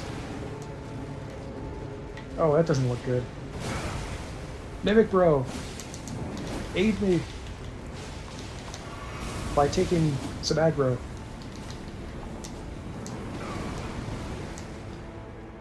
You know, thinking about it, it actually does teach you an important military concept, because what do they teach you in the army how to fight? They teach you fire and movement, which is what you're doing here. You're teaching part of your platoon to take fire, to take aggro by firing at the enemy, and then you run forward after they take that aggro. It's teaching you something about fire and movement. Well, that was pretty awesome. I have 874,000 souls, which seems like a lot. Let's see, 60, 40... I guess more mind? I'm kind of at a loss here. Let me take a look at that soul. No, that's not it. Okay. Remembrance of Metyr hewn to the Scadutree. The power of its namesake can be unlocked by the Finger Reader. The mother of all two fingers and finger creepers was in turn a magnificently gleaming daughter of the Greater Will, and the first shooting star to fall upon the lands between. Okay, that's interesting. Let's see, I assume it's like some miserable spell, but whatever. Come on, give me something good. Give me something good. Not just some dumb gravity spell. Okay, Staff of the Great Beyond. Okay. Staff fashioned from the tail fingers of Metyr, the mother of fingies, and the microcosm raised aloft over the crux they form. Catalyst for casting with sorceries and incantations. The mother received signs from the Greater Will, from the beyond of the microcosm. Despite being broken and abandoned, she kept waiting for another message to come. So maybe what's going on here is like Roadside Picnic, a very famous science fiction short story, or novella, I think, from Boris and Arkady Strugatsky. And if you haven't read it and you like science fiction, it's mandatory. You have to read Roadside Picnic. But it basically tells the story of aliens that more or less leave a bunch of cosmic trash on Earth. And it has these metaphysical properties that can transcend the laws of nature. And they may have just accidentally come into contact with humans. So they just had like the equivalent of an alien picnic on Earth, left a bunch of their garbage there and then left.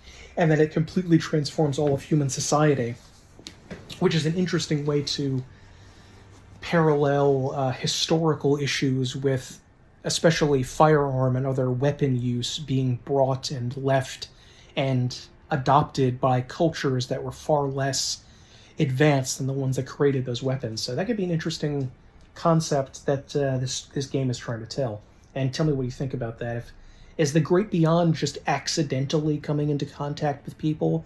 It doesn't intentionally do any of these things, but people notice it and try to worship it. But of course they can't actually worship it because it doesn't know it's being worshipped and never wanted to be.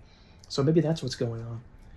The head of Metyr, the Finger Mother, wielded as a weapon without modification. Well, that's an odd thing to say. From within the center of the fingerprint that wrinkles the creature's foremost protrusion, a tiny wart-like eye gazes vacantly into the beyond. Kowtower's resentment. A kowtower is someone who bows in a very elaborate way that you have to use to bow to the Chinese emperor. Skill performed as a violent bow using a finger's foremost protrusion. Resentment builds as it is forced to bow, making it explode with anger. Hold button down to further increase resentment. That's interesting. Another int and faith weapon, but whatever.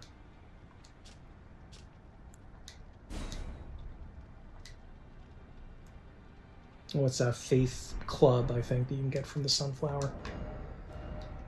So was Metyr, the Finger Mother, inherently broken from birth? Is that what they're saying? Or are they suggesting that the Finger Mother was resentful of her role as the guider of humanity to the greater will and wanted just itself to be worshipped, the messenger to be worshipped instead of the message? Okay. Okay, pretty standard club stuff. That might be some special attack that I can't do. Okay. Yeah, this is a very weird-looking weapon. But maybe the whole plan went awry because this creature of the greater will was too big for its britches and wanted to be the creature to be worshipped. I mean, who knows? Okay, let's go see if the Finger Pope is comfortable with what we did. I mean, like I said, presumably he just wanted us to kill it, because, like, what else do you want to do? You send a Tarnished in there, that's like every problem looks like a nail when you're a hammer. I don't see what else you could have wanted. Hey, right there. What have you done? You've wounded Count Emir most irreparably. I didn't. Such that he wishes for your death. What? He said that the fingers were broken or something. Why would he... Emir's out of his fucking mind, okay? And so are you, man. My dear star, a fine mother, you will be. Mother? My shining star, grant me a mother's strength. Look here at my fingers. I will be the true mother. And I will be the only mother. I could have attacked, but I wanted to hear his spiel. Really? I can't use my thing.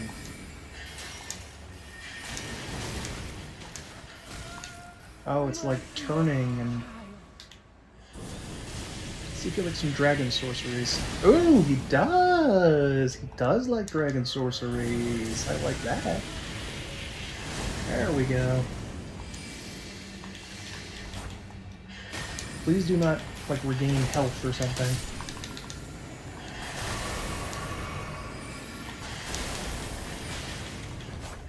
Ooh, did we get that Fingy sorcerer? There we go. I decide to be your mother. You can't be her mother, you don't have a womb. And you're not a space monster made of fingers. Oh, good, I picked up his underwear. That's helpful. What is this? No. Nothing? Okay. Oh wait, the Gravebird's black quill armor. Stone armor with a tinge of green. One of a set of armor pieces cast in the image of the Gravebird. Featuring a cape of black deathbird feathers, it enhances jumping attacks. Oh, like there's another thing that does that too. In the base game. Gravebirds are ancient golems, created to guard the spirit graves built where all manner of death ultimately drift. Let me just look at this. Easier to find it. Soft and well-tailored undergarments. Oh, good. Conceals the abundance of squirming beneath. Gold embroidery decorates the purple cloth with a jeweled ruff that sparkles like a flower wet with dew. Ugh. The circular design at the top represents the greater will, and its lightless abyss, imparting increased intelligence and arcane to the wearer. Oh, that's interesting.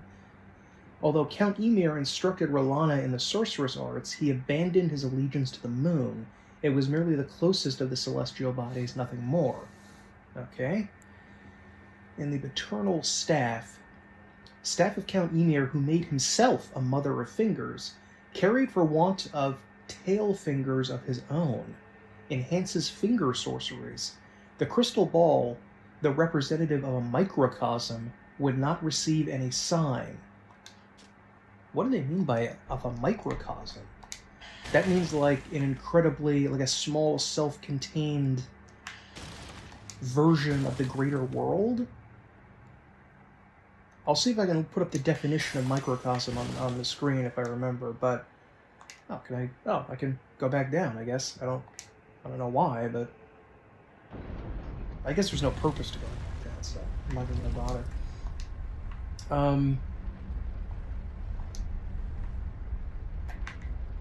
I don't think I could ever actually wear those finger pope clothes. And why didn't we get her armor? Shouldn't that like spawn or something here? Actually, I'm gonna go rest and see if it spawns. Or do we have to get her armor elsewhere? I've been looking into recently into something called the Elden Ring Convergence mod. I can't actually play it because I don't play on PC. I don't have a powerful enough computer for that. But, oh, it's still peaceful. But the mod included, oh, you're here. Hey. Count Ymir, the stars, the sky. I see them not. Oh,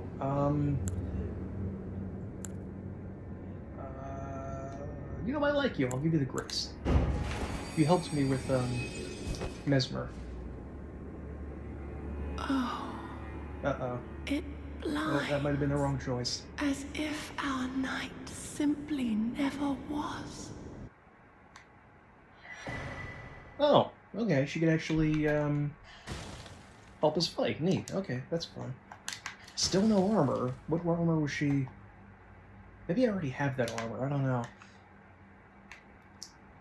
And this grave doesn't do anything, right? Now that these guys are dead? Oh, wait, there's something there. Wait, we may have the armor. No, cherishing fingers. Ew. Yuri. Beloved child. Surrounds the caster with a mesh of hefty fingers. Oh, that was the attack he was trying to do. Fingers that wards all manner of projectiles. Ooh, whether magical or physical. That's interesting. I wonder if you could use that to dodge...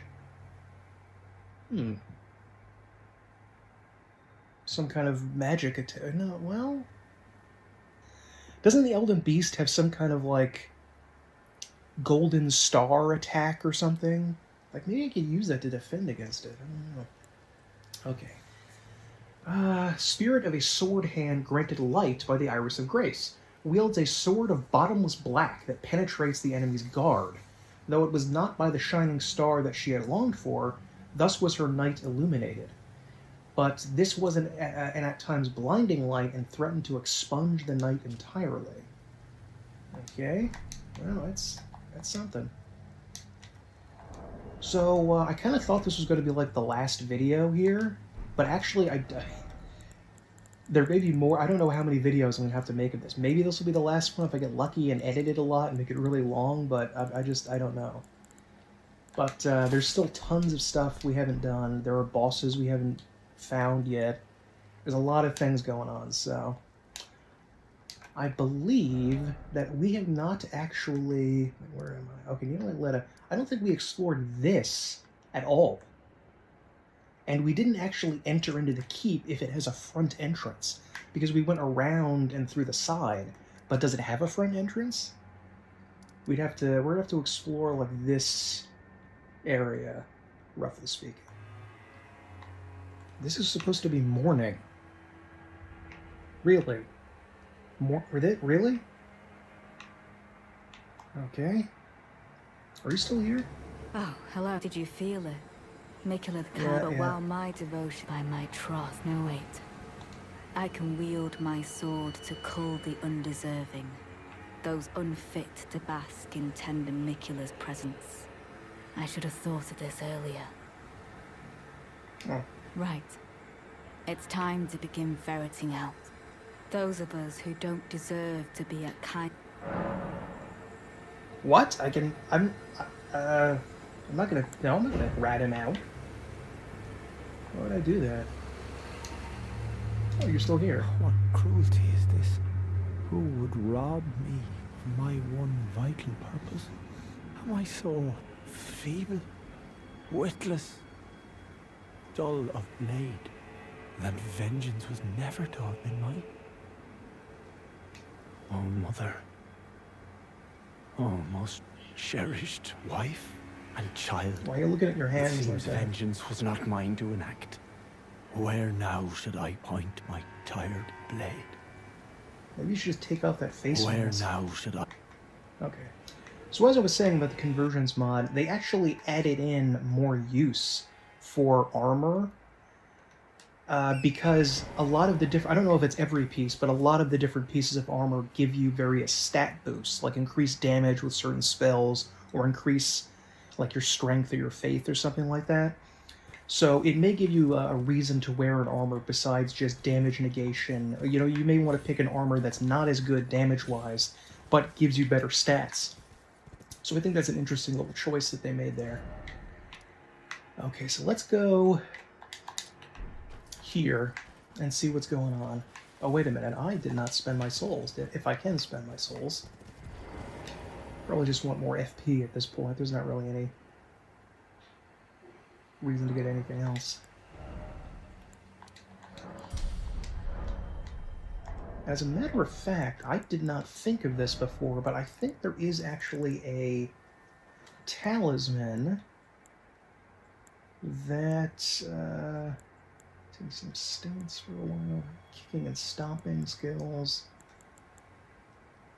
sorcery incantations, shortens spellcasting time. And it does work on incantations, so that may make my Bayle's Flame Lightning a little bit more viable. And I am overburdened for once. There we go.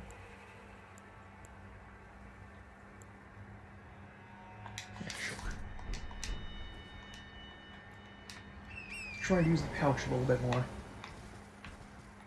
But okay, there are definitely bosses we have not fought, places we haven't gone, tons of stuff to do.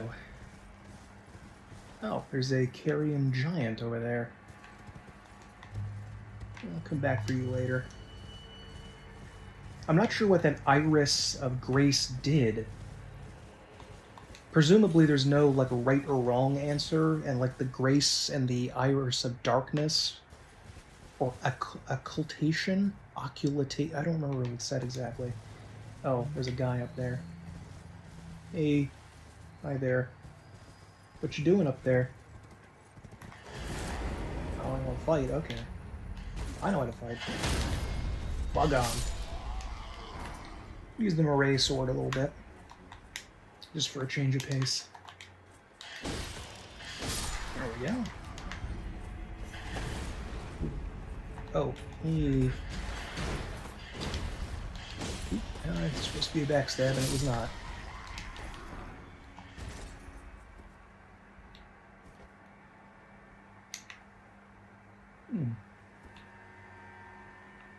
Goats.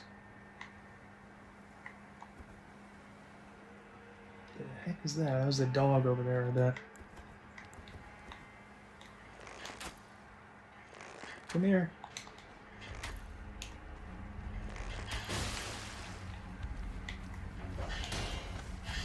There we go. Oop. Come here.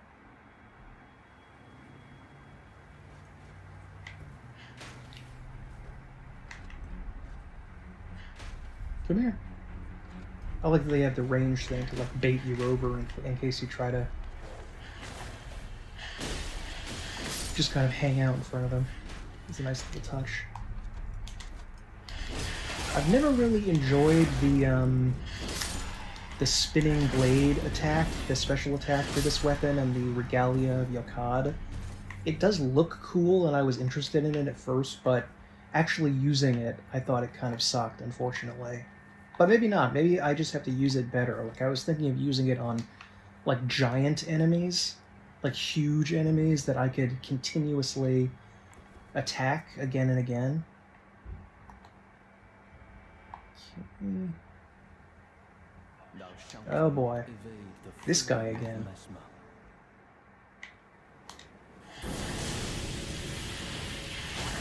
There you go. I bet you like that. And another? Yeah, he wants another one.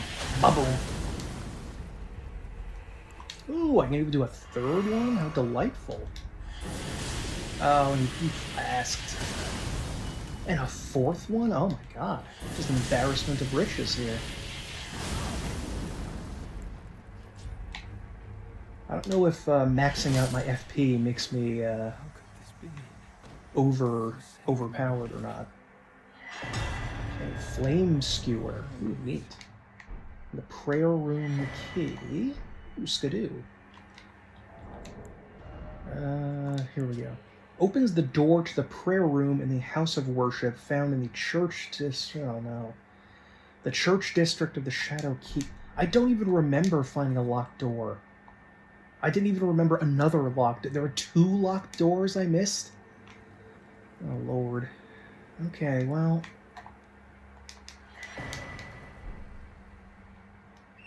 Even a whole lot more to do here, I think.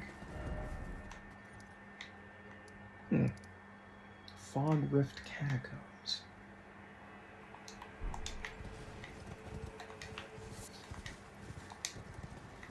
Now I did check, you know, the wiki for the list of places, and there is a place apparently called Midra or Mydra's Manse. And this mansion, I have no idea how to get to. I would have to look that up, but I'll wander around a little bit just to see what's going on here.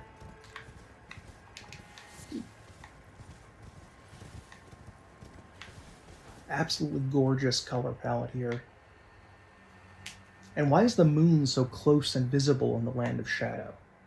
Is it because, like, moon worship was also frowned upon or banished by America?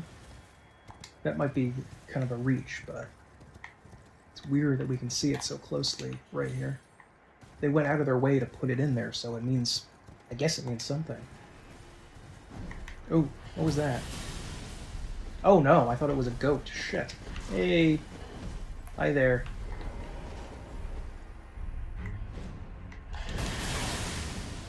Thought I was going to be able to jump over that, but I was not. Ah. Lovely having a big fuck-off greatsword. Oh, the horse dropped something. Oh, I cut its liver out. How lovely.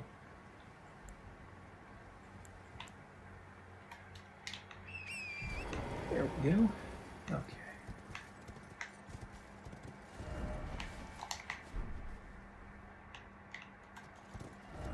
Guessing I've been down here if there was a catacombs I went into. Huh. Doesn't seem like I can get over there at all. Or is that just the waterfall area past, what is that? Hello? What is this? Dare I jump? No spirit spring back there.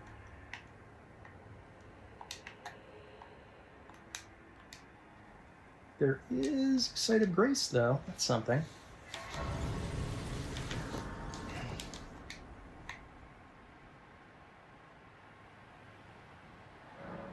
I'm thinking I should have been much more diligent when it came to fighting random in-world enemies, just in case they dropped Skadoo fragments. But, whatever.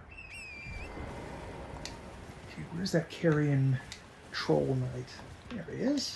Uh-oh.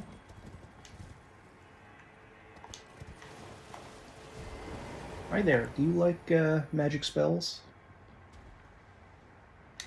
What about incantations? You like those?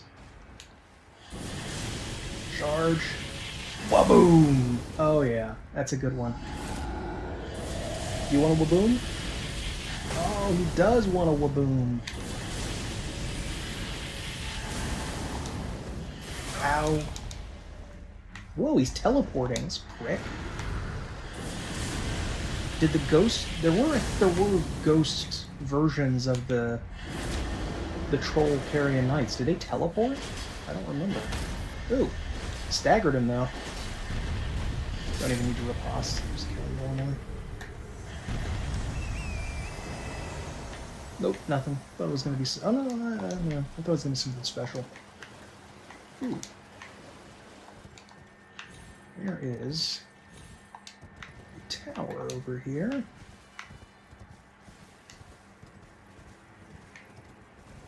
Ooh.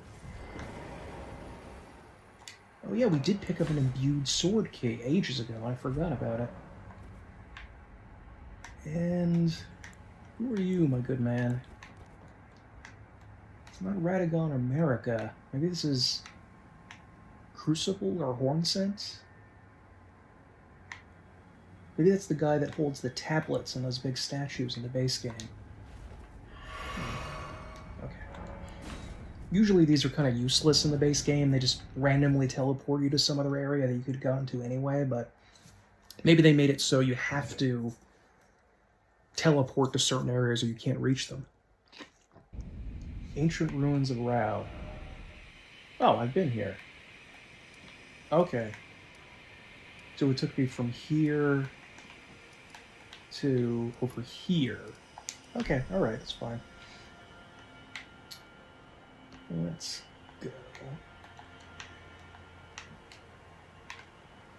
And I was thinking about how one of Marika's, ooh, I can summon. Ooh, and I don't have any FP. Ooh. I could use the Metyr, I guess, but is this a Crucible Knight? Oh, no, it's not. It's just one of those guys.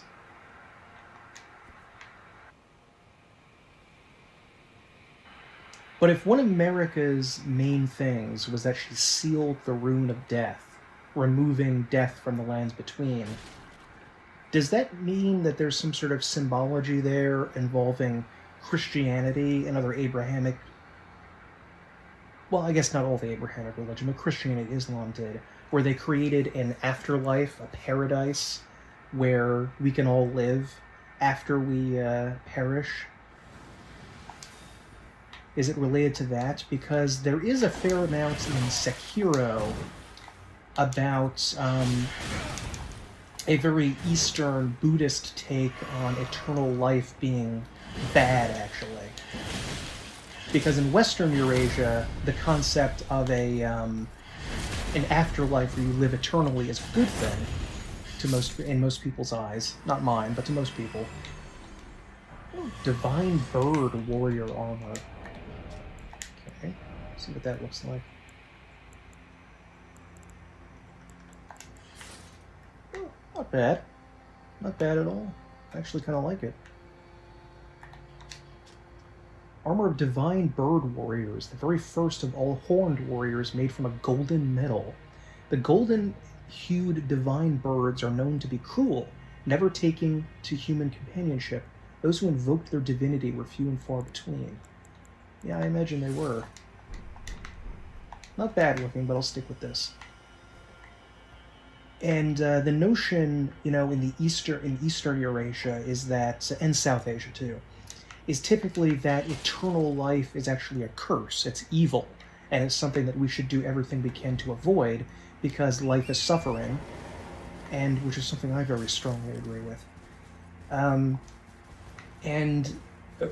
goal should be extinction, non-resurrection, non-reincarnation, just an end to self and existence, which could be portrayed in a way, in an interpretation, as returning everything to the primordial oneness that we all existed in before we had all of these distinctions, like light and dark, good and evil, etc.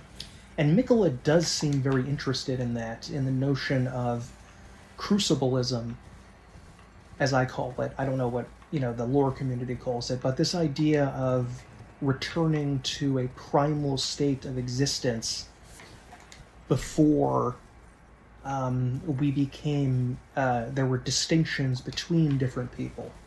And you can add a political element to that, of wanting to create a kind of classless, hierarchy-less, non-hierarchical society, and to replace the highly stratified and oppressive and miserable one that everyone knows and lives in. Verdigris Discus. Raises defense with higher equipment load. A discus made of verdigris, the corroded metal known for its heft. Great weight makes for great strength, the strength to protect others. Okay, well, my physical defense right now, it says it's 143/71. Okay. So, where would that be? Verdigris Discus. Graven School Talisman. Where are you? This it? Yeah. And now it is, has it changed? 143/74.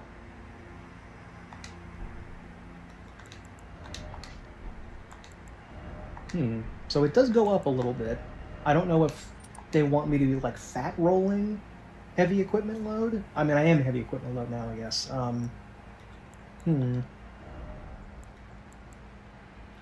Remains. Fingerprint Greaves. Okay. So that was pretty cool. So I don't know if I just missed this area when I was here, or if I can't get here without doing that teleport thing. I'm not sure. But Marika, as a representative of the Abrahamic God, would want to remove death. But in a way, she kind of didn't remove death, because people still continue to die. It's just that their bodies and souls, I guess. I mean, definitely bodies, but maybe bodies and souls were reabsorbed into the Erdtree, which in a way is crucibleism. It's trying to return all of the distinct separate pieces into the one, back at the Erdtree, the site of everyone's grace from the gods. Oop, did not mean to do that. Just a beast horn. So I think there's some interesting parallels into that, because we're sort of working like as a warrior who's basically trying to bring about the change of the order in some way. And I think in some of those endings we do end up completely, the endings to Elden Ring, the main game, we end up in a world that's more with the Buddhist Eastern Eurasian take on the soul and the continued existence of the self and so forth. And we're canceling out the old monotheistic religion represented by Marika here. So that's just some things I've been puzzling and working on. Yeah, that seems to be basically it. Okay. So let's go back to here, I guess. So there looks like there are bridges connecting this with that one area to the far west. The map in Shadow of the Erdtree is one of the most extraordinary and complex things I've ever seen. It really does look terraced in a way, like there are different layers, like on a step pyramid in each area. So it's not like you can say there's like up and then down. There's like multiple different sections that you can go to, which is truly one of the most remarkable things I think I've ever in any Souls game. So how do I get up here? Or was I already up here and it was like a lower terrace that I was on? I can't really even tell.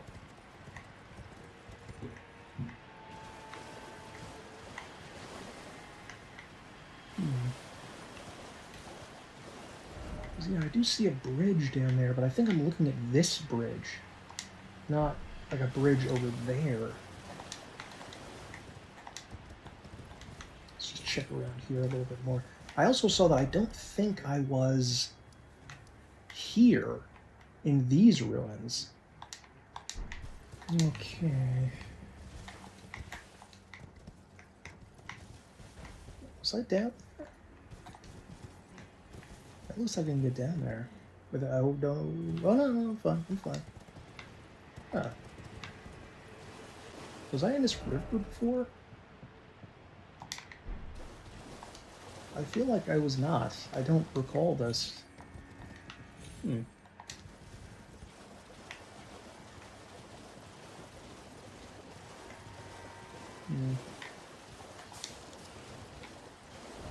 I guess this must be just where I fought the carrion troll.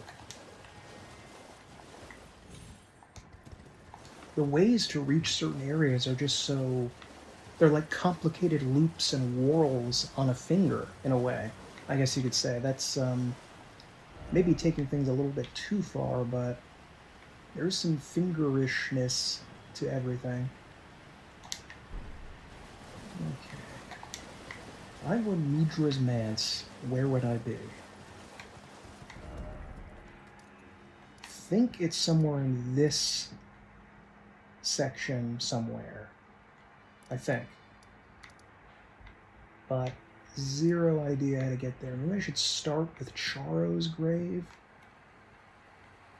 Because I think it's over here. But I could have sworn I must have already been... Maybe I have to go from the Finger Ruins over here, maybe? Let's mark that on the map and see if we can go through the Finger Ruins. Something that I have to mention I can't stand in Elden Ring is the two-phase bosses. Now, admittedly, I'm not saying you can't have any two-phase bosses, because Ornstein and Smo, maybe my favorite Souls boss ever, was, of course, a two-phase boss. But it was much more unusual then to have bosses drastically change everything about their combat style halfway through the fight, forcing you to learn two separate different movesets and somehow keep them distinct from one another in your muscle memory as you're trying to play, which I just ended up felt extremely difficult. Oh shit. Hey, what's up? Okay.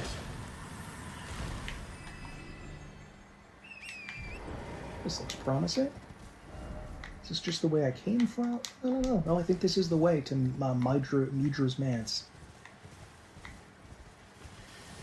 Hey. Hi.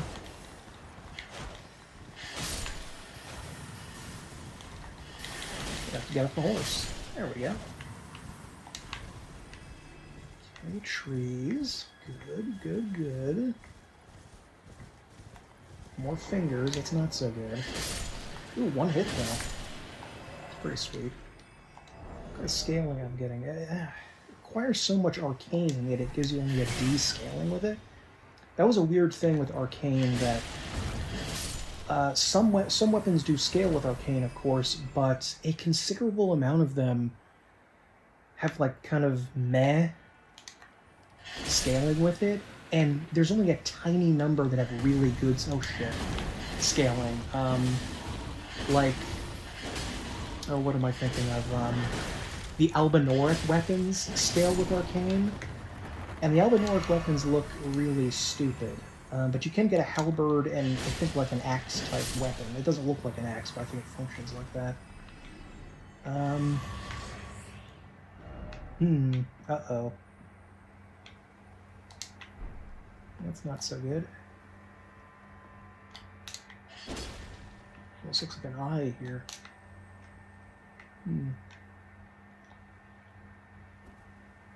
So...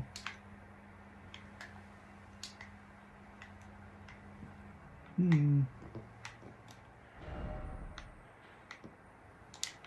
I guess we'll just keep going up here.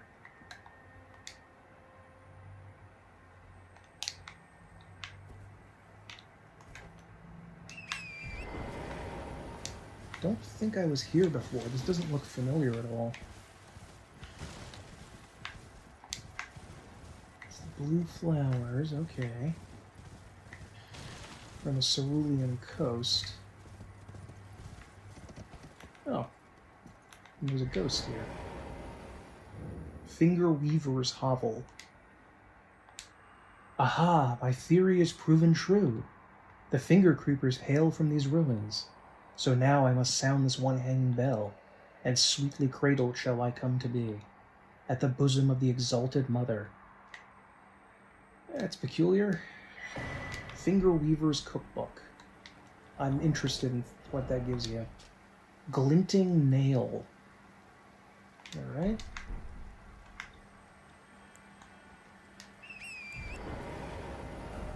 Seem to be going farther and farther from where I think Mydra's Manse is supposed to be. So,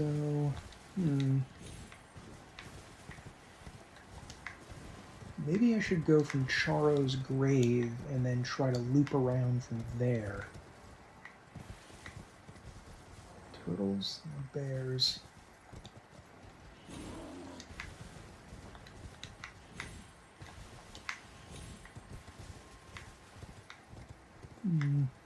Get more darkness. Get more shadow.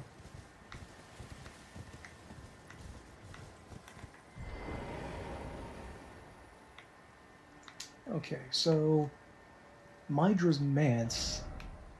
Still zero idea where that could be. I will start from Charo's grave. This, of course, is the site of my shameful failure against the,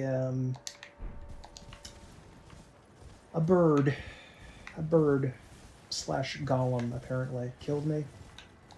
Thrilled about that.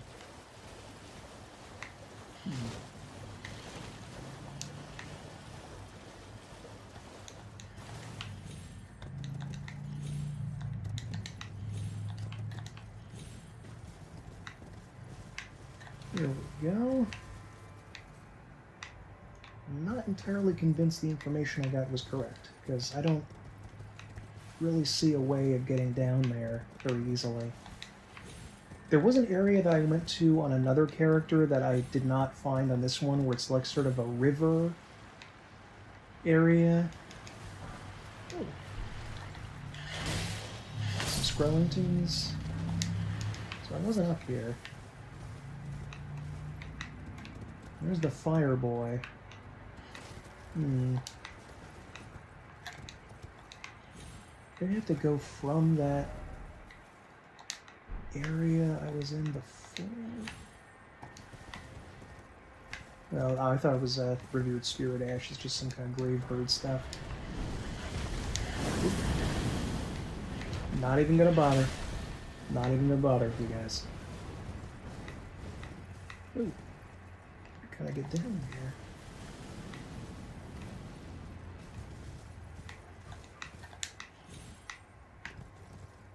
Okay, this looks like the... yeah, this is the grave bird boss fight.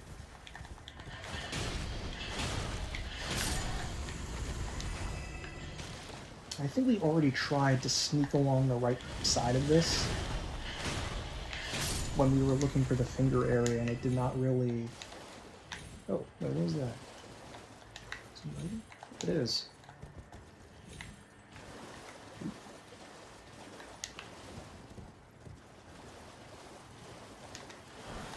Oh, good. A broken rune. That was worth coding and putting there.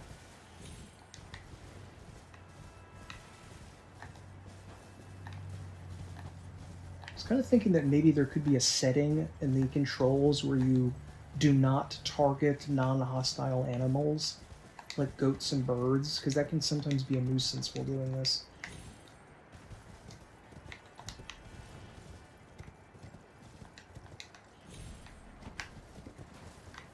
It goes up and then off right here. Okay, so we obviously can get down there if there's a golem thing.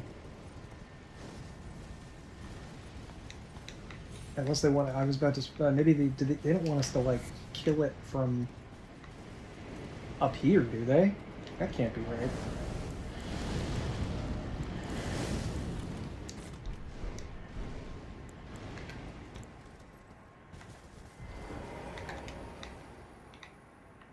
Hello?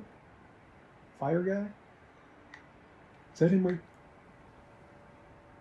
It might be him.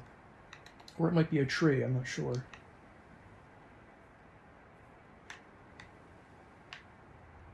No, that's a tree. Where did he go? It's weird. Oh, there he is. He's way over there. Okay, maybe I need to go to that river area and, like, find my way down, maybe? Because this led over here. Maybe I have to go around here and through this, possibly? That doesn't seem likely, but I will attempt it anyway. Okay, I found a way down, I think, into the blue area from the Charo's grave thing. Glovewort. I like how they went out of their way to include the word glove and give more hand references, even though it's like a plant. I tried to look up where glove and foxglove, the plants, the digitalis plant, comes from, but I could not discover it. I don't remember the etymology, but I wonder why they even got glove there. It just didn't seem to make sense, but whatever. Okay. Alright.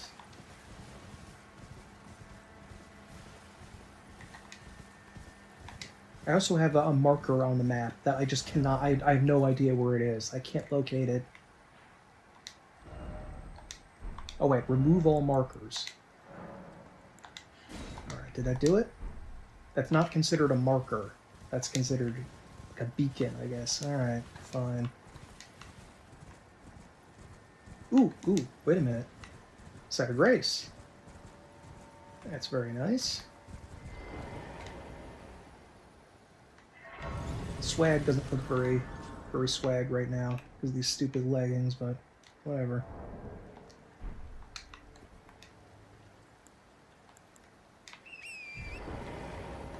Okay.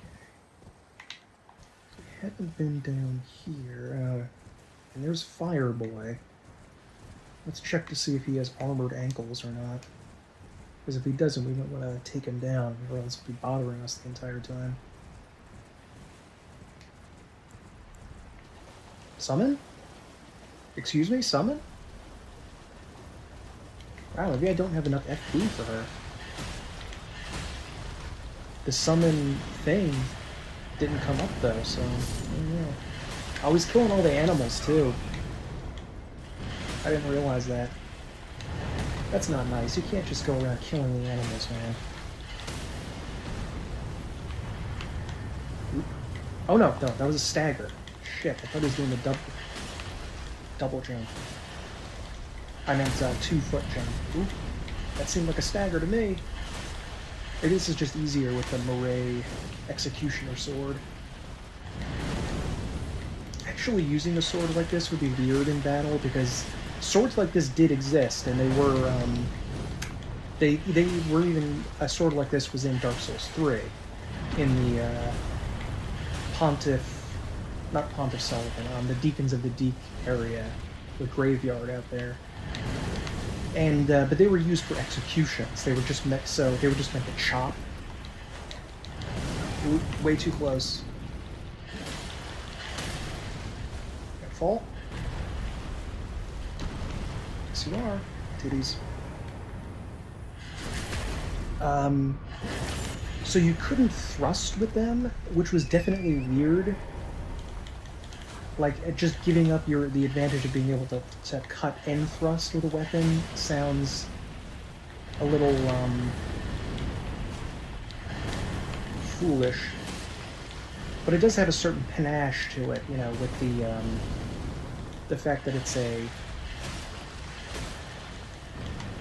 sword specifically for executions and you're wielding it. It sounds like extra badass.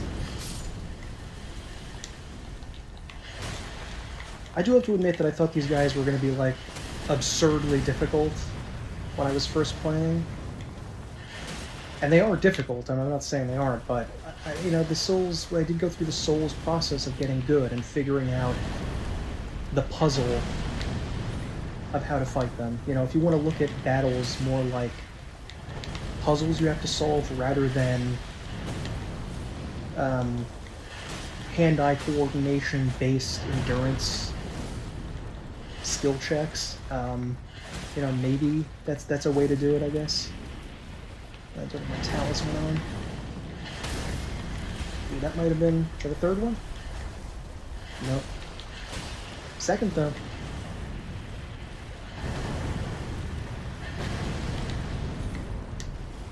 There we go. Probably a lot of good miracles in this version. The convergence mod I was talking about seems to be... one thing about it that seems a little annoying is that it's very heavily spell-based, you know, for spellcasters.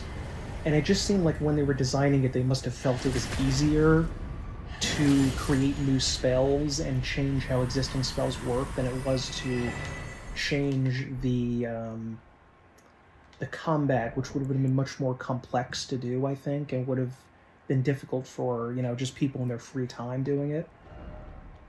Eliminates all stamina consumption. Ooh, that's interesting. But, I mean, how long does it last for? If it lasts for, like, 2 seconds, it doesn't matter. But if it lasts for, like, 20 to 30 seconds, you could win the game that way. Oh, I forgot my horsey was injured. Bro, leave my horse out of this, okay? Oh, he got me. Mr. Krabs, no. Is anyone else creeped out by the fact that Mr. Krabs is a crustacean that sells crustacean meat at his restaurant? That just seemed incredibly dark to me, but maybe I'm thinking about it too much. Okay. I think we are going in the wrong direction, but I do want to check out what's over here at least. Big open area. Could be a boss, but... No. Oh, this is considered the first... a section of the first area in the terraced game design. You know, if they made this their go-to game design for the entire whatever game they're working on next, I would be absolutely thrilled about that, even if the combat continued to be a nuisance. I have heard about Elden Ring Night Rain, but when it was first announced, I got really confused. I thought, like, is this a multiplayer only game or something? Like, what is this? But I heard there were, like, roguelike elements in there, and I'm not exactly sure what's going on. I'm hearing all kinds of rumors, and I'll have to wait and see what happens. I wasn't really planning on playing it, but I'm going to keep, like, an eye out just to see what other people are saying about it, if it's any good. And if they do, I guess I'll give it a... is this... Can I jump on there?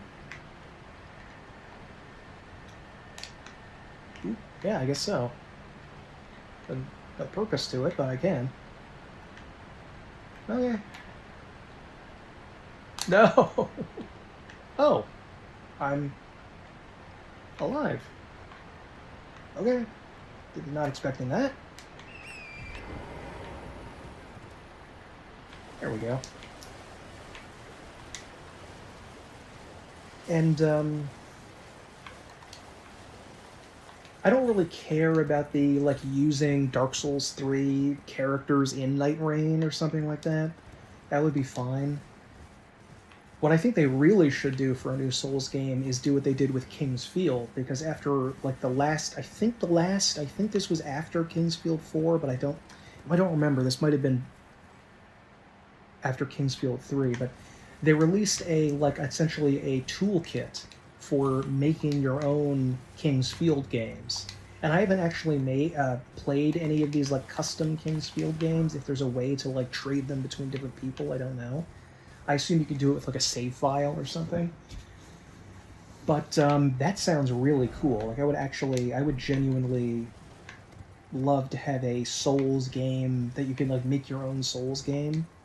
But I don't know if companies would want to necessarily do that anymore, because that would be very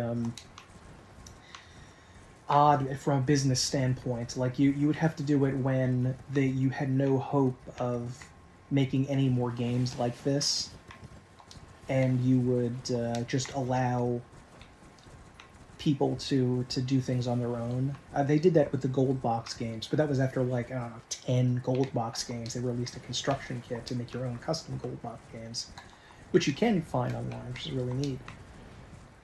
But,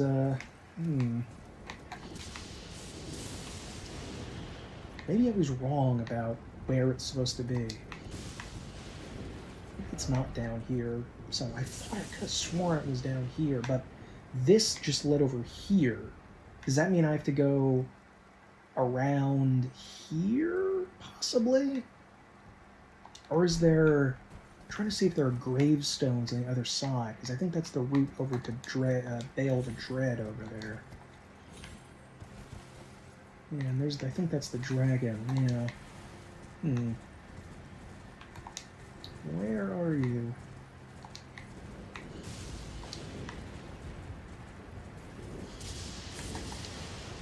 Oh wait, there's another item I didn't get.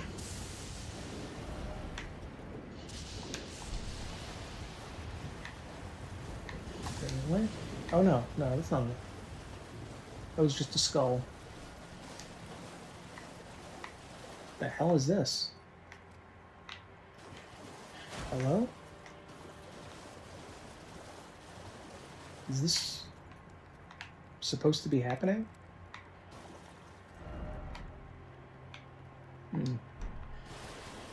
I guess that's just where...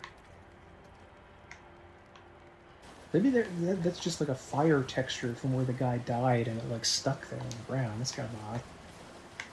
Okay, whatever.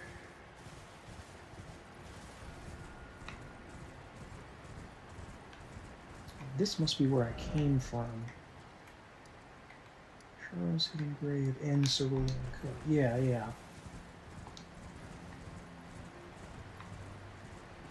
It is very confusing to navigate, but some people think confusing is a good aspect to have in a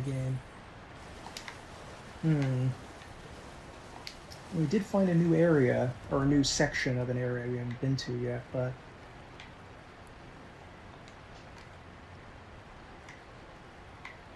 Guess... we can... Okay, I'm going to take a look about whether I can circle all the way around here to get there, and I will cut back to you when I have discovered the answer to that.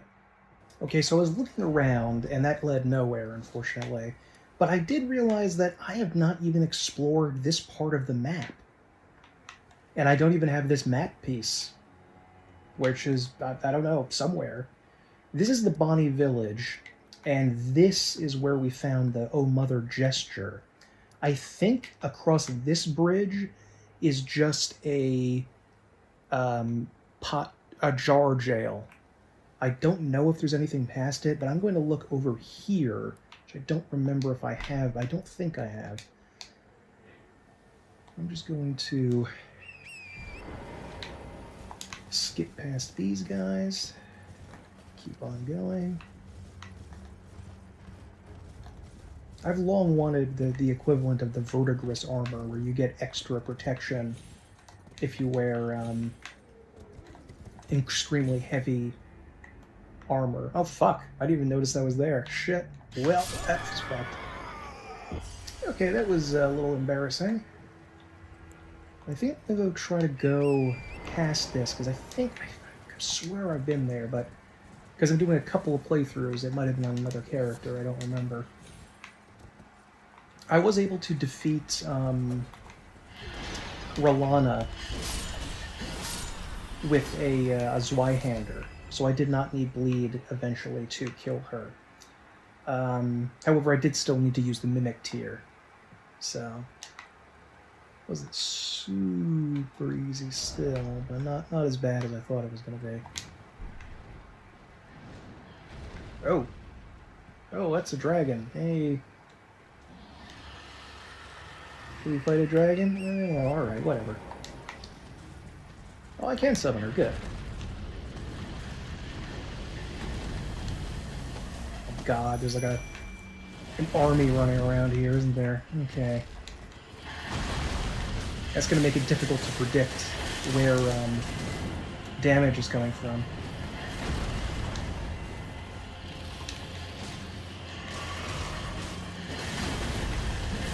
Ghost Flame Dragon. Okay. God, it's these guys. Yeah, kill them. Oh, come on! He was right next to you. You didn't even hit him.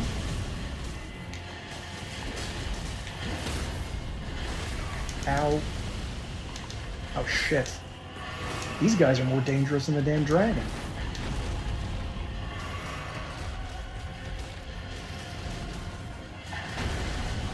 Oh, God, there's perfumers here, too. Jesus. Of course there would be.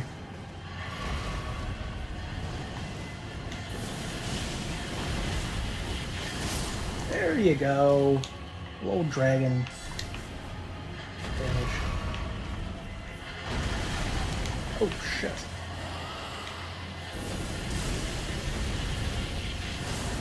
Missed him completely. Oh god, it's one of the big ones. Shit. And he's got perfumes.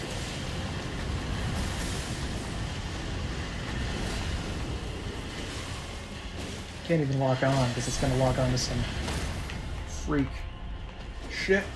Oh god, I missed that because the fucking lock on. I was just talking about it. Damn it. Okay. Oh, there she is. There we go. Now we can actually fight the dragon.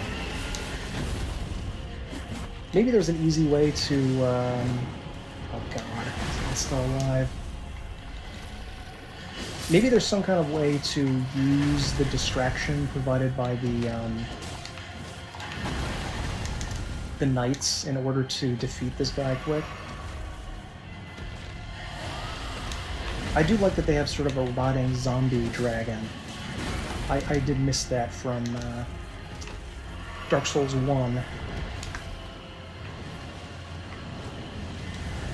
Those guys weren't like a traditional boss enemy, they were more like an environmental hazard. But that made them interesting, because they were, oh god, I'm doing no damage to this guy. Jeez. How much health do you have? Perfect.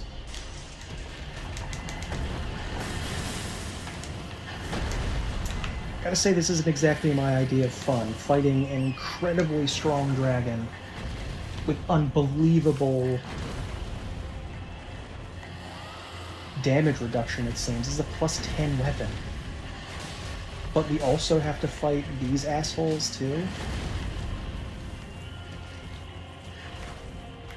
Come on.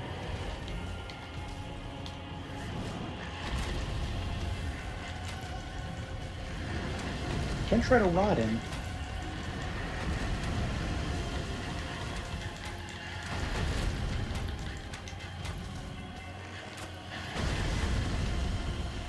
But he's undead, maybe he's immune to Scarlet Rot.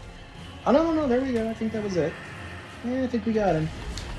I mean, we got him Scarlet Rot, that doesn't mean much, because he's gonna try to kill us now. Pretty sure I cannot summon again after doing it once. Yeah. Okay. God, that guy's still alive. The knight, he's firing a great bow, too. Shit.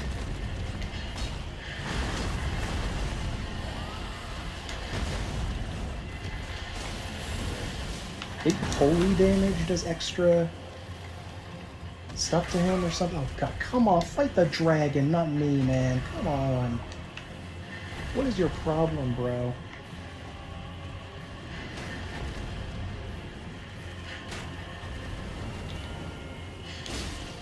Oh, he's got a twin blade, too. As if I couldn't hate him anymore.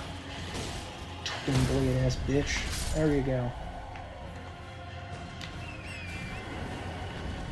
Good, 5 flasks.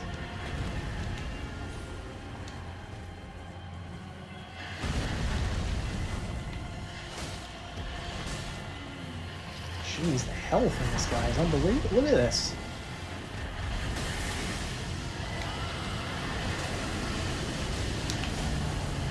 Oop. Ton of damage there, jeez. Yeah, fuck it, I'm not even gonna bring my horse back. Do you remember when Peter, Griffin, and the giant chicken were fighting, and they were in a sewer, and an alligator attacked them? And they realized we have to work together to win this. And they did, and then they kept fighting after defeating the alligator. And that's what we should be doing right now.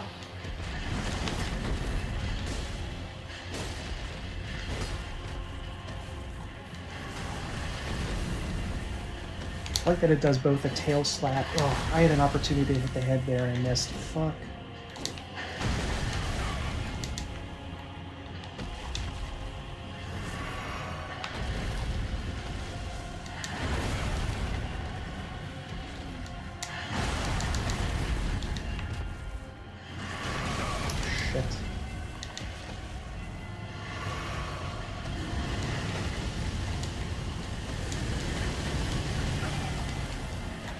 Alright, well... Oh shit, my horse is dead. I forgot. Alright. Not even a Stake America by this dragon.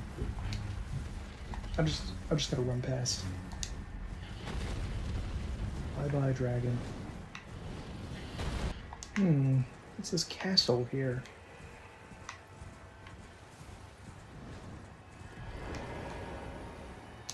Hello?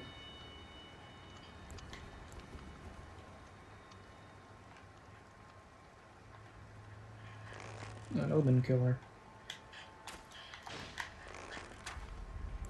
They must have had their work cut out for them, doing omen stuff here.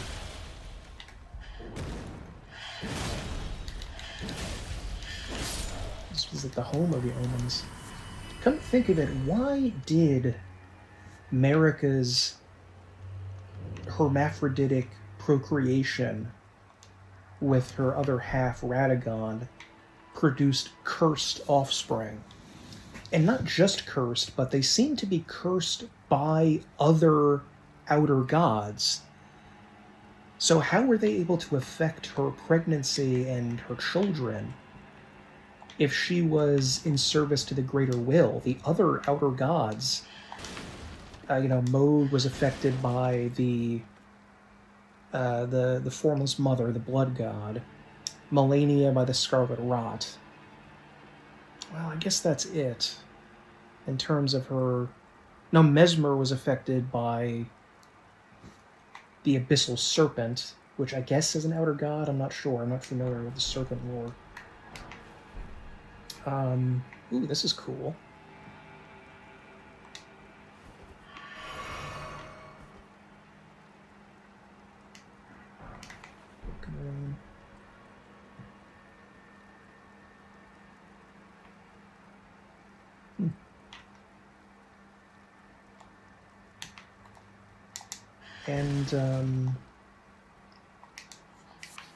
But I think her children, like Godfrey, with another person instead of just herself. Themself, I guess. Blessed Bone Shard. Would be, I guess they weren't cursed, because her offspring with, no, Godfrey was her Elden Lord, and Godric was their son, Godric the Golden, I think. The name conventions are a little, it's thematic but for dualism, but it's also very, confusing. I am getting the hang of using this here, Iris of Grace. Oh, I still have it, but I thought I used it for that lady. Didn't I? Maybe I had two, or maybe I get it back. I mean, I literally implanted an eyeball in her skull. I think that's what I did, like with Messmer. So, oh well. Knock a little wall here. It's a treasure chest.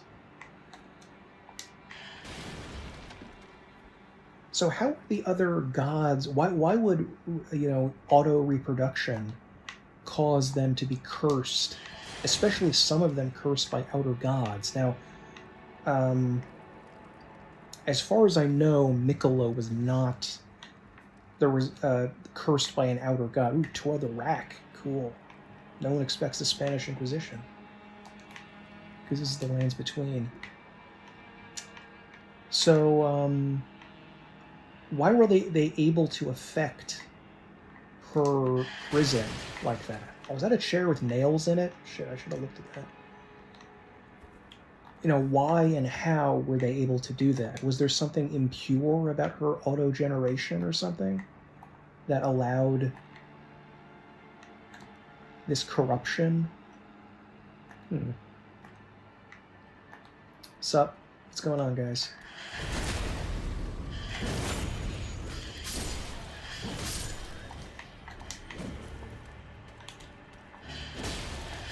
There we go. Festive grease? Solidified knot grease, made from a mixture of bone shards, craftable item. Coats armaments, imparting a festive incarnation that grants the wielder a scant few runes on landing attacks. The effect lasts only for a short time. The delightful festival is an old tradition, one old enough for the Erdtree to tacitly tolerate its endurance. That, of course, happened with religion a lot, that pre-monotheistic practices were incorporated into or allowed to continue tacitly by the authorities. Oh, it's the treasure chests back here. Nice. Oh. Probably could have used that for the Messmer fight, but no point now. Because I didn't need it, really.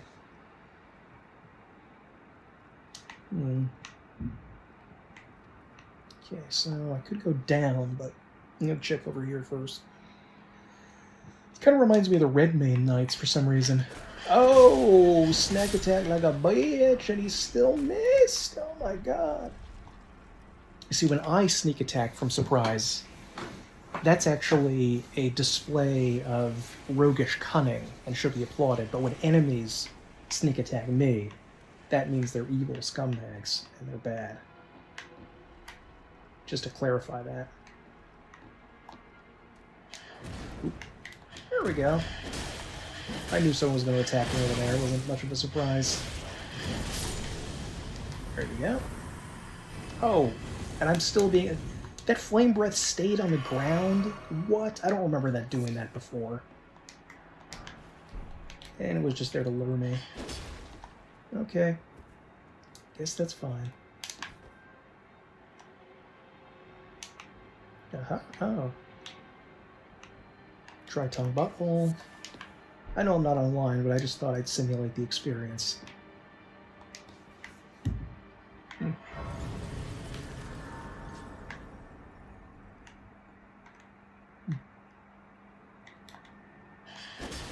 What banner is there for? Okay. kind of empty, this castle here, but I guess that's alright. Don't want to rest. I don't want anybody to come back if they're gone. Oh. What is that?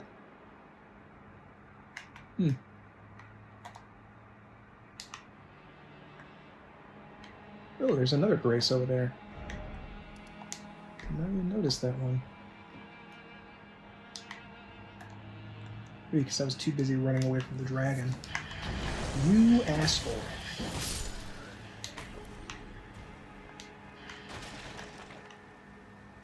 There? No. Oh, there's like a...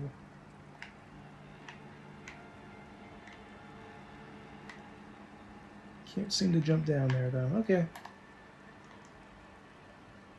I actually am going to rest because I want to try something very stupid.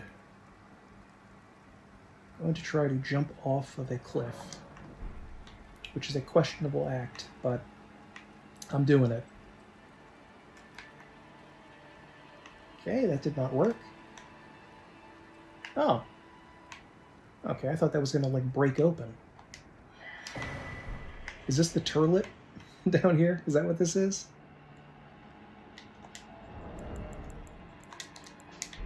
I'm actually going to use Mimic Bro. Hello? Okay. Oh, good. He didn't just have one attack. He had to have 3 in a row. I was also thinking about... Oh, another Dark Eye. I was thinking recently that they really should in this... Ooh, America Rune. That's a lot of runes. What they really should do for these games is to have like a special item called like a weapon spirit, and you upgrade the weapon spirit over time with like upgrade materials, but at a site of grace you can transfer the weapon spirit from one weapon to another, so you don't have to go through the process of gathering huge amounts of goods and stuff to level up various items. Some people may not like that because they enjoy grinding a bit, but I think most players would just enjoy having the freedom to switch out your weapon when you wanted to. Oh, that's weird. There's a little gate here. Oh god. Those bodies? Why are there... What? Kind of looks like a rib cage there, but the rest of it just looks like rocks. I thought it was skulls, but I don't know. I can't tell. There's something, as usual, there's something creepy about this place.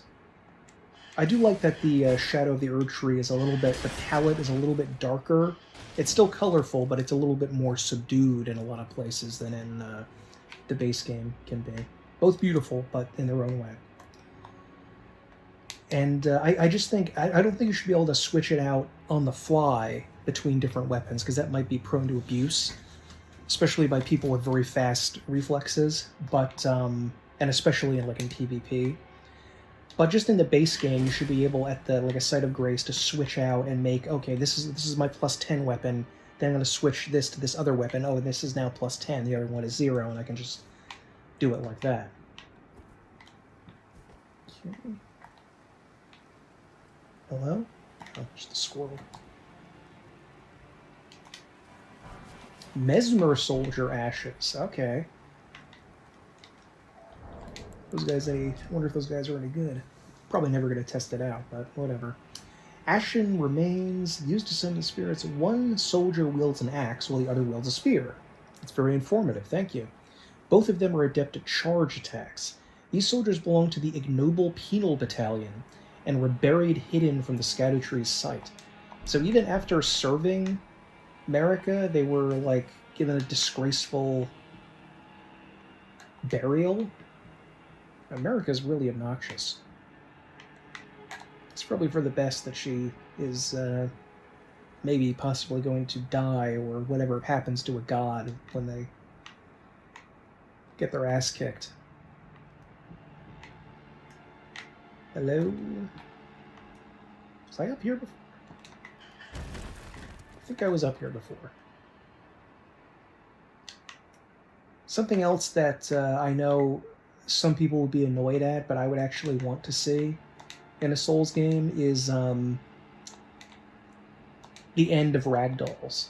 And I know what you're thinking. People love the ragdolls. I think it's so cool. And look, I understand. But I think I would prefer to have the bodies have some kind of heft and weight to them when they die, instead of just being able to, like, kick them around a little bit, or what seems to be most frequent now, being, like, disappearing into pixie dust, which oh shit, hey, whoa, no summon? No summon. Straight up no summon.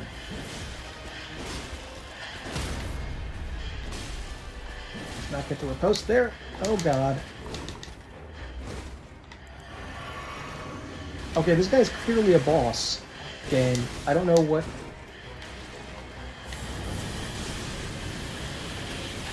Oh, he didn't like the dragon. He didn't like the dragon spells, did you, bitch? Oh my goodness. Oh, he didn't like that one. He didn't like the second one. Oh, the third one. Oh, he didn't like the third one either. Oh no, it's the fourth one. Sorry, I've taken on that voice. Oh, bitch got killed. He got killed. He's a bitch. Aspect of the Crucible wings. Ooh, if you want to go for like almost like an Asimar character or angelic kind of character, that would be cool. I don't know how I missed this guy. I didn't come in this way. Who lit all those candles? Did the Black Knight do that?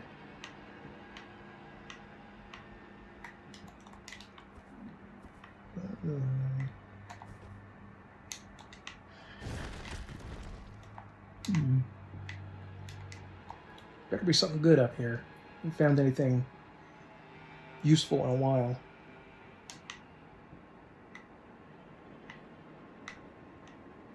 Ooh.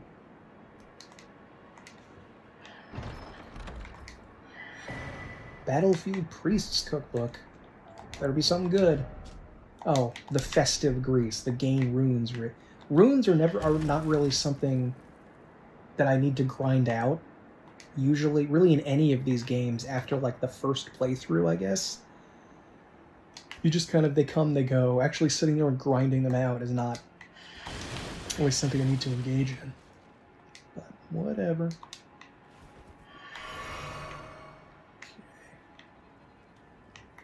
So let's go. There's one more ladder I think we need to go to down in, we skipped the first time. Is it down here? Yeah, I think it was. Hi! Oh, sneaky boy! Didn't mean anything because I came from the other direction, didn't I? Short spear. You know, that would be an interesting, like, weapon. I'm actually not opposed to having, like, Bloodborne trick weapons in a game. Whoa, the hell was that? It's like these gates fell or something. I don't know, whatever. Do I still have this on? Oh yeah, I did. Wasn't providing much light. Okay.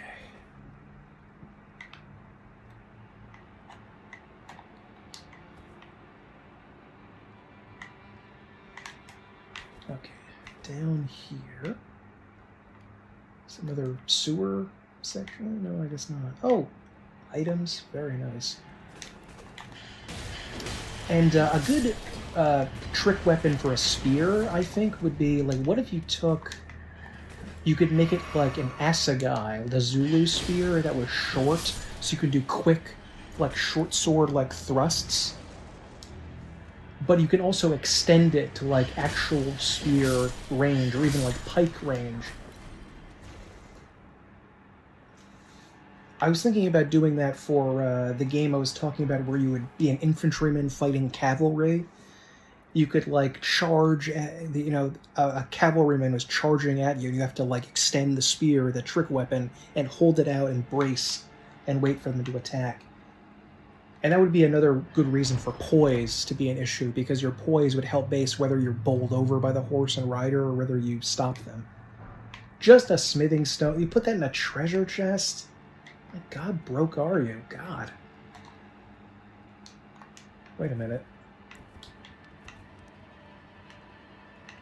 How do I get out of here?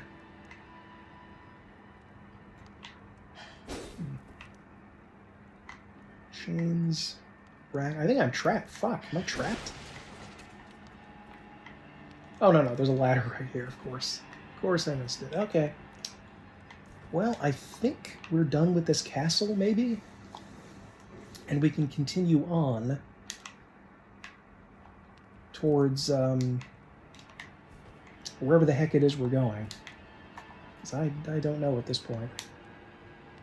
Mydra's Manse could be right under my nose, or it could be far, far away. Fort of Reprimand. So were these soldiers, like, specifically sent from punishment battalions to this place to be tormented? Because it's not uncommon for, like, the dregs of society to be forced into soldiering.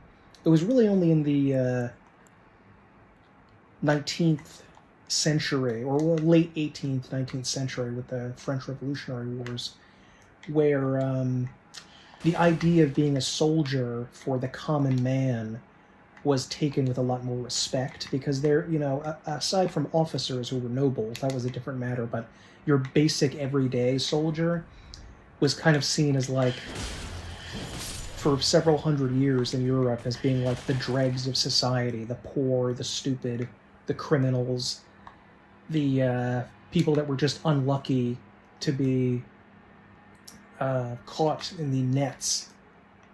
Are those skulls? Those have to be skulls, right? Yeah, those do look like skulls. I just tossed them down there, I guess. Ooh. Hello. Ooh, I do have my sneaky boy on.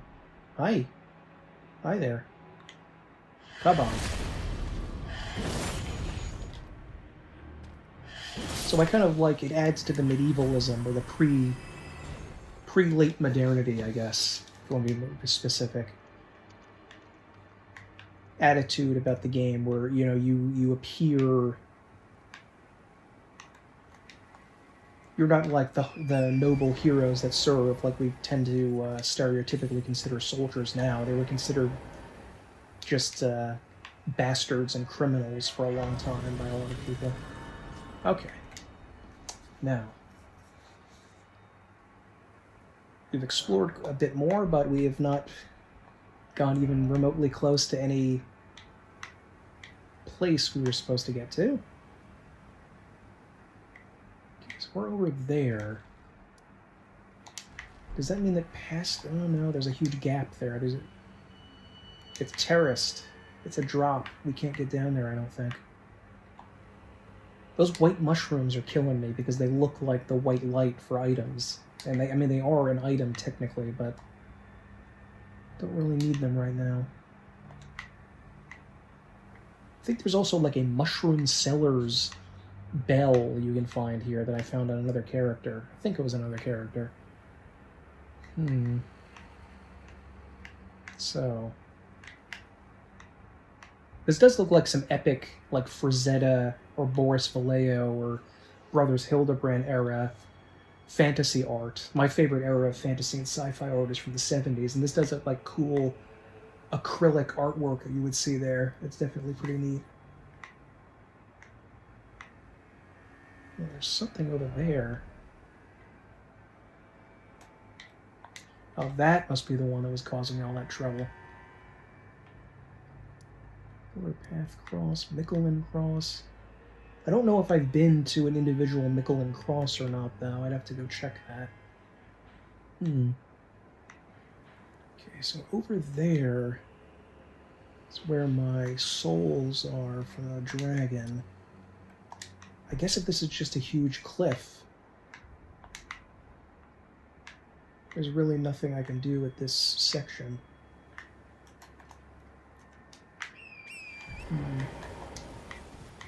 I know I'm going pretty quick through the DLC, but I am cutting out a lot of, you know, all the loading screens and upgrading and all the little tedious stuff like that. How do I get up to that lake over there? On this side.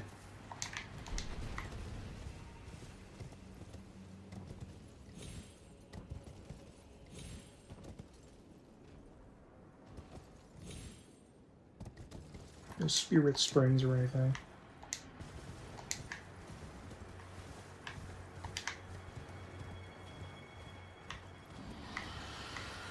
Oh boy, dragon. Okay, this, I guess I must be able to get up from here. There we go. Oh, and it's more of these guys. Alright. Oh, look, there's one of those little heads sticking out. Go away, I'm looking at this guy. Look at that! He's got his little head poking out. That's nice. Bro, why? Do they have a wild boar in Japan? Because unfortunately I have some wild hogs in this country. It can be dangerous too. Okay, well. Little area with some water there, unless it's part of some kind of quest I'm not aware of. It just seems a little bit like an unnecessary little zone.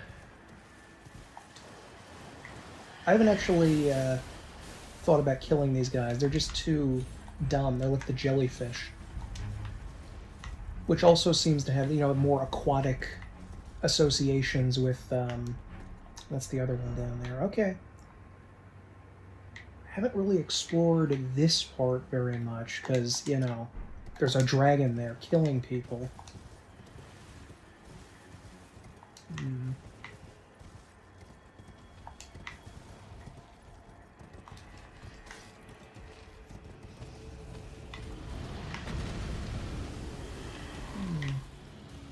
Yeah, you guys keep fighting. I'm gonna check whatever this is. This doesn't look familiar at all. Nope. This. I heard a twinkling. Oh, they're Albinorics over there, I think. Oh, they're beast guys, I mean. Thought they might have staggered you, but nope.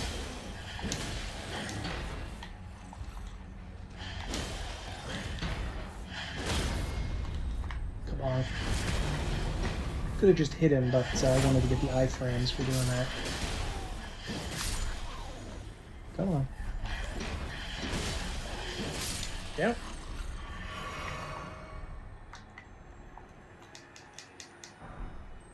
I was thinking of checking out that long-hafted axe weapon, see if it's any good.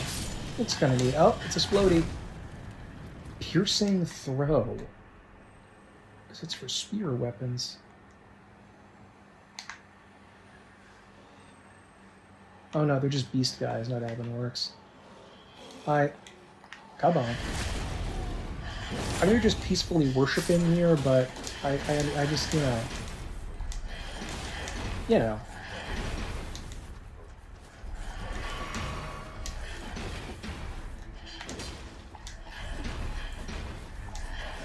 Jeez, these guys are so fast, and there's so many of them. And I hit none of them with that. I can't believe that. Lord, I can't get any space for these bastards. Oh shit, I've got my catalyst out. Doing spells from horseback just seems weird. There we go, it's a little better.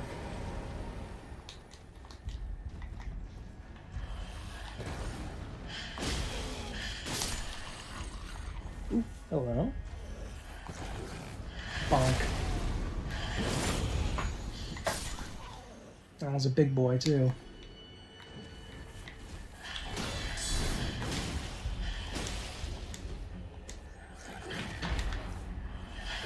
There we go. Kabonk. Oh, their faces are pretty horrific. Didn't quite notice that as much before.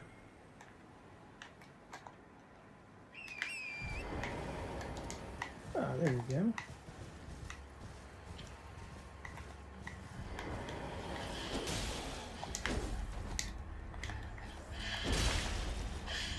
There's an arrow one.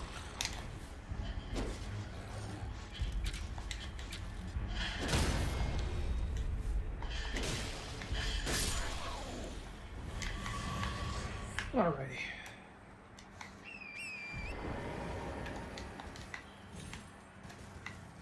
We've heard so much negative stuff about Marika being evil and doing terrible things, but I wonder if there's like a rebuttal to that, and there's a whole other view that sees her as a good person who did some good things, but I heard another, oh, there it is.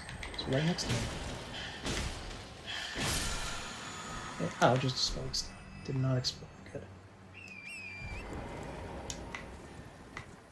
Because I can't remember, like, I'm trying to think of, like, good things Marika did to separate her from just being horrendously evil. And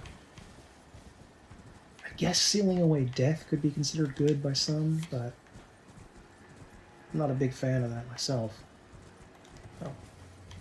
Oh, there we go. Oh, maybe this is another forge. Yep, that's what it looks like. Okay. I'm gonna try to keep the Murray Executioner sword out. Ruined Forge of Starfall Past. Okay, I'm pretty sure. Yeah, we haven't been to this one.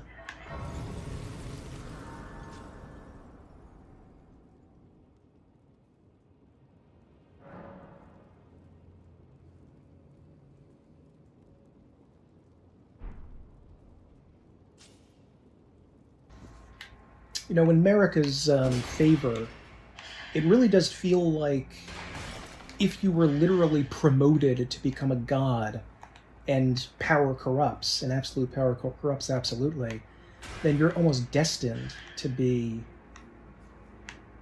a, oh, there's a little guy over there. You're pretty much destined to become a monster, because if you have that much power, pretty much every person on Earth, except for, like, living saints, essentially, would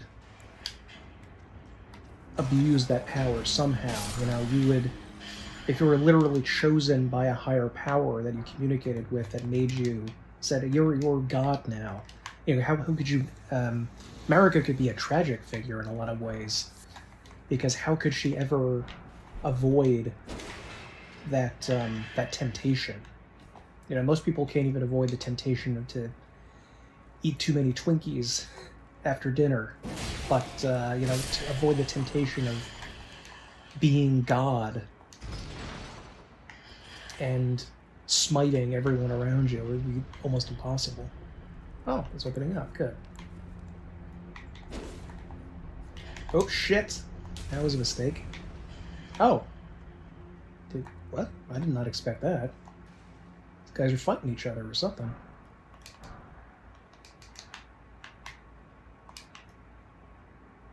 I can't even tell what that is. Is it the slimes?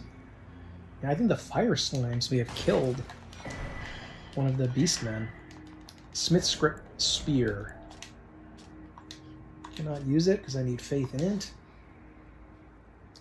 Smear engraved with Smith Script. I guess those Smith Script are just some sort of writing that blacksmiths use. A throwing weapon created during the smithing arts. Execute a strong attack, a slashing strong attack, or a mounted strong attack to throw the spear. Incompatible with Ashes of War that grants skills with an affinity. Paling Thrust. I do want to be a pylon throwing Roman legionary if that is possible. That would be fun.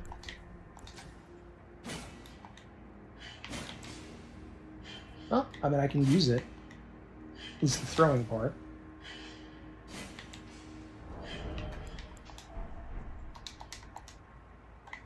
Sounds neat. Don't know if it's necessarily useful, but I would play around with that. Oh no, he survived. He killed someone down here. Oh. Range. It's another... Will that just open the same door?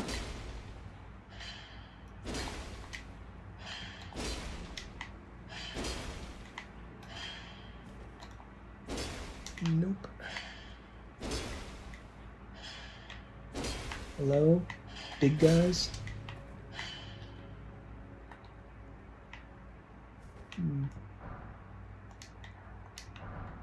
Smithing Stone 1. Oh, I see him. I see a big guy. Ooh, he's a different big guy. You didn't have this boiling pot on your head. Whoa! You take damage from flame lightning? Yeah, a little bit. Not much, but...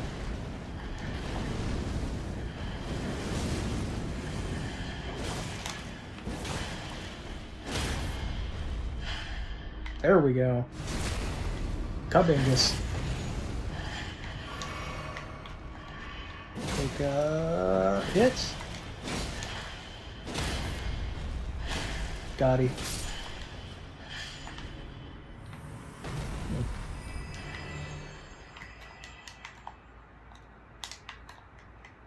Another thing I was thinking about for my hypothetical Souls game is that depending on the race that you are, you can interact differently with enemies as well as NPCs. It's not just going to get you a better price if you are a dwarf dealing with a dwarf, but there are other creatures that would normally be enemies that would attack every one of the other races. But if you went up to them, they would be friends, and you can have a different quest line. Like there could be a section where there are evil golems that are destroying things, but you could be playing as a sentient golem, which is one of my favorite class ideas that I got from Neverwinter Nights expansion pack, Hordes of the Underdark. The idea of a sentient golem going around. I think that sounds really cool. Then the golems will be friendly to you, and you can actually do something completely different. And I think that would add this incredible amount of replayability to the game, to have different experiences in certain areas with different classes and races. Okay, is there a ladder up here, maybe? What is this? Oh, it's a developer message. Hit them where they're weakest. Right, I remember. Okay. It's odd that they would include something like that, to, I guess, give a throw a bone to the player and help them out. Oh, it's you throwing things. Yeah. Instead of the regular arrow, it's like a fire arrow.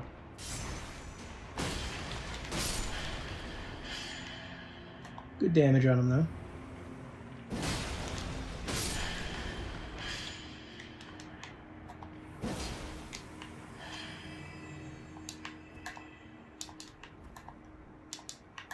Rolling through all these doors. These probably aren't fake walls, but I just, for the sake of role-playing, I want to try it, see if I can look for some fake illusory walls. I've noticed recently that some people are kind of trying to rehabilitate Dark Souls 2, which is interesting, because I actually did a full playthrough of Dark Souls 2, which is still on the channel from, 10 years ago.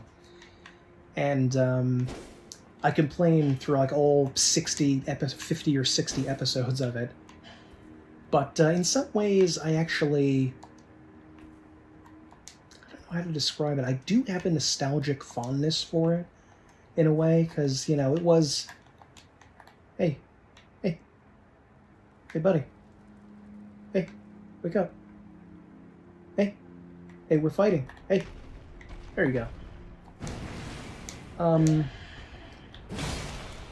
And I do think that compared to most games out there, not specifically Souls games, but compared to most regular, average AAA games, Dark Souls 2 is a great game compared to those. It's just that it has so many issues going on with it that it's hard to be generous towards the game. It's difficult because of how annoying a lot of the stuff in it is. Like rolling, even something as basic as rolling didn't quite work right compared to how it did in the other games, and basically all the other games. It didn't have poise. Your movements were weirdly, not specifically slow, because I like slow, like in Dark Souls 1, but they felt kind of delayed when you were doing them, and hitboxes were really weird, and there's a whole host of things coming out there. But it's interesting to see some people trying to reclaim it. maybe because they were kids then, unlike me, because I was an adult then, but maybe they were younger then, and, 10 years later, they're kind of thinking, well, I love that time of my life, and I'm willing to stand Dark Souls 2, because I was happy then, and whatever I was doing would make me happy, I guess. In that sense, I guess I can kind of see it. And I do still think there are laudable things about Dark Souls 2, definitely. Especially compared to non-Souls games, but there's so many issues with Dark Souls 2 that it's a mutilated masterpiece, as I would describe it.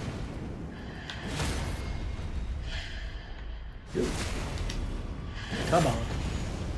Cubbangus. I think it takes 3 charge R2s to stagger this guy. Oh, he missed me. He just punched, around me. That was great. Thank you. But if you're a Dark Souls 2 fan, and I would consider myself a faint fan, I would say. Let's say of Dark Souls 2. I do I do enjoy it. I've played it many times. I bought it again for PS4 when the Scholar of the First Sin edition came out. I bought all the DLC. But there are just a lot of constraints preventing me from just full-throated, arms-open love of the game.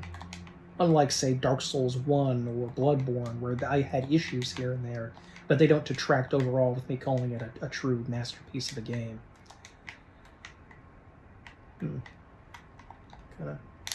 guess we can't get up there. They've added jumping.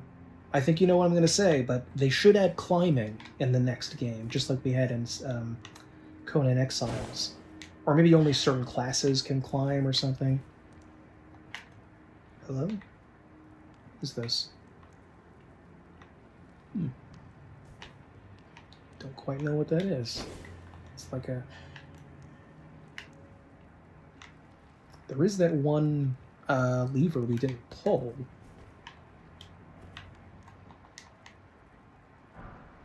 Anybody in here? This suspiciously vacant room? Yep. Ooh, they also do a blade thing. That's neat.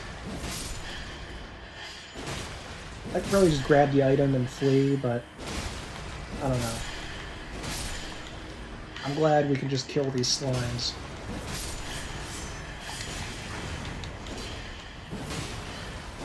Honestly, a slime would probably be one of the most disturbing enemies in any game. If you've ever seen Creepshow 2, there's a story in it about a gigantic blob of acidic slime that can melt through skin. And I think that people don't remember that part of the slimes, is that they melt through your flesh if you touch them or your items. And smithing talisman. Inscribe the smith script. Enhances weapon throwing attacks. Ooh, so we can use the throwing knives of the spear with this. Interesting. In ancient times, smithing was a divine act, and blacksmiths interpreted the script they perceived in the wrinkles of molten steel to imbue weapons with souls. That's interesting. Imbue weapons with souls. Are runes souls, or... Oh. Hey. Oh, this is the upper area I couldn't get to before, I guess. Nice. Ooh. Oh, that's just... Got worried there for a sec. Any slimes up there? No. What's up, Chief? Time to take you down. There we go. Oop. Can't get to him.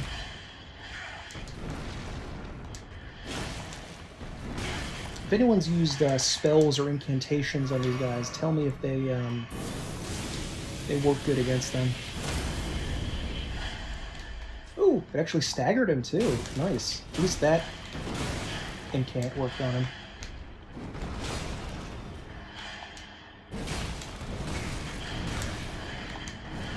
Oop, fuck. There we go. Ooh, another lever and another door. Nice.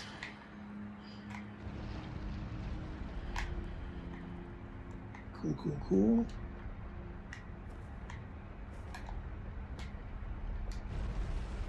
There wasn't a boss in the last one, so I don't expect there to be one in this one. Another lever.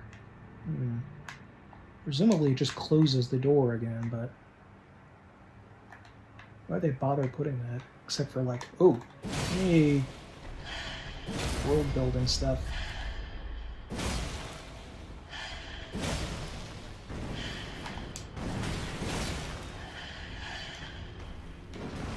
Didn't want to risk going around him because I was thinking that the fire pot guy was alive.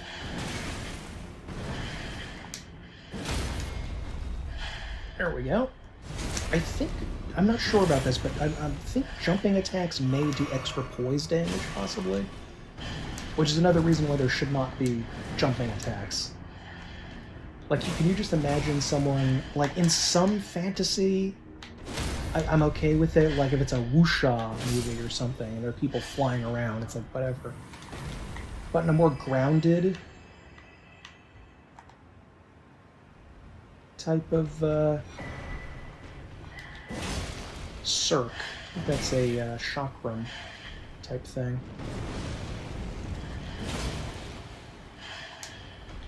It's cool to introduce new weapon types, but it's just annoying that you can't access them until, like, almost the end of the game. I mean, obviously you can go kill Moog and Radon pretty much whenever you want, but practically speaking, most people are not going to be able to do that, because it would be too challenging for a long while.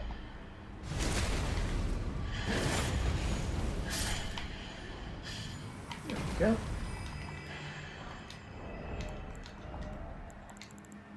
Take a look at this. Well, I have the dex, I just need faith and int, weirdly.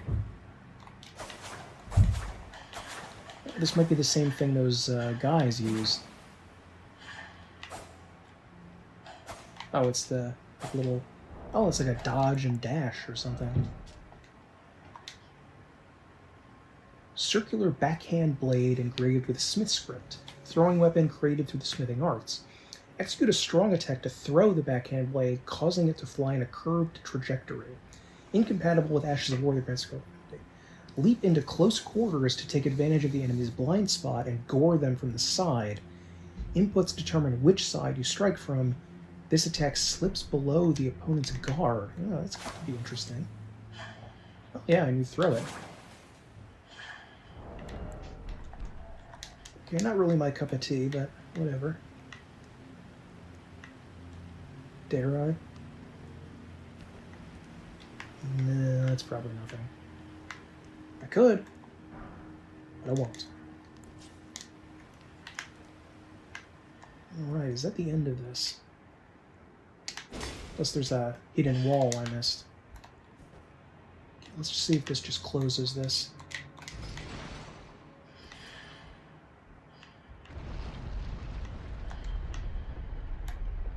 Yeah. You can just lock yourself in this, I guess. It's kind of weird, but alright. Okay.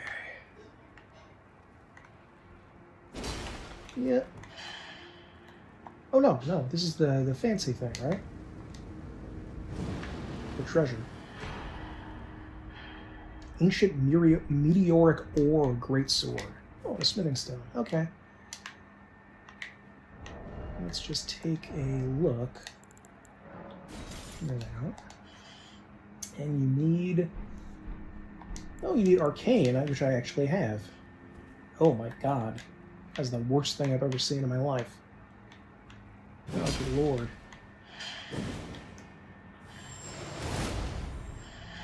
Ooh. That impaling thrust.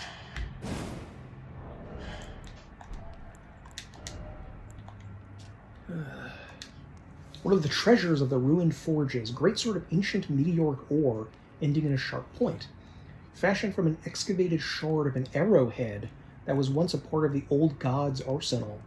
So this greatsword was an arrowhead for the gods. That's a pretty cool image. A capable piercing weapon that excels at thrusting attacks. White Light Charge. Summons a white light from the crevice in the weapon's ancient Metyr ore, using it to power for a charge attack that pierces foes. Additional inputs causes the light attack to explode. Attack to explode?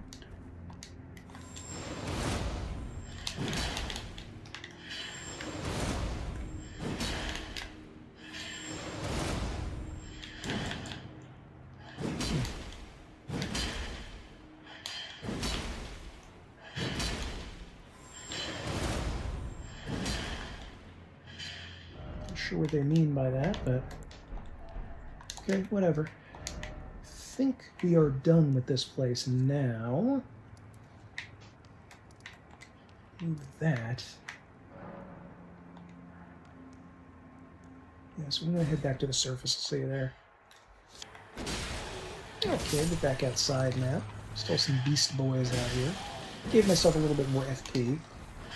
Because if they want me to use spells, I guess I must. Oh, the flying archer ones over there.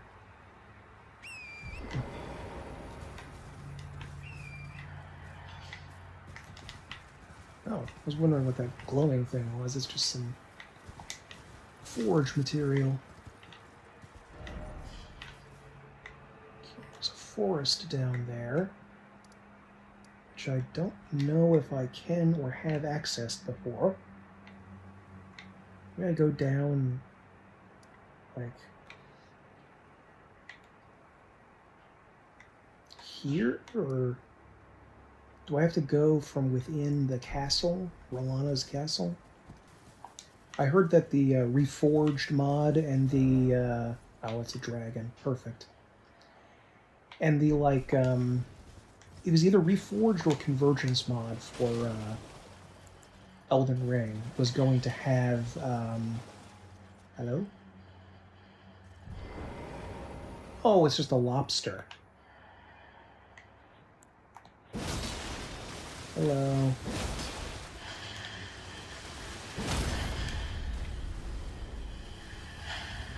Yes. Come on. This should be dead.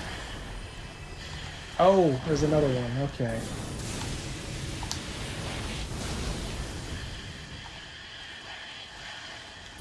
Terrible, terrible aiming, because I was not locked on. Oh, there we go.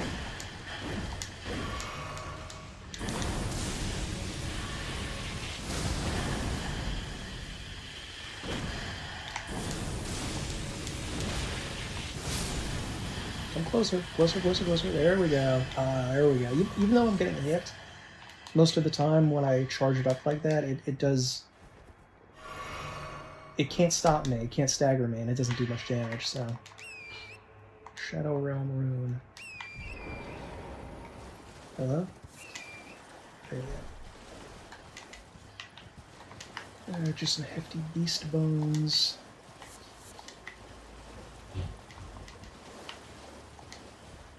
Glint Slab Firefly. Ember of Messmer. Yeah, I was already over here. Okay, so... Let's see. Not quite sure how to get over there. Wait, oh, you saw me. Fuck. You asshole, get out of here.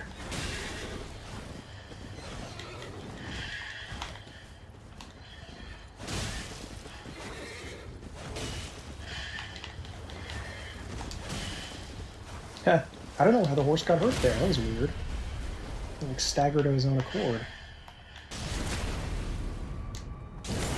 Come on.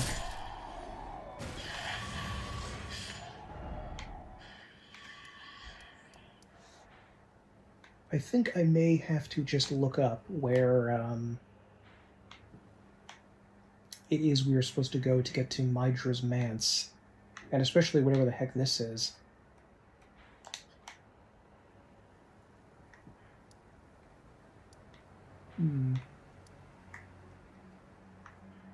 Oh, there's Igon. I guess we can go talk to him again.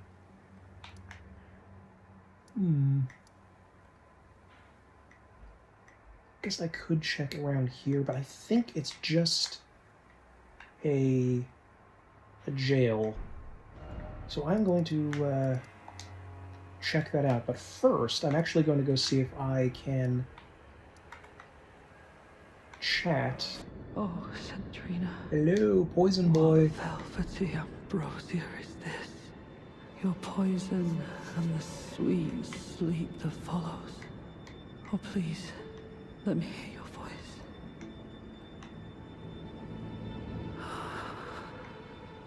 Then you too must have paid a visit to Centrina's garden of deepest purple. I'm drifting off in the sea of her poison. Soon I will hear her voice. Let me be. I won't be long. Oh, I almost forgot. You mustn't follow my example.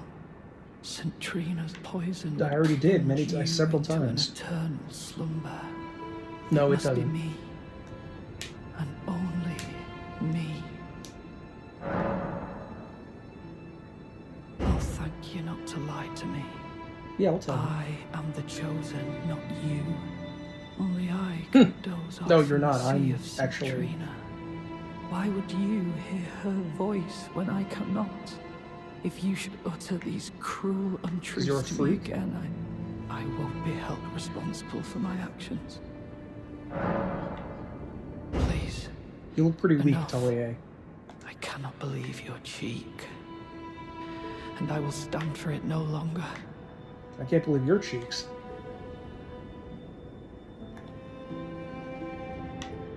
I Oh, will you're never forgive you. You're not going to attack? I will never. Alright. Do you have anything else to say? Nah, I'm not going to take the nectar again, just in case. Maybe I have to progress Talier's quest or something, but I'm not going to... I don't think I'm going to bother with that. Ah, there you are. I'm afraid Sir Ansbach will have to be next. What? He insists that he's nothing but a worn-down over-the-hill soldier. But in his day, he was the feared commander of the pure-blood knights, who cleaved open Metyr the Kine with his blood blade. He claims he hasn't the spirit to take up his sword again, but I doubt it'll be very long before he recalls, as I have, the cascading sheets of blood. I'm afraid he cannot be left to fester. I've come to realize there's ample evidence. Without kindly Mykola's influence, I don't want to kill Ansbach, he's I'm nice. quite mistrustful of others. I've come to realize I'm quite mistrustful. Yeah, no kidding you are. I was going to try to rat out our guy, but whatever. Okay. Could not find a way down there, and I basically just saw what I said, just another jar jail. So I'm going to try to go towards the front gate now. See what I can find up there, because I realized I don't know if I've been here. Like, what is this? Or this looks like a poison area. But, alright, whatever. Let's go explore.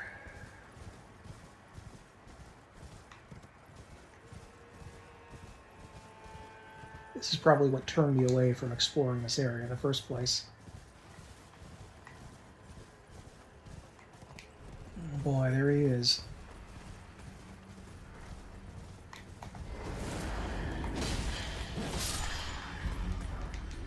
Hey, oh dear. Seems to be going off in some other direction, which is probably good for me, but I don't want him to suddenly turn around and remember I exist. I love these little campaign tents, they look really cool. Ooh, wait a minute. Is he facing me? Can't even tell.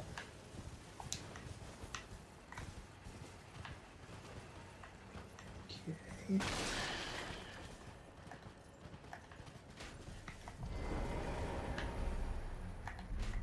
More soldiers. I'm gonna get my mimic out here. Hey, bro.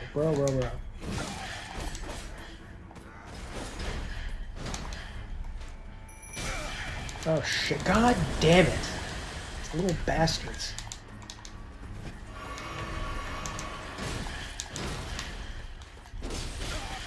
Shit.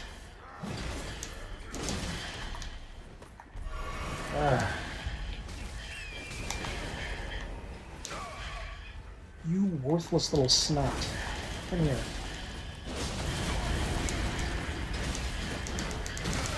Oh god. Maybe I should switch back over to, Oh, god damn it.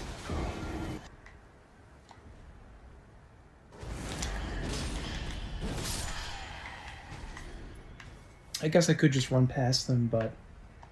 I don't know, I want to fight a little bit, you know? That stupid archer hadn't been there. And he was one of the big guys with the great bows. And he was protected by a bunch of people. Fucking asshole. Come on, Metyr. Keep up.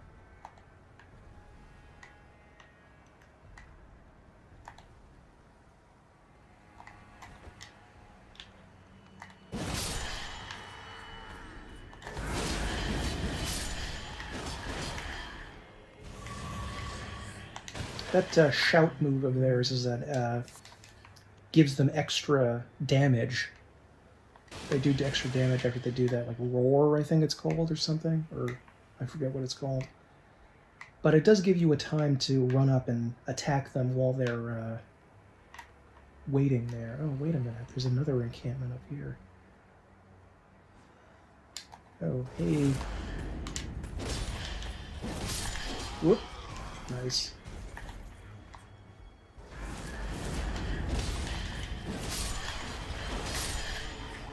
Ooh, can get hit. Nice. I think that if you get hit by a crossbow, they should make it like this huge thing. Like your character should stagger. They should just go, oh! They maybe could be knocked down, you know, just to give some weight to crossbows there. I mean, I guess that would happen with any bow and arrow, but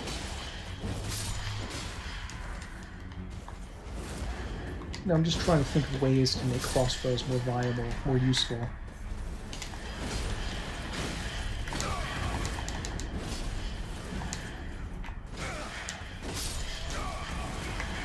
I think the problem with the combat is that it requires you to play perfectly in order to not take damage, essentially.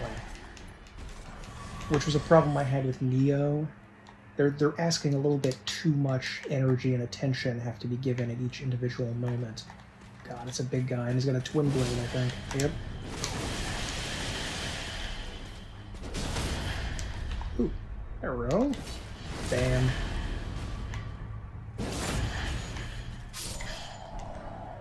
Oh, you can get the that horrible... I refuse to use the twin blade. I don't know why there are people that think that's acceptable to use, because after the Phantom Menace, it could just never be used again. And after that video of that poor guy that everybody's making fun of. God, that was over 20 years ago, jeez. Okay, I guess that was everything up here. And there's the castle. I think I'm gonna try to get up to the castle gates. Just see what they got cooking on there. I guess I could spend some time just clearing out this entire encampment, but that would be for after I check this out. I'm guessing it's either locked or there's a boss here we have to fight.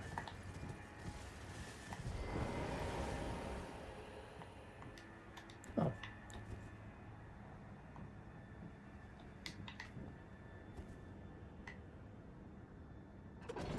Oh. There we go, it's not locked.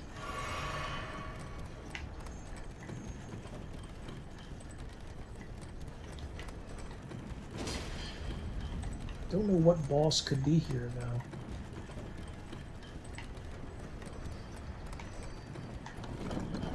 It is indeed a boss. Very suspicious courtyard. America statue, alright.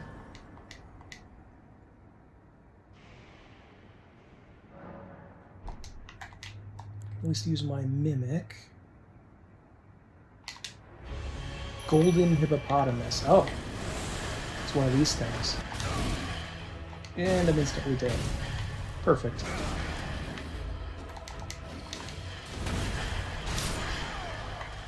Great. Hippo! So I was thinking about something. And it's this, the Flask of Wondrous Physic. And I don't like it. And the reason is it increases the systems in the game to an unnecessarily high level. And I usually like a CRPG with a ton of systems and skills and things you have to balance. But having to do that in turn-based combat and slowly doing it while looking at, you know, a bewildering array of things on a screen, it's not that bad if it's turn-based. But in an action RPG, having this level of customization of how to increase your character's attack and defense in something that was already extremely taxing for, at least for me and my twitch memory and my eye-pan coordination, adding this level into it, you know, not only getting the right weapon, the weapon upgraded to the right level, the right armor, the right talismans, the right spells, but then also you sometimes have, like, the best practice would be to use something in the Flask of Wondrous Physic, and you'd have to carefully examine this and see if there's a boss that you could use it for amidst all of the dross that does basically nothing. It's too extreme. It's just, like I said, it's way too extreme for me. Well, I guess I could put 2 of these things in here and get all of my FP back. You know, sometimes it can be really useful in the game. Like, I think, yeah, this one, the Blood Tier. This helps to trivialize battling Moog, so it's really useful. But if you haven't really been paying attention to the crystals and have no idea that this could be possible, that, you know, one of the most devastating attacks in the game could be neutralized by something in the physic, you may not be, you know, have enough attention in the day unless you just play this game continually every day for months to even notice that that is there. And, you know, in some ways it is good because you could argue that, oh, well, it adds to how powerful your character could be. Yes, but it also means that the people who are designing the bosses can deliberately design them harder than they should be because they have to account for the players that twink out their characters with the correct wondrous physic at times, which just annoys me. I think that contributes to making the game harder than it should be. But anyway, apparently we can summon Freya for this fight. I did not know that, but hell yeah, but come on, Freya. I've switched over to the, you know, ye old cheese weapon. I don't have any cerulean flasks. I'll see if I want to add that later in a subsequent battle, because I imagine this is going to take a while. But, yeah, let's go in there. This attack where he charges at you seems to be the big issue that people have with this guy, and I kind of was like running but then dodging at the last second. I don't know if that explosion he does, by the way, can be jumped over. I have not tried that as yet. Ow. I also am using the Carrion Filigree, which reduces the amount of damage. Oh shit, what are you doing? Holy fuck, what is that? Oh my god, Jesus. Oh, thank goodness. What the hell is this? He's a porcupine too? What the hell? Okay, stop, please stop doing this. Let me know if anybody watching this has actually seen my old playthrough of Dark Souls 2, because the porcupines in that game, in the Frost DLC, easily the worst enemy in the entire series. You know, I'm not including bosses in that, I just mean enemies. But, yeah.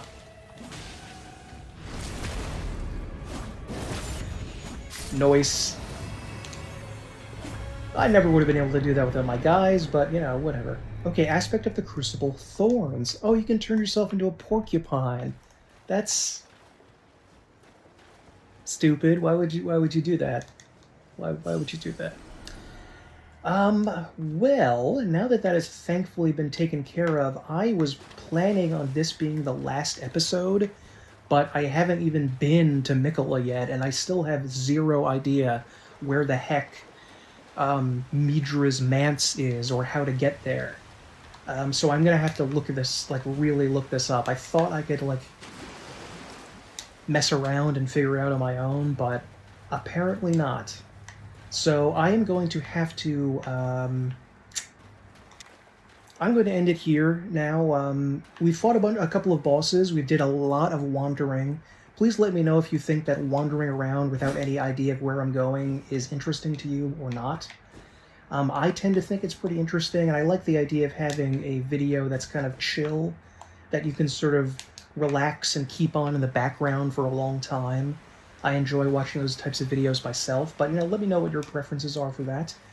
And, yeah, next video, hopefully, is going to be the last one, and hopefully we are going to somehow find Miquella and presumably kill him, and maybe find our way to Mydra's Manse if I can, and maybe explore the rest of this, the entrance to the fortress. I don't know if that's different, or if it just leads directly somehow into where we've already been, or I assume there's, like, more fortress, but we're going to be exploring that too. But, yeah, until then, thank you very much, and have a good night.